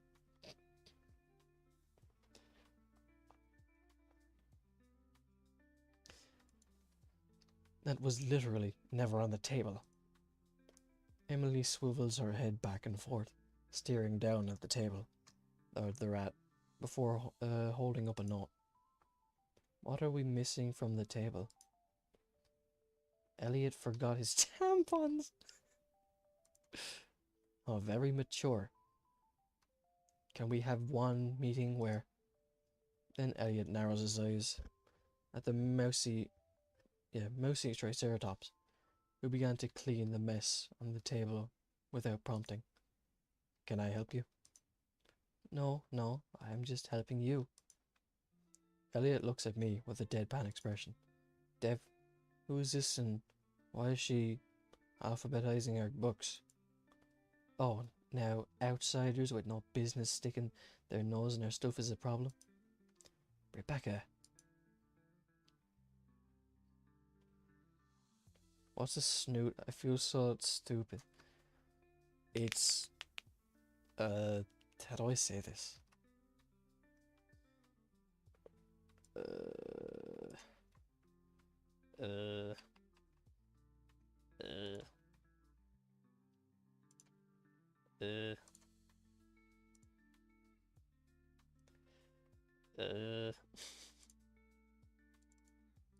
You don't know what a snoot is?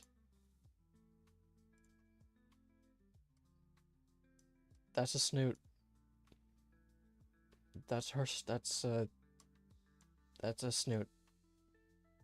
Dino face. Yes, thank you, Cider.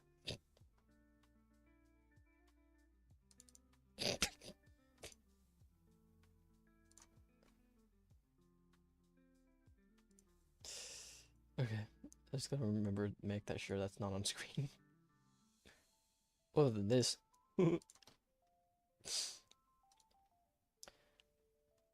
Did somebody actually need a tampon, or... Okay, this is going off the rails fast. I expected it to a degree, but not as soon as I arrived. Alright, maybe we should all restart this conversation. Everyone nods along with that, and I take a deep breath, gesturing to Abigail. Everyone, this is Abigail. Actually, I didn't get your last name. Abigail bows in an overly deferential way to the group, eliciting a snicker from Rebecca, and head tilt from Emily. Of course, I am Abigail Heikkinen, I think.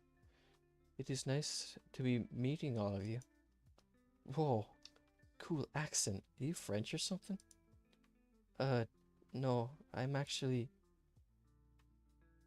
Theo. You told me you took French for 3 years. The accent is clearly Scandinavian in origin. Actually, that is a misconception. Finland is not technically Scandi. Oh, know a lot about Scandinavia from your mail order wife shopping, Elliot. What are you? That's not even what the joke how the joke goes. It's Russian mail order bride. Oh, you would know.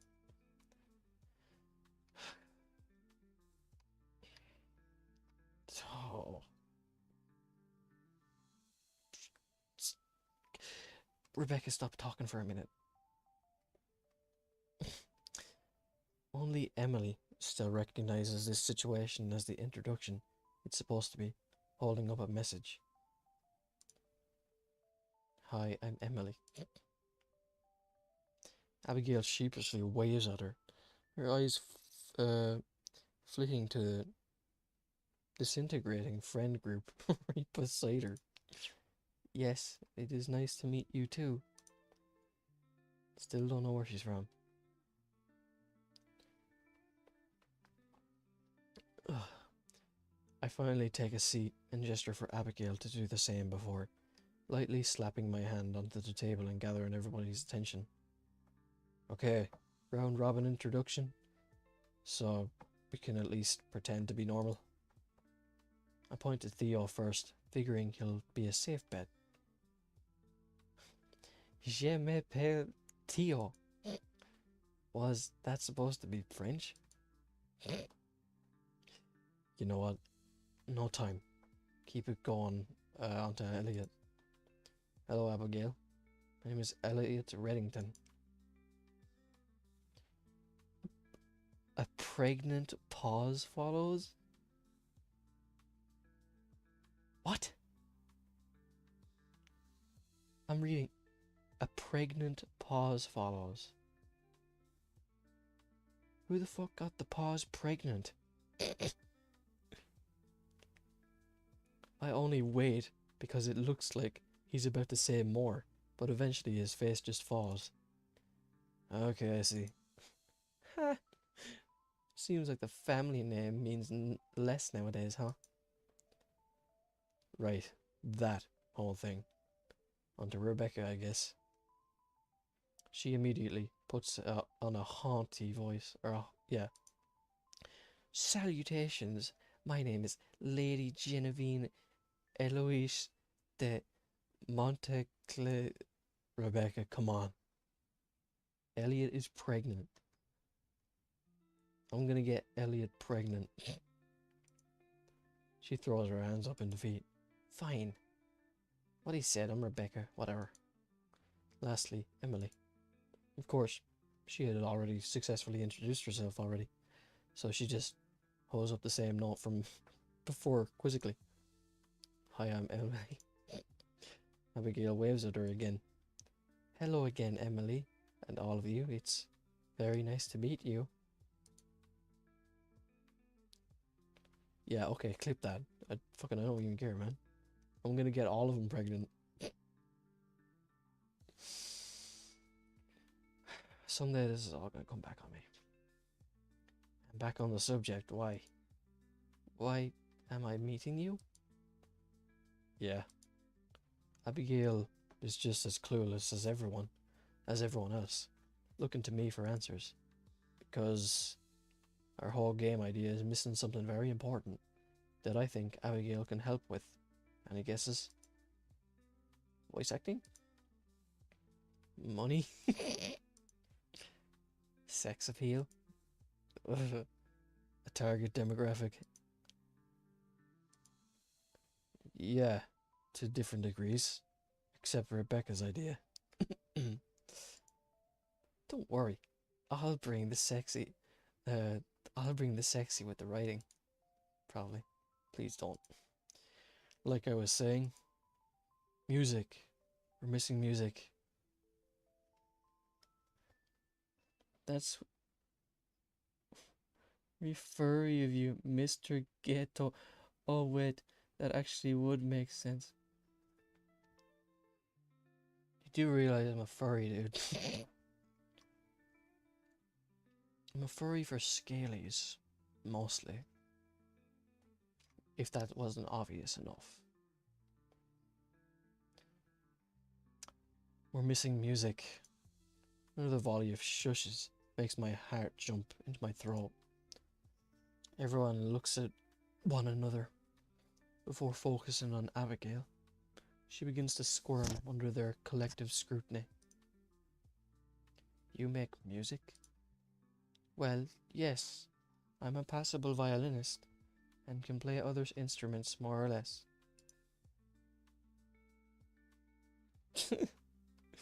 Yeah.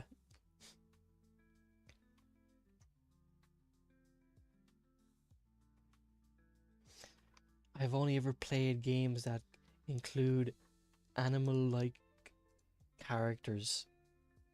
What's my Sona? Oh, I don't have one. Like, I don't know. I've been one for liking to make other characters, but I've never made my own. I don't know. But obviously, it would be a gator of some sort. I'll think about it. I need to get some money together, commission a friend to make me as a alligator. I thought we were just gonna use royalty free and licensed stuff. Do we really need her? Oh, do not say it again. I said more than enough. Well guys, all eyes on Theo now. Dev's the lead designer, right?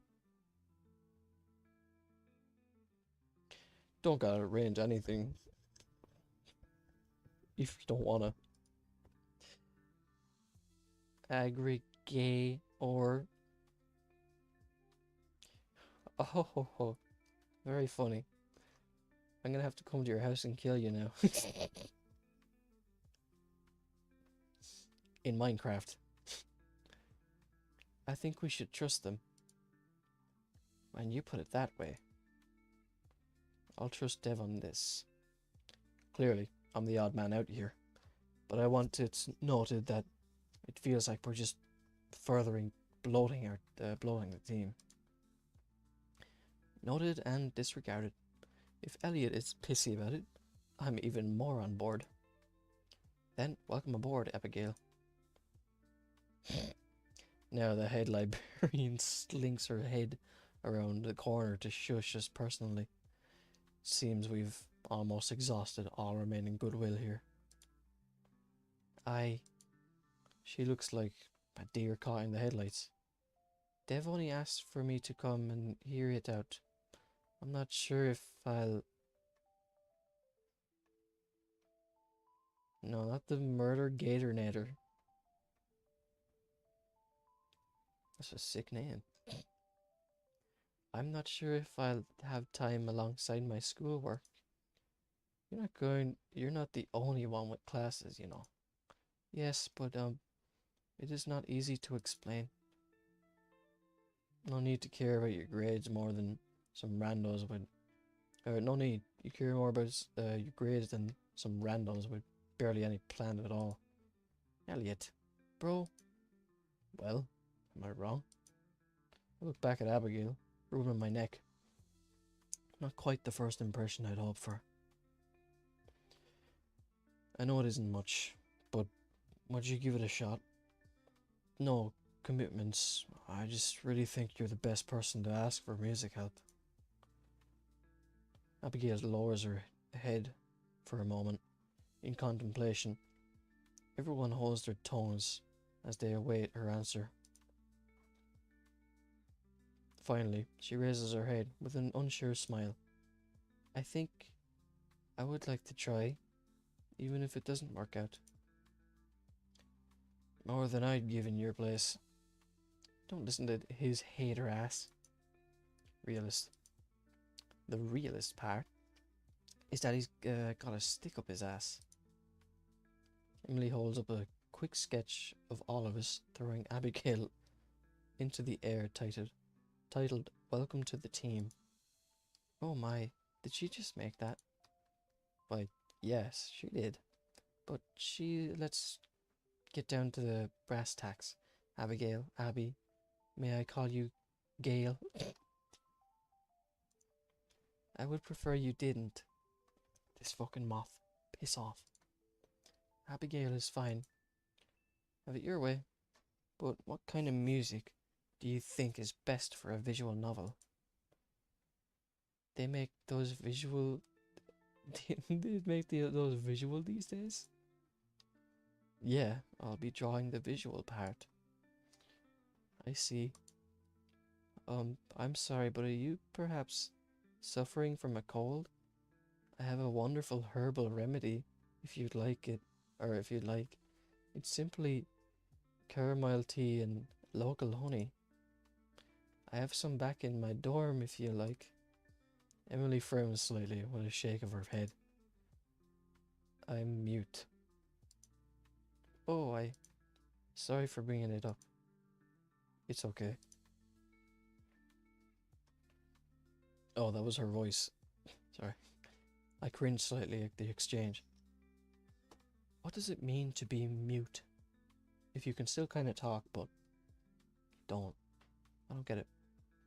I cringed slightly at the exchange. I was so exhausted and focused on reaching the library that I didn't tell Abigail anything about who she was meeting. At least they both took it in stride, I think. After that initial awkward start, we finally get to the meat and potatoes, talking about the game. Yeah, she did talk once, but it was more like whispers.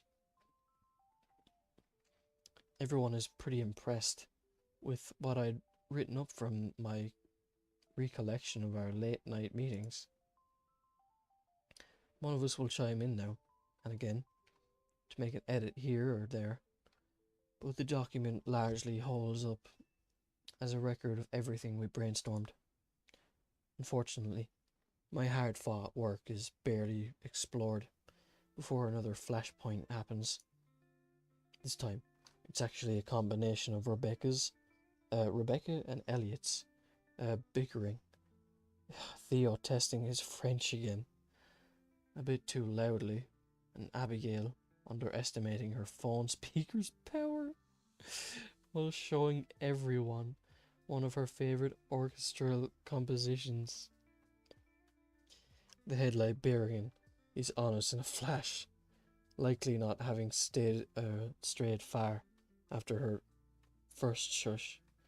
Theo pleads with Elliot to do something, but the parasaur refuses to throw any weight around over something so stupidly easy to avoid. And with that, we're evicted from the library with extreme prejudice. And now completely without a meeting spot. And even aside from Abigail not seeming to the type to break dorm rules, we've had far too many close calls from our former plan to be viable anymore. So, what now? Well, I was hoping I'd have a bit more time to put it together. But remember how I said give me a week to prove myself useful? Or, yeah, prove my usefulness? Only literally every day. Whenever you open your mouth. Do I live in your mind rent-free or something? Ironic, because I rarely think of you at all. Even when you're right in front of me. Rebecca flips him the double middle finger. Anyways, I guess it's time I finally put my money where my mouth is. I'm putting together a little hang spot for us to be able to work at any time of day. Whoa, is it like a mega warehouse full of millions of dollars of state-of-the-art game design equipment? Or after Jesus, no. You kidding? I mean, put it together at some expense to myself, but I'm gonna need to see more to give more. Fuck, sorry. Needless to say, if it'll fit our needs for the time being, I'll text you all the details tomorrow, since it's getting late and I still have stuff to do. I'll leave adding Abigail. Right? Abigail. Sorry. adding her to the group chat. I'll leave it to you guys. Elliot walks away without so much as a goodbye to anyone, though Theo gives him an enthusiastic wave. After adding Abigail to the group chat, we all stand around a bit longer, discussing what little more we can about the project. I personally feel like I'm about to pass out from sleep deprivation, and everyone else seems keen to head back to their dorms too, with Emily and Rebecca leaving together. Christ, 1 o'clock again. I said I was going to go to bed earlier. Whatever.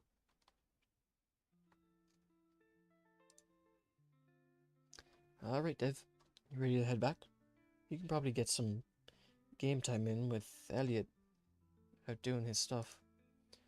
Nah, man. I don't get how you're still standing, but I need to sleep.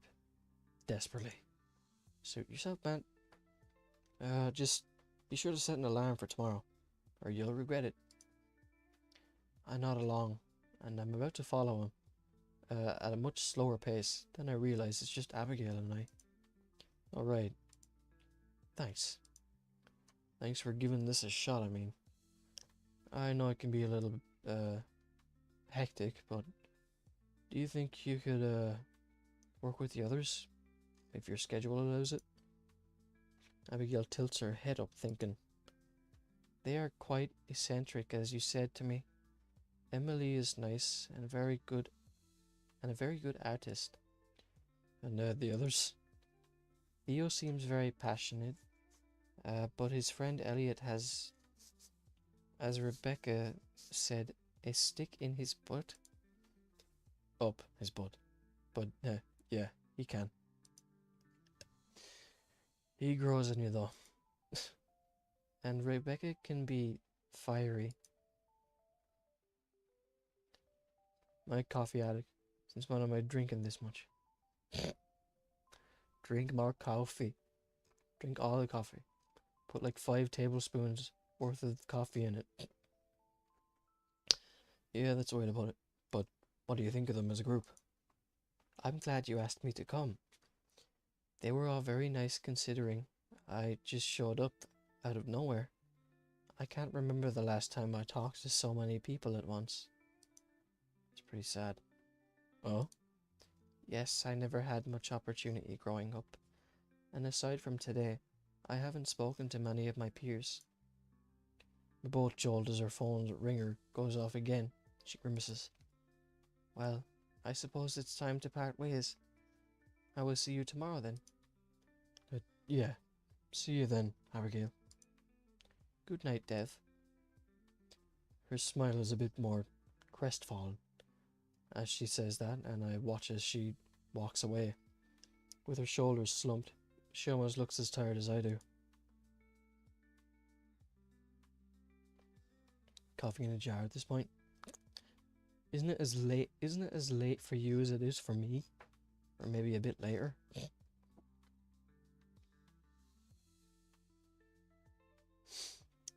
I turn and make my way to my dorm room, inspired by my own poor choices sabotaging me. I had fun today too.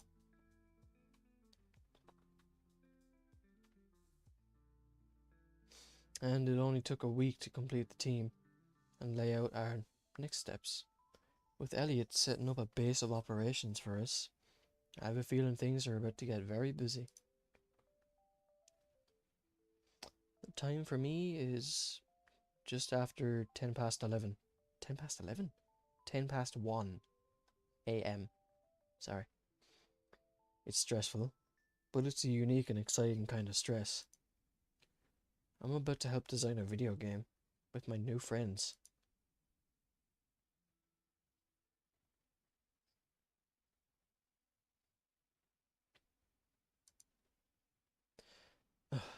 Didn't know what happened there. I ended up sleeping more soundly than I have in a long time. When I awakened, I found an early morning meeting request on the CCC app from Counselor Sam.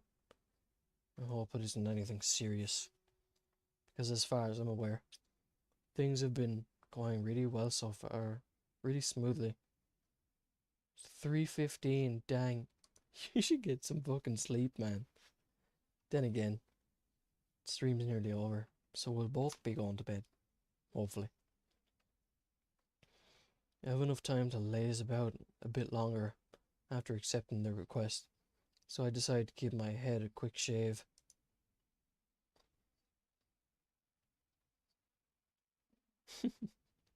Smooth as butter, Dev.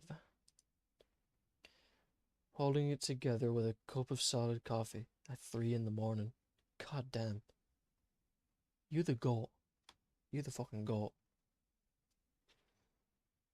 About 9:15, I exit the dorms and make my way to the admin building.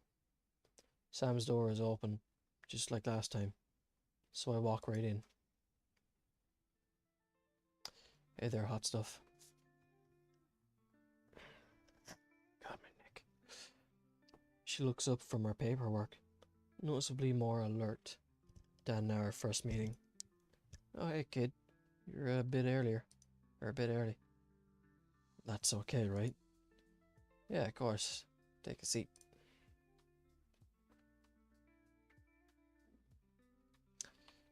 One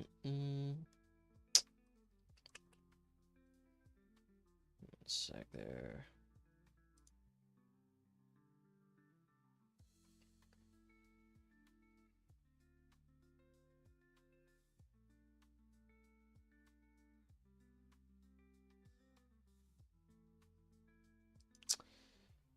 Still more or what, man?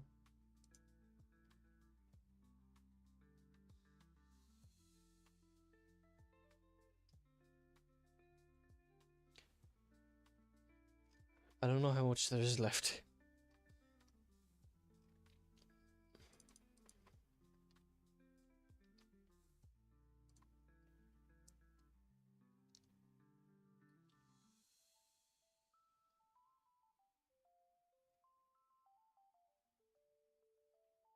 Oh, my fucking neck, man. I don't know if it's the way I'm reading, but when I read it just...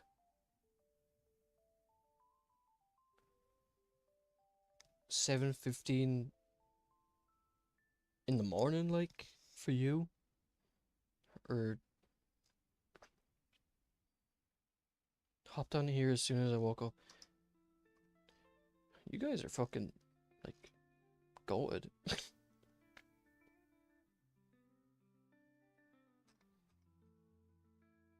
Just to come in here and listen to me fucking read and play a game. Damn!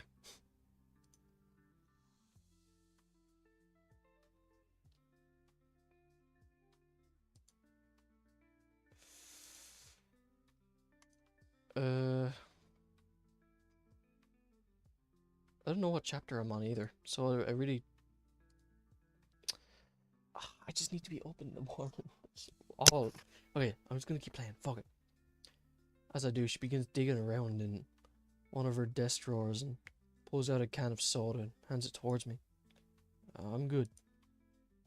She simply shrugs and puts it back in the drawer. So, just wanted to touch base with you, since it's been a while, or a little while. How have you been settling into campus life? I think I'm finally got a handle on things now. It was a bit touch and go at first, but college courses aren't all that different from high school. That's good to hear. About what I hear from most freshmen anyhow. Did you ever end up calling your parents? Yeah, guess that was bound to come up. Yeah, I did. Well, how did it go? I don't even want to think about them right now. But if I was going to vent to someone, wouldn't it be the school counselor? Still, I don't want to open the wound just because it's their job to listen. You gotta talk about that stuff, man. It didn't go well. Dad was drunk and Mom was passed out on the couch by the time I called. Damn, partying so soon after their kids left the nest? Maybe.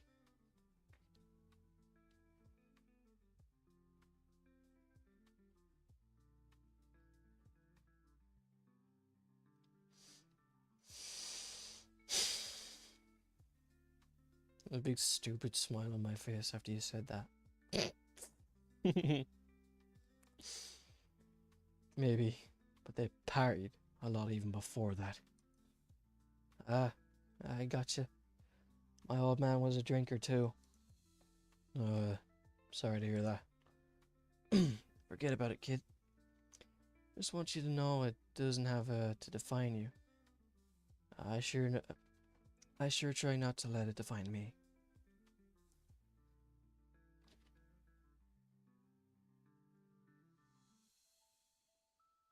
Same for me, but drawing furry smuttle him out, you dirty bastard. Fancy me a look?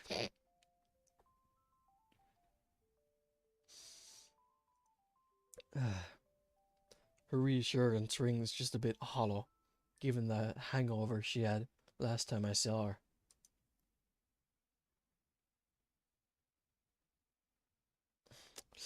But she is more put together today.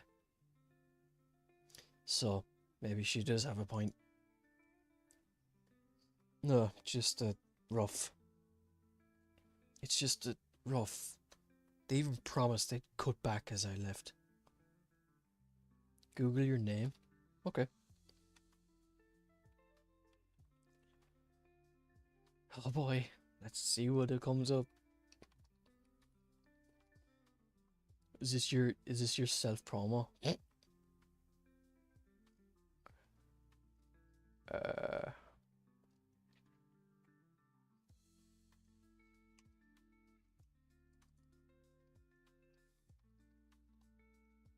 Gonna do it for Google and not Brave search.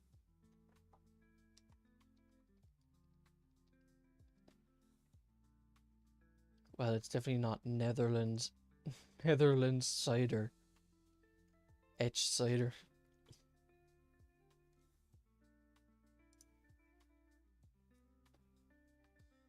It's not that either.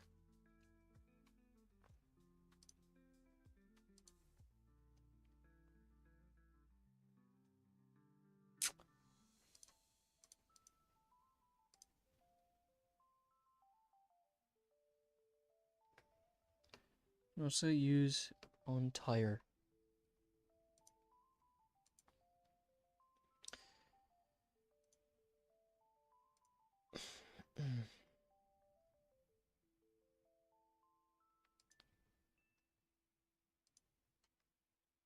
I'll copy the whole name and like just paste it.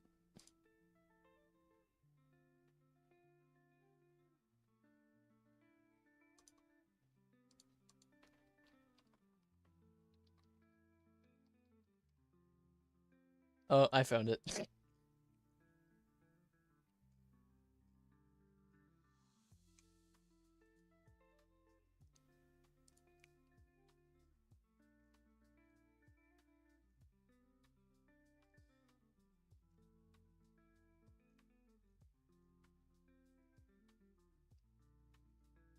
Hmm. Well, safe to say I like what I'm seeing. There. Does that make you happy? Does that make you happy?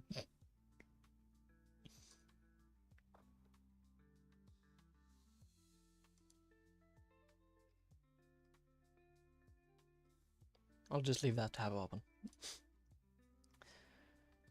They even promised they'd cut back as I left. Guess that was just a lie though. Addiction is a hard thing to beat. Doesn't mean they aren't trying. I should know. Not exactly a beacon of virtue myself. You shouldn't take it personally. I'm sure they still love you. I recall how I hung up on Dad before he could even say as much. Yeah, Anyways, on to cheerier topics. What about your social life here at CCC? You ever commit to that game project you'd mentioned? Yeah, actually. We've even got a real team to work on it now. Really? Tell me about it. Well, aside from Theo, who came up with it and will be on coding. We've got his roommate Elliot doing something. Then I helped convince Theo's sister Rebecca to be our writer. Before that, I also asked her roommate Emily to be our artist, and most recently, my classmate Abigail agreed to offer her musical talents. Impressive. What team are you on? I don't know. I mean, I try to help with the larger picture, take notes, keep everyone civil, but I really don't have a role. Well, whatever you're doing, sounds like you're doing it well. I mean, convincing 3 girls? It's nothing like that, we're just kinda all clicked is all. Just messing with you, kid. Sounds like you're leading your little war band pretty well. Hold on, I'm not the leader. Either exactly. We're a democracy.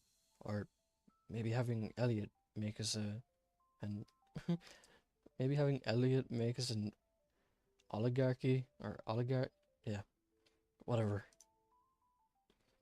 Well, sometimes leading by example is more than enough. And besides, the best leaders are usually the ones who didn't want power at all anyways.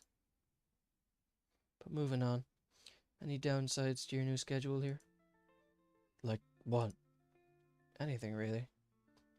You've got a lot of good stuff going on, but I just want to make sure that you aren't ignoring anything weighing on you. Well, I guess I still don't know what's next. Like, sure, we've got the game project now, but... okay, I gotta finish up after this bit, because I'm just remembering how early I have to get up now. I do this to myself. I don't care.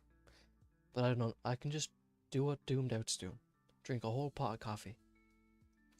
But I don't know how it will shape up or work out at all. Plus, this is the biggest friend group I've had in a long time. I have no idea how to be a good friend. What if they come to me with a problem? You take them as they come.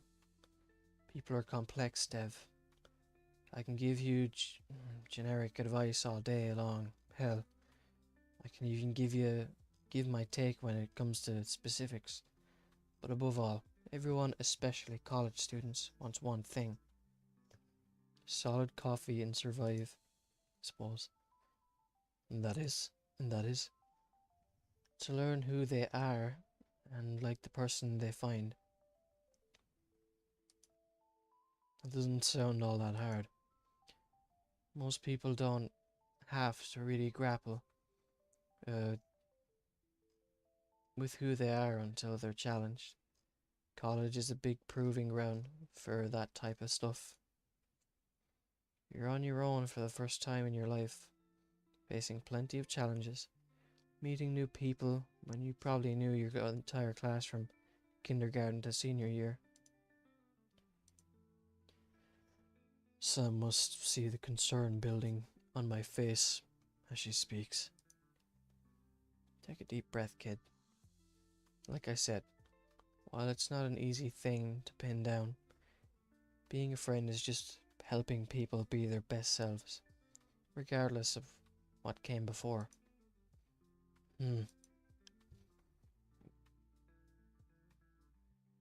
What the hell? More shouting outside. I'm gonna be honest, I don't think I fully got it, but I'll keep it in mind. At least you're honest, kid. But that's all I wanted to talk about. Yeah. I'd like to check in every once in a while with you. You don't so don't be afraid to walk on over if you need me first. That is, any time from 6 a.m. to midnight, Monday through Friday. Gotta sleep sometimes. I'll be sure to. Thanks for the talk, Sam. No problem, kid. See you later. She's so bad.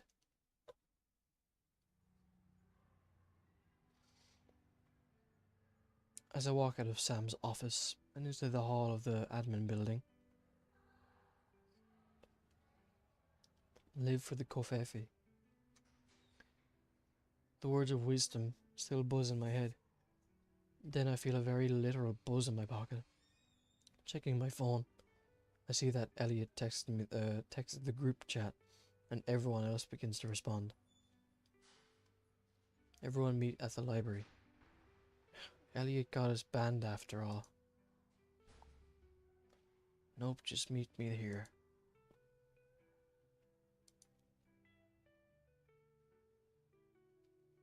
I get out of my only class soon, I will be there.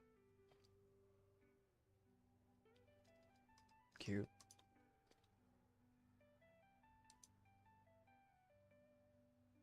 What's her profile picture, man? Dang. I have class all day. Didn't you say you had no classes today? Fine. This better be good. It will be. Yup, on my way. One sec.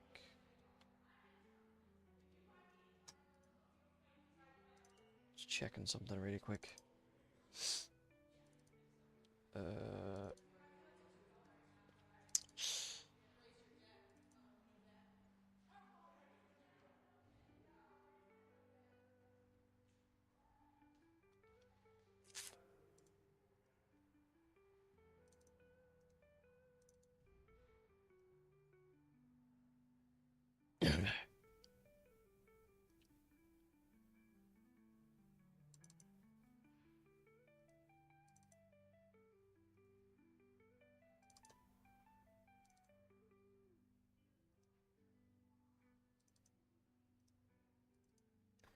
I don't think there's much left, but I'll probably end up, caper going till fucking 2 o'clock, but might as well keep going. I mean, of course it has to. But why are we meeting at the library then? Then. Stepping outside, I admire the serene morning on campus today. Most days, I'd be cooped up in a classroom by now. But today is my free day of the week to get any extra work done. I guess today that means game development duties. Forgive me, Professor Neutron. Mole calculations must wait. Like I needed a reason to procrastinate on them anyways. As I arrive, Rebecca is rambling to Emily, who just nods along. Morning, you two. What's so good about... You didn't say good morning, did you? Nope, I didn't. You always have something to complain about. I chuckle at that, with Emily shaking her head in amusement. I notice Emily has a sketchbook in her hand as she waves at me, which I reciprocate. Elliot here yet? Rebecca rolls her eyes with a groan. No, Prince Reddington has yet to grace us with his presence yet. Invited to Terraria just out of random at 3 a.m. Well, probably nearly 4 for you even. The hell. I gotcha.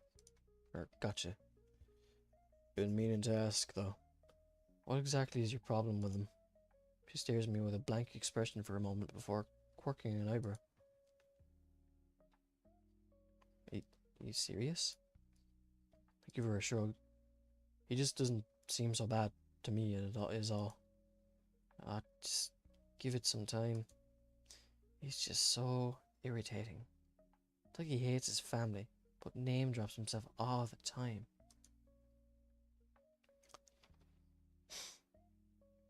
God, I'll be going to bed when the sun is coming up for you. Early sun, that is. That does line up with this disappointment when I, and then Abby, hadn't recognized his last name. Still, that hardly seems like a reason to hate the guy. And that's coming from someone that, he left out in the cold on their first day on campus. Well, Theo likes them, too. Rebecca merely grumbles at that, so I turn my attention to Emily. How about you, Emily? Any new drawings? Emily nods slowly before opening her sketchbook, but before I can view the page, she opens view the page she opens to, she frantically flips to another. Wait, what was on that other page? Oh yeah, I forgot. You're like locked up in a basement.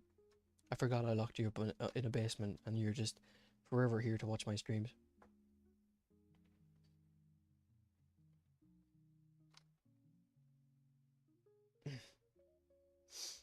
She looks at me nervously, looking between me and the sketchbook, before slowly turning the page back. My eyes rove over a mosaic sketch page. Each drawing is so varied. Never go outside unless absolutely needed. I can get it. From the other with chibi animals alongside sword-wielding warriors. Still, they all look immaculate in their own right. Cool.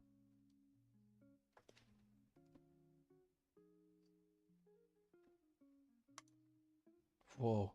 Why didn't you want me to see this page?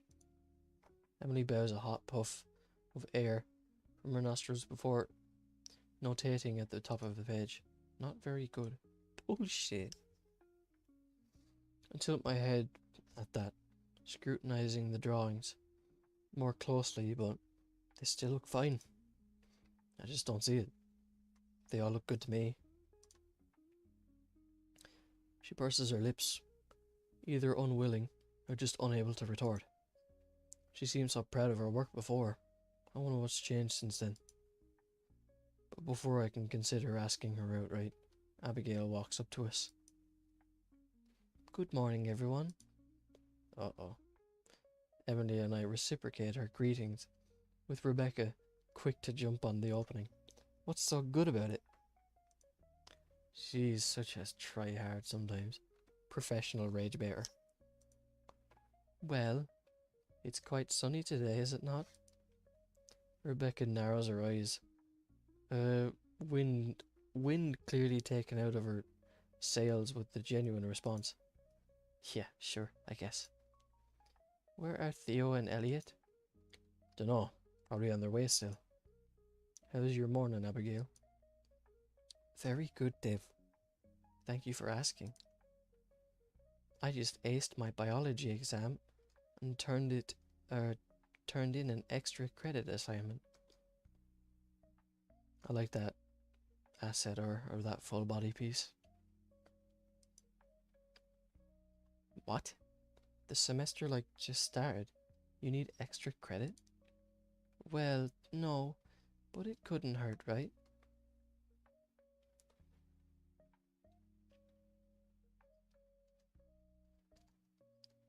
Well, Emily's wearing a big ass hoodie, so. Rebecca hums in response, but before anyone else can speak, we all hear Theo's voice from overhead. Look out below! We all narrowly look up, just in time to spot a pink blur rocketing down towards us. Theo gracefully stops from 1,000,000 miles an hour to 0 in the blink of an eye. Hey guys, how's tricks? You know, Those must be some pretty strong headphones.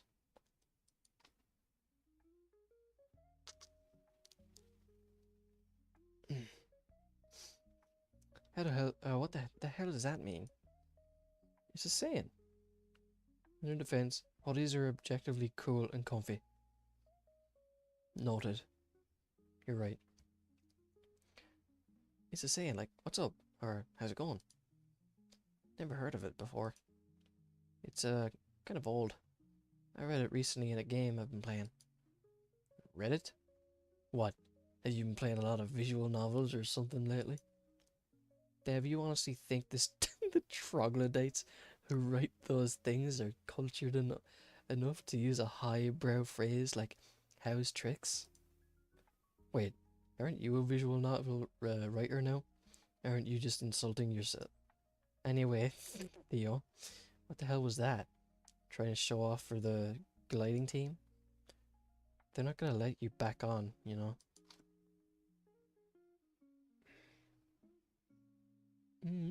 Fucking mouth.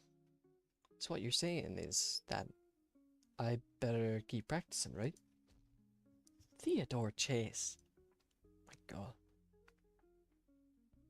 Abigail suddenly chides with a stomp of her foot, making Theo look like a whipped pup. You shouldn't be doing that. It's so dangerous, and it may not just be you who gets hurt. Yeah, Theo, you might, hit someone. Pff, if I never... Theo stops mid-sentence, sharing a knowing look with me. Point taken. Sorry, guys. Emily pokes Theo several times before he realizes and looks at her. She gestures widely across the quad, then shrugs. I'm sorry, Em. I don't catch your drift. Emily sighs slightly before writing and holding up a note. Where did you come from? Oh, the roof, of course. He's jumped off the roof. Theo points to the top of the library, several stories above us. What were you doing in the library in the first place? I thought we were banned. I wasn't in the library, Dev. I was technically on the library. Is that where you came from when... Well, why the hell were you dicking around on the roof of the library? Oh, 'cause Elliot needs help carrying some stuff and I wanted to get some air while waiting for you guys. Just then, Elliot walks out of the building, flipping through some paperwork before noticing us.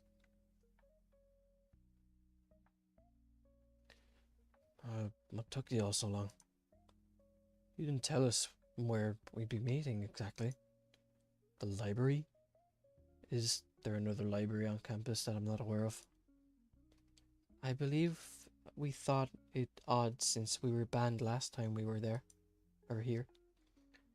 There, isn't any chance of that getting back to my parents, is there? What? No, why would it? Never mind, doesn't matter. And while no one's banned from this place, but we will be setting up a new base of operation today. If everyone would take a box or two and follow me.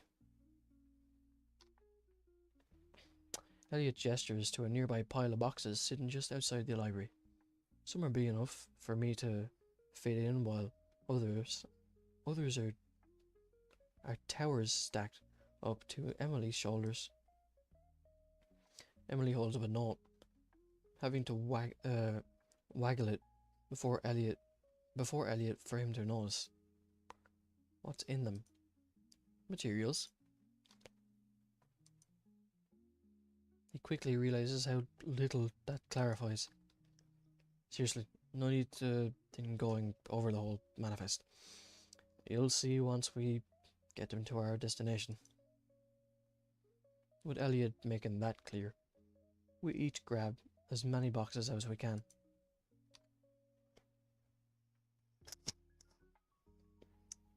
I personally take 2 large ones, maxing out my carrying potential with that alone. Rebecca, Theo, and Abigail all follow suit. After making it 20 or so feet, it seems like they're already struggling with their loads. Hey, Emily, be careful. Maybe you should take only... But she instead grabs 3 boxes the same size as mine. 2 under her, 2 under one arm, and a third atop the other shoulder. Without a hint of exertion. She does work on a farm, dude. She even snakes her tail around yet another big box and carries that behind her. Never mind. I guess she subscribes to that whole no second trips adage. Yep. Elliot carries a medium... You're right there, Abby. Elliot carries a medium-sized box, glancing back now and then to advise caution with certain boxes. Christ. Don't drop that shit, man. He leads us away from the campus, hand waving any voiced questions and where we're going.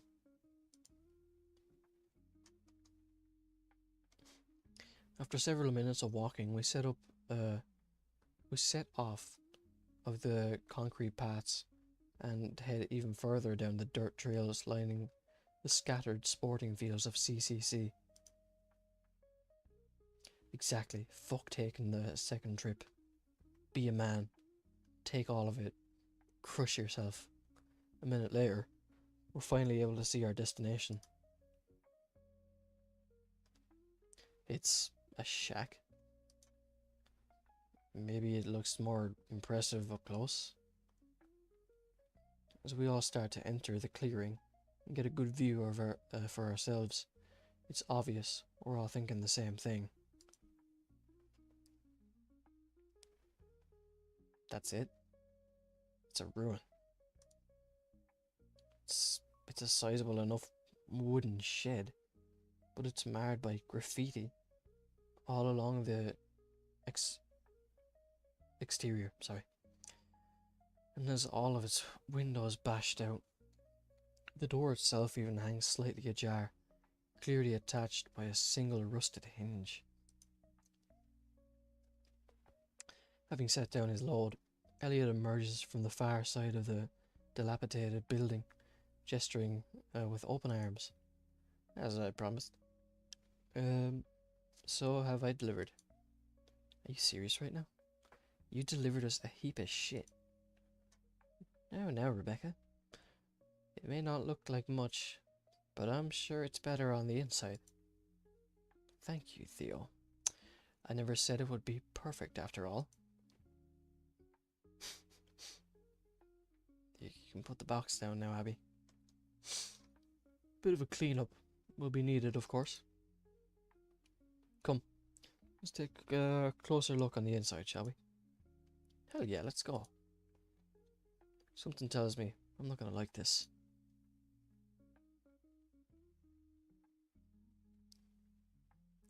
We follow suit as Elliot leads the way and pushes the door aside, stepping in. My stomach churns, first at the sight, then at the smell.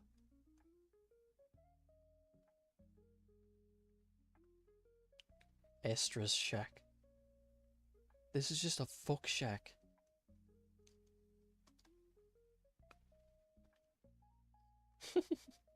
Boobies.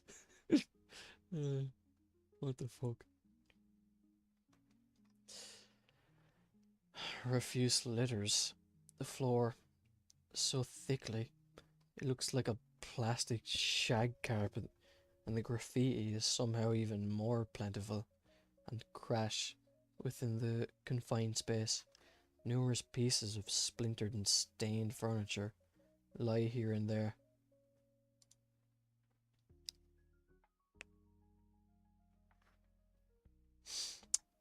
There is a toilet on the corner too, but its walls are completely gone. Thankfully, it looks unused. It reeks like my summer working at the local zoo and cleaning the reptile room exhibits. Oh, reptile fucking yolks are terrible. They stink so bad. But far more pungent within these stuffy confines. I have to suppress my impulses to gag and breathe through my mouth to stomach it further. A bit of a clean-up, you say? Abigail looks positively mortified, and Elliot isn't far off as he eats crow for his poor wording. Even with Emily's eyes obscured, you can tell she's wide with horror, and Rebecca is struck speechless with so much ammunition that she can't even decide on how to mock the situation.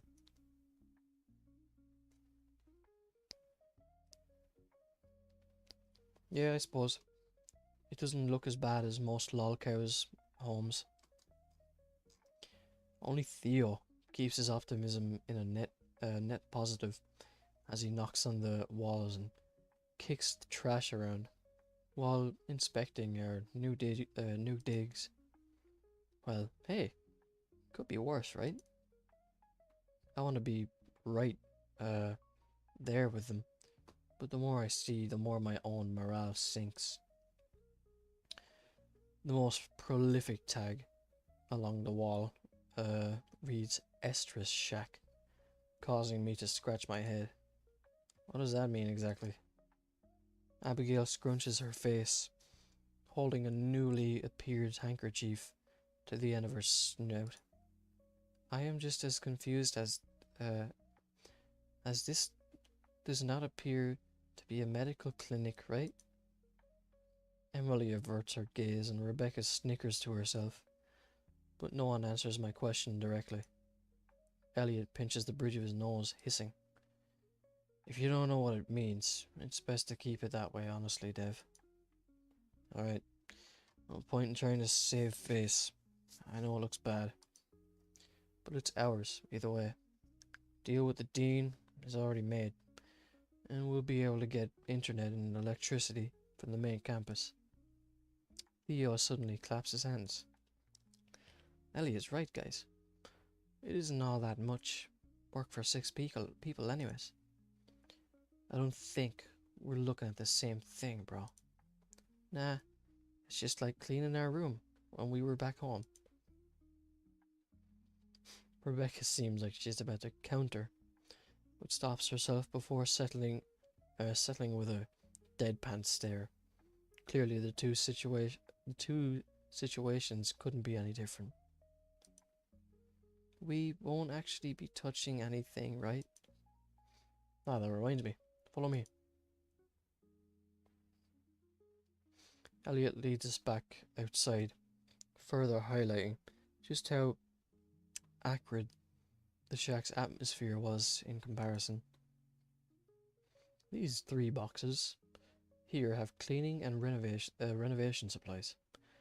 We'll leave the others alone for now.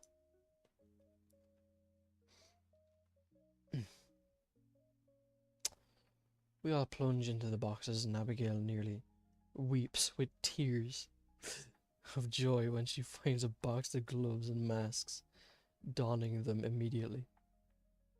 That's funny. My room is worse than this.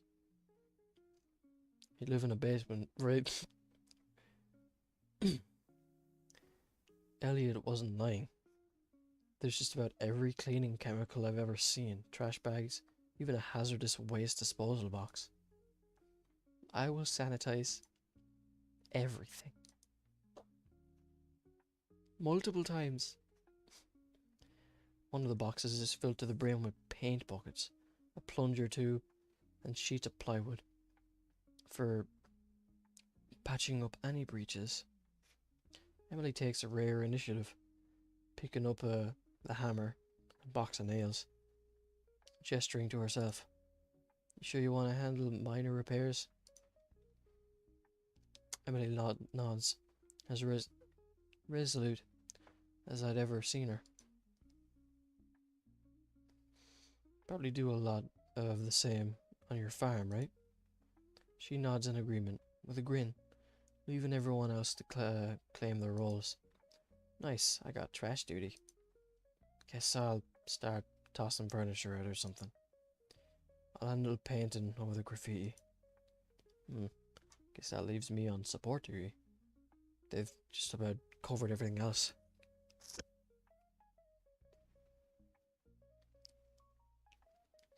Everyone sets to work immediately, leaving me as the odd man out.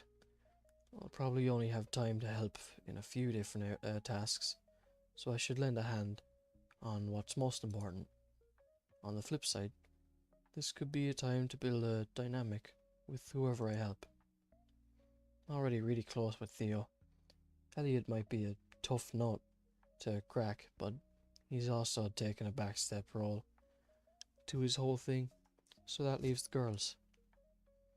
I'm probably most comfortable with Rebecca, and I wouldn't want to want the other two to feel like I'm ignoring them. Am I overthinking this? I think I'll ask. Cool. Well, she's having fun. I just get in her way.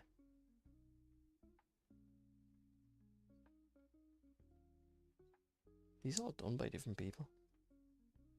No. I get a choice. I really don't know if there's much left. Maybe there is, but I really gotta get to bed, bro. It's 2 o'clock. I've been doing this for 6 hours. I know I already saved, but whatever. Oh my god, I'm so tired. Gotta give me a break. I've been reading for 6 hours. Oh, my arse.